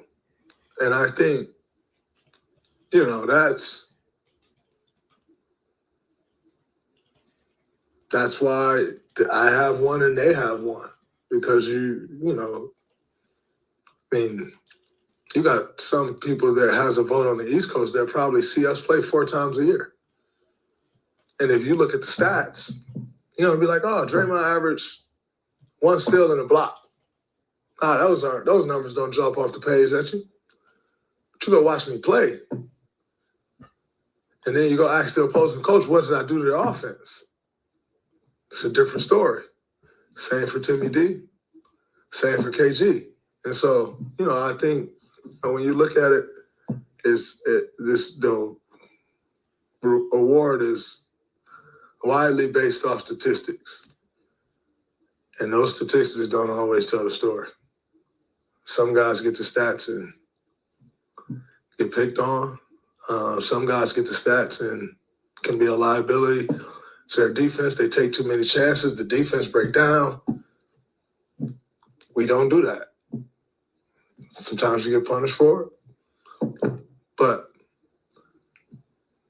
championships, all 3 of us got. So I'm sure, just like myself, they'd much rather have those than more defensive player of the years. But I want another one. And I ain't retired yet. So shout out to them OGs. They are incredible, great. But I still got a chance.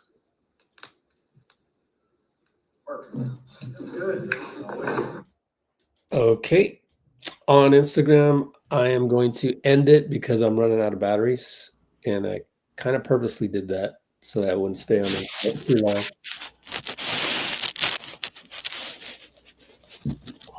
What's that? Is that you? That bubbles, Dean? What? Scratching sound there. That was funny. Anyways, by Instagram, you want to hop on to YouTube, we'll be there. Appreciate it. So bye Instagram. Let's look at our insights. Ooh, okay, cool. Yeah, I did want to start off the commentary, Dean, with the following. Yeah. With you, which I really hope I turn this into a podcast if I'm able to. Sure. You know, when Draymond said that Jimmy will plug that spot if I gamble. Oh, sorry about that. Yeah. Draymond said Jimmy will plug that spot if I gamble. So my question to you, my hypothetical question, not really to you, but the greater Dub Nation population is the following. How many games has Jimmy played with us so far? What are we? 15-2? Yeah. Actually, no, we've only lost one with Jimmy. So the one in Philly, that's a loss. 15-2. Okay. We lost against the Nuggets yesterday. Yeah. So technically 15-1 with Jimmy. 15-2. We lost against Philly and the Nuggets. But Jimmy did not play. He played against. Wait. Oh no, the Mavericks. We lost against the Mavericks and the Nuggets with Jimmy. The Mavericks. Right. You're right. Yeah. Yeah. He had Sorry, not Philly, not the Mavericks. Yeah. Overall 15-3 then, right? So 15-2. Yeah. Is it 15-3 overall? Yeah, I believe so. And then, well, we traded for him, but he didn't play yet against some teams. So I don't think you count that. Yeah. So I think. All right. 15-2. 15-3. Okay. Yeah. Uh-huh. Well, 15-2 with Jimmy active, right? Yeah. Okay, just to be nitpicky journalist, that's how I am. I want to make sure it's right. Okay, 15-2 with Jimmy. So that's 17 games, right? Mm-hmm. Have we had Jimmy through training camp? No. Have we had Jimmy a full season? No. Definitely not. This is gonna get better. That's my point. Like the chemistry on defense, like this is like, you know, later on how well we're gelling with in the past with Andre and Sean Livingston with us in that defensive unit. Like this is the beginning, and that's very exciting to me. And it's just going to get better and better. So Jimmy having that innate sense of being the complement to Draymond on the team defensive reading side of things. We're at this point 17 games in. This is incredible.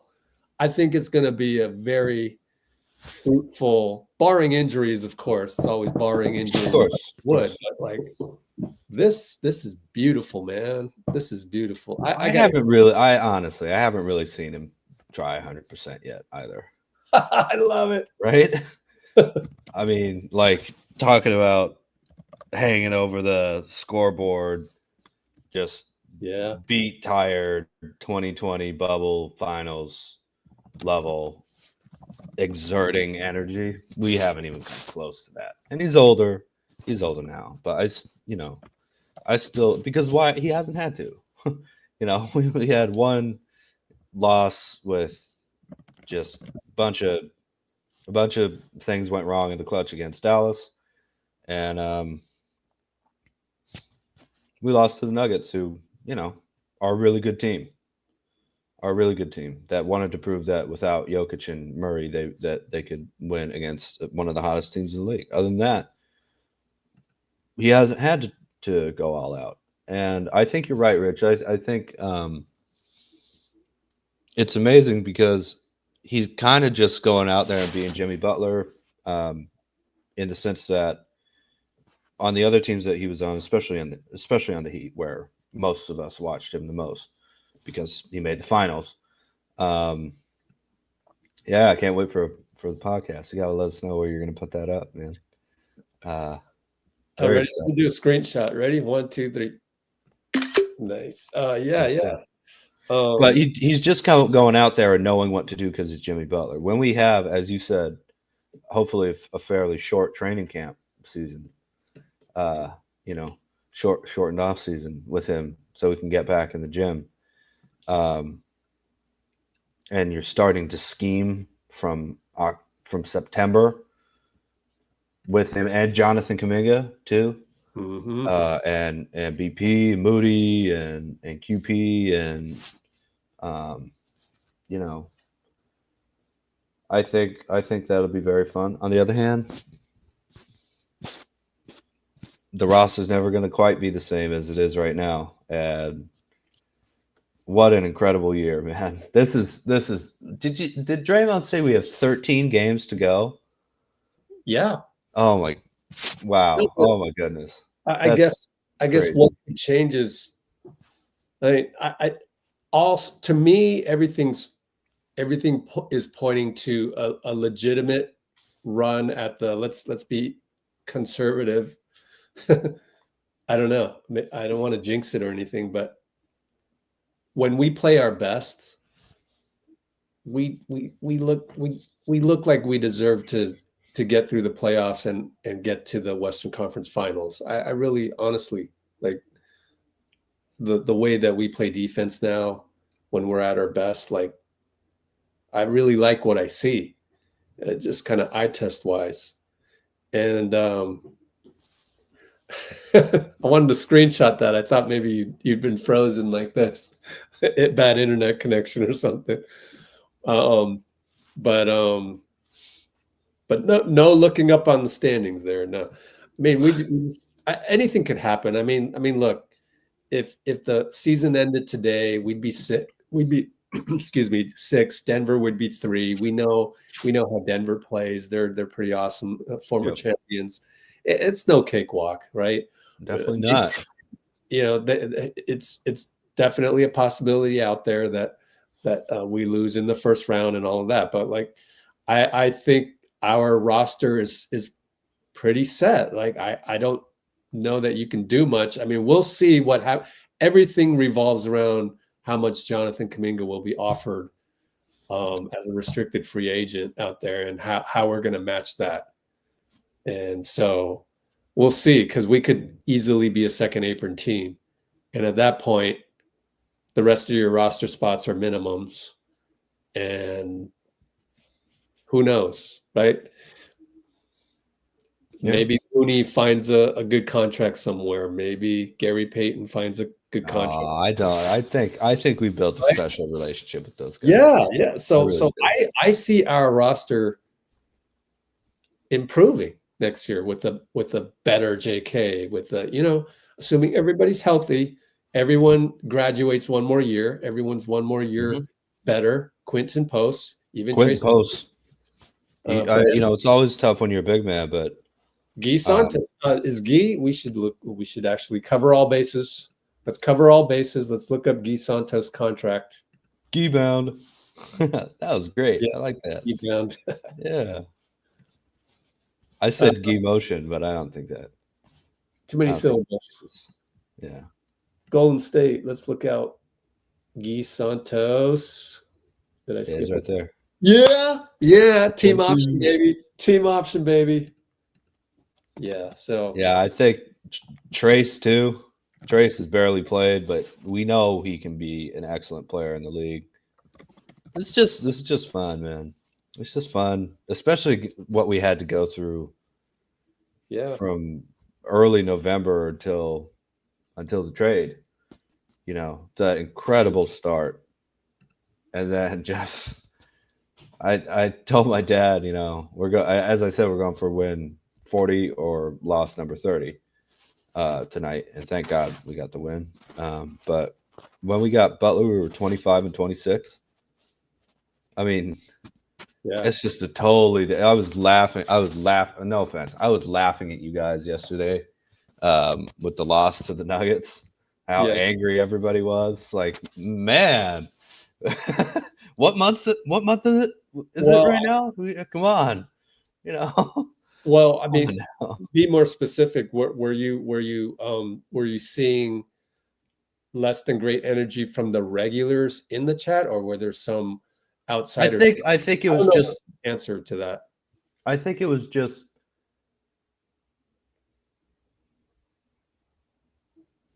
losing that kind of game against a team that didn't have their best player in the clutch when you had that comeback and couldn't close it out. I think it just brought up all these memories of. No. Answer the question though. Was it with our regulars, or was it a couple bad apples from outside coming in?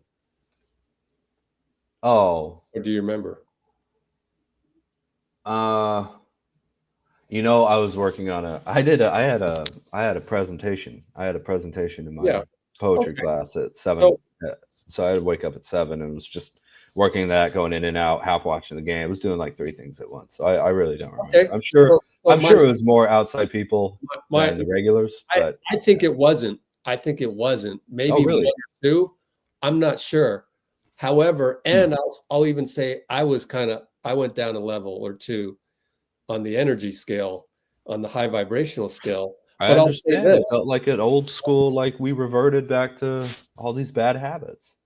But it was Steph. I mean, this is really the only place on the internet where we kind of really roll our eyes.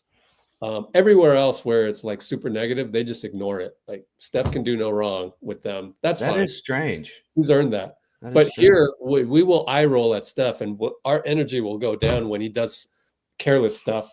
However, I did say let's have some grace because we know how hard Steph's been working. We know his back is sore.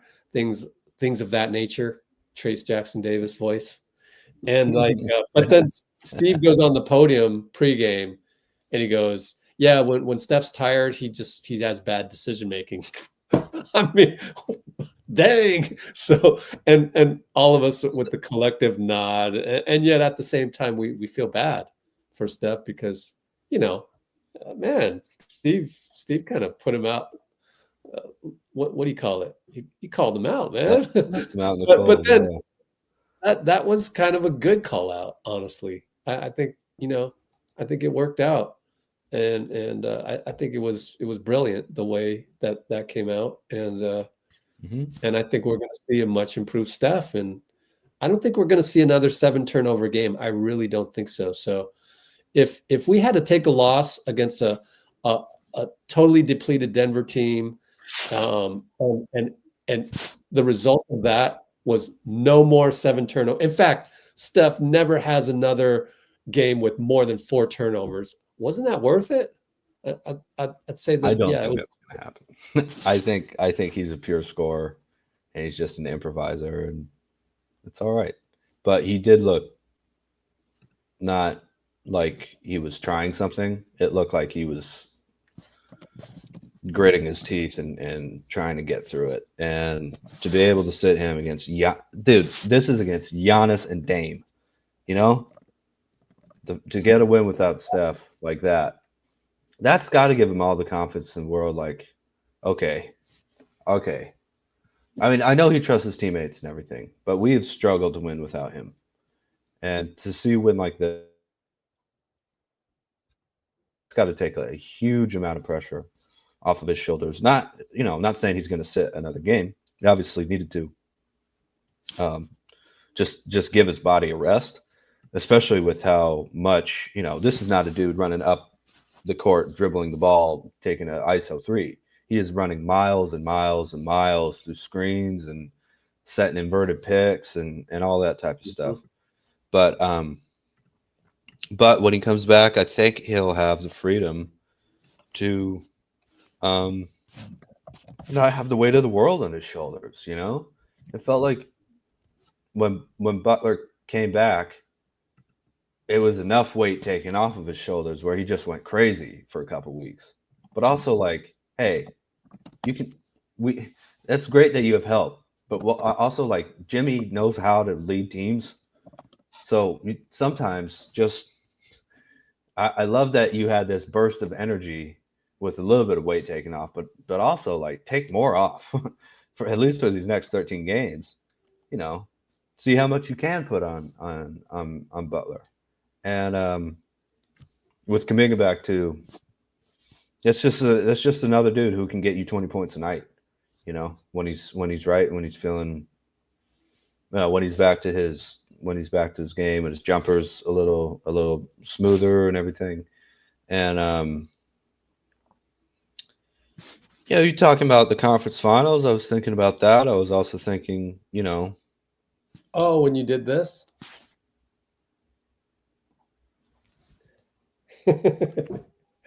Either that or I thought you died for a second. Oh, God forbid. You can't die on the podcast, Rich. It's not allowed. You know that, right? Oh, gosh. Yeah, I do know that. I won't. At least I'll try not to. Yeah, so me too. No, but I was thinking about that. And the thing is, like, that sounds really arrogant considering that we were kind of out of the play-in a few weeks ago and we had a nice stretch. But yeah, I also think this team is as confident as any team can be. You know, going into that playoff run, because we have guys who know how to do it and we have young talented players, and because there probably isn't a team that plays more together than we do. I feel like we're on that level in terms of chemistry with all the contenders. Seriously, you know, what contenders have better chemistry than us? The Thunder, like, well, they have amazing chemistry, you know, but I feel like we're right up there with everyone else, and with Butler, we have just another player who, like, here's the ball, this is your team, lead us, and he can do it. He just did it tonight, you know, 24, 10, and 8. Man, that is a weapon to put next to Steph Curry, man. Goodness gracious. 24 points and 10 assists. That's like 40 something points. You know? I mean, assists is at least 2. I bet he didn't have more than 3 turnovers. You know? No, he did. Oh, how many do you have? Bad. I think at least 4. But I mean, that's still like 40 points. 5 turnovers. Oh, it's 39. Yeah, I mean, a couple charges, remember? So yeah, that's true. Anyway, yeah, as you were talking, I was thinking, you know, OKC and all that, and I got to thinking, because you mentioned that I mentioned Western Conference Finals. Yeah. OKC, and so let's look at OKC's roster. And then I started thinking, oh, JK, right? JK, you definitely need a guy of his elite athleticism to go up against OKC, right? Because they have elite athleticism as well. And yet, I think about it, their bench isn't so much athletic as it is just solid. Nah, they're athletic. Let me see. Let's look at it. They must have somebody injured. Oh, Jalen Williams. Yeah. J-Dub. Aaron Wiggins, Alex Caruso. Yeah, I call that like just solid athleticism. I don't call that, like, they don't have a you know, Tumani Kamara wreaking havoc out there, who was a defensive player of the month. They don't have a Peyton Watson, who is obviously really good. We saw that yesterday night, but these are solid. So I go back to that. Having JK, you do need JK to kind of match up with the athleticism of OKC. We need JK for the playoffs for sure. Looks like we will. if we want to go somewhere. Yeah, I Oh, no believe that. Yeah, no doubt. Mhm. So covering all the bases, the other base I want to cover. Yeah. Gary freaking Payton Jr. Oh, man. Threes. What the heck? Who turned on the faucet? Gosh. This guy's incredible. Let's look at his 3-point numbers of the last 5 games. 4 for 6, 3 for 4, 2 for 3. What was he tonight? He was 2 for 5. Let's do the numbers. 2 for 5. That's 4 for 8, 4 for 9, 7 for 13, 11 for 19. Dane, 11 for his last 19. That's crazy. Last 6 games. 57.9%, just about. What'd you say? 57.9? Mm-hmm. It matters. You win as many as you can, and you always end up in a good place, no matter if it's preseason, regular season, before or after all. Sorry about that. Oh, it automatically muted it for me.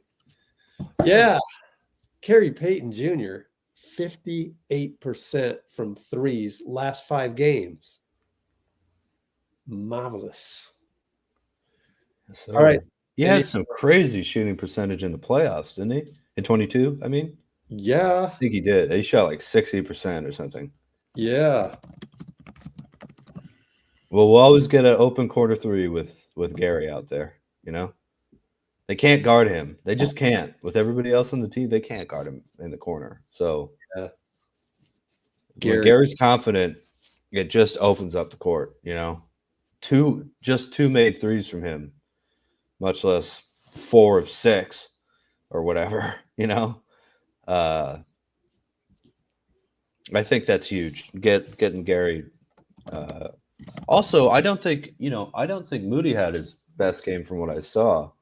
But we all know that he can pick up a lot of that scoring slack as well. You know?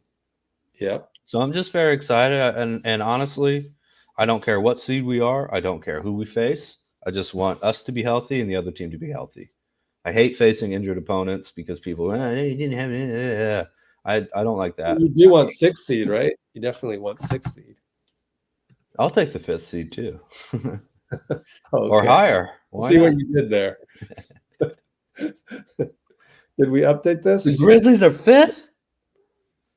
Well, Houston 2. Can you believe Houston's 2? So they've won 7. No, I can't. Yeah, that's incredible. Yeah. Yeah. Well, Good for them. Good it's for them. an Udoka team, you know. Those guys. So we're rooting for the Nuggets to overtake the Rockets, I guess. I mean, we're really just rooting for us to get the 6th seed. I would love to play Jokic in the first round. I would. More than you would to play the Rockets? Yeah. Okay, that's odd. Why? Yeah, because if we play Jokic, I know this team's going to be locked in.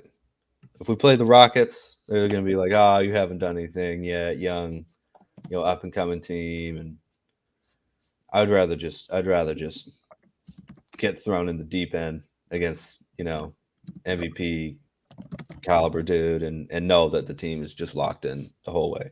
And they're not going to disrespect them. They're not going to disrespect That's us. a good point. So that's a great point because I started that thinking that's a blasphemous point, and then you turned it into a great point. Good for you, Dean. You always do that. You always do that. Not trying to be blasphemous, but I know the way this team responds to scrappy young teams.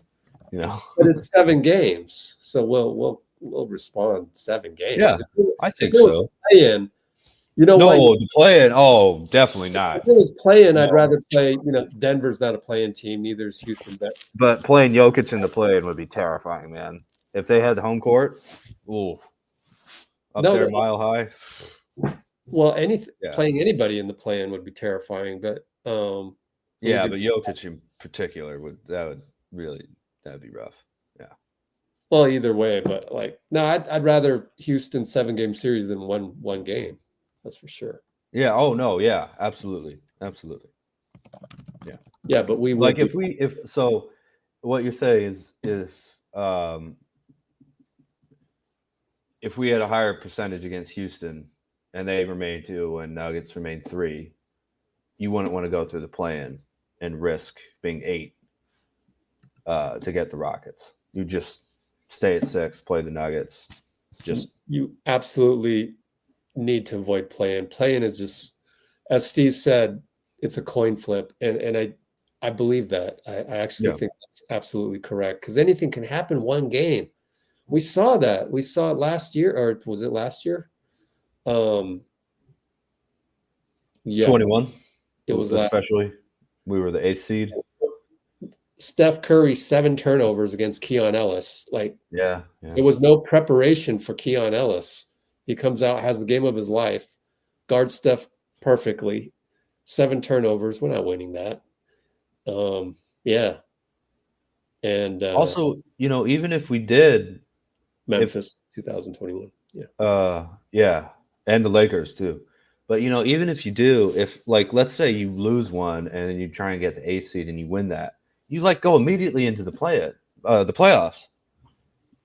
teams that are top 6, they get like a week off.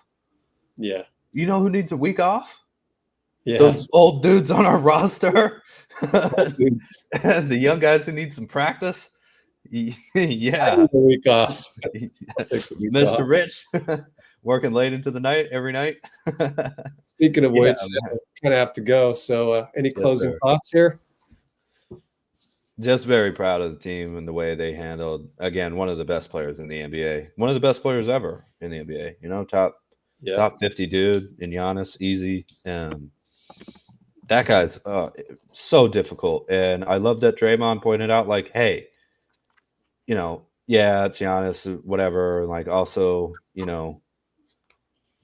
there's a certain amount of overhelping, I guess. But also, like, hey, man, we can handle one guy going off for 40.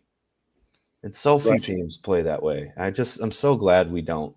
We're like, no, it's the Lonnie Walkers and the Keon Ellises, the role players that, that are tough when they go off. But the way we can handle watching great players play great against us and stay focused on team defense, I think that will be a huge key for winning these next.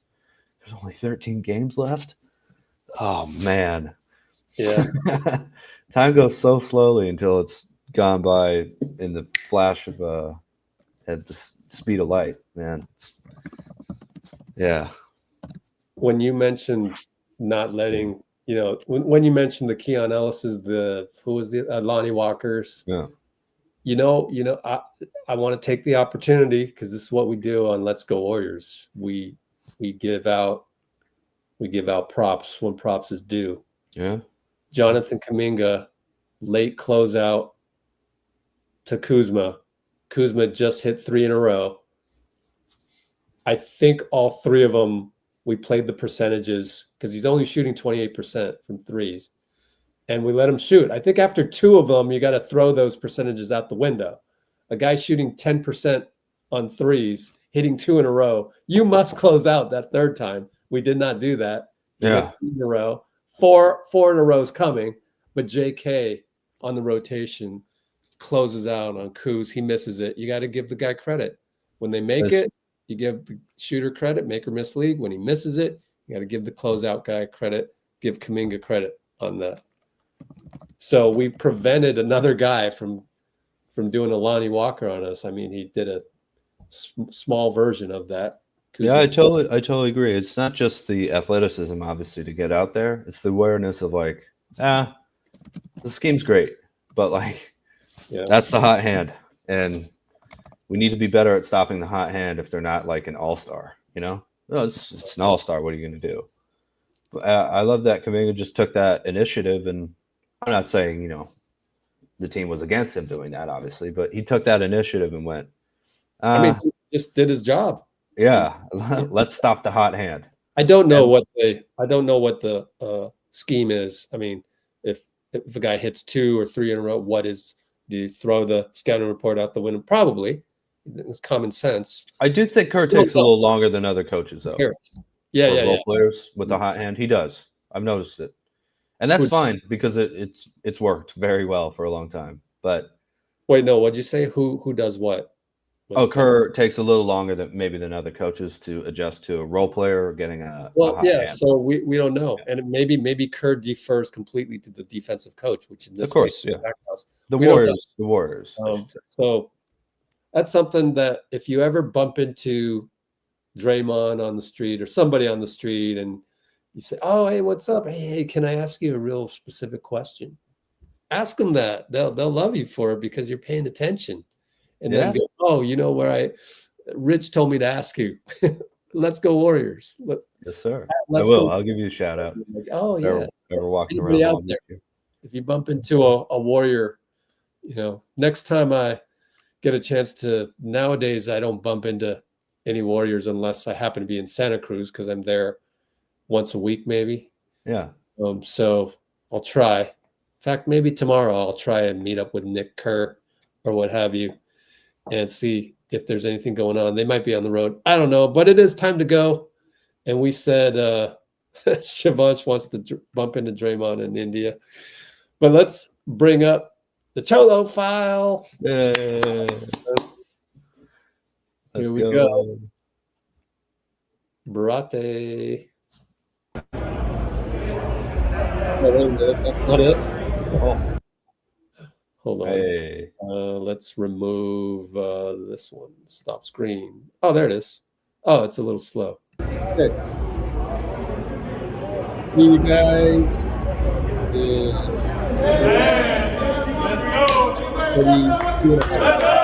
What's up?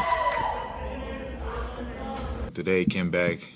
He came here today talking about how he got a new blicky. For the uninformed, what's a blicky? You don't know about no blicky, man. You had a blicky? You told me you had a blicky growing up. Yeah. You was a shooter. A strap. Yeah, that's a blicky.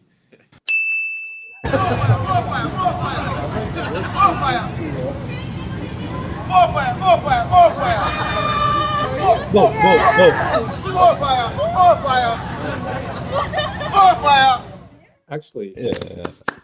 We need the right emojis for that next time. All right. Thanks, Dean. Appreciate you. Thank you, Rich. All right, guys.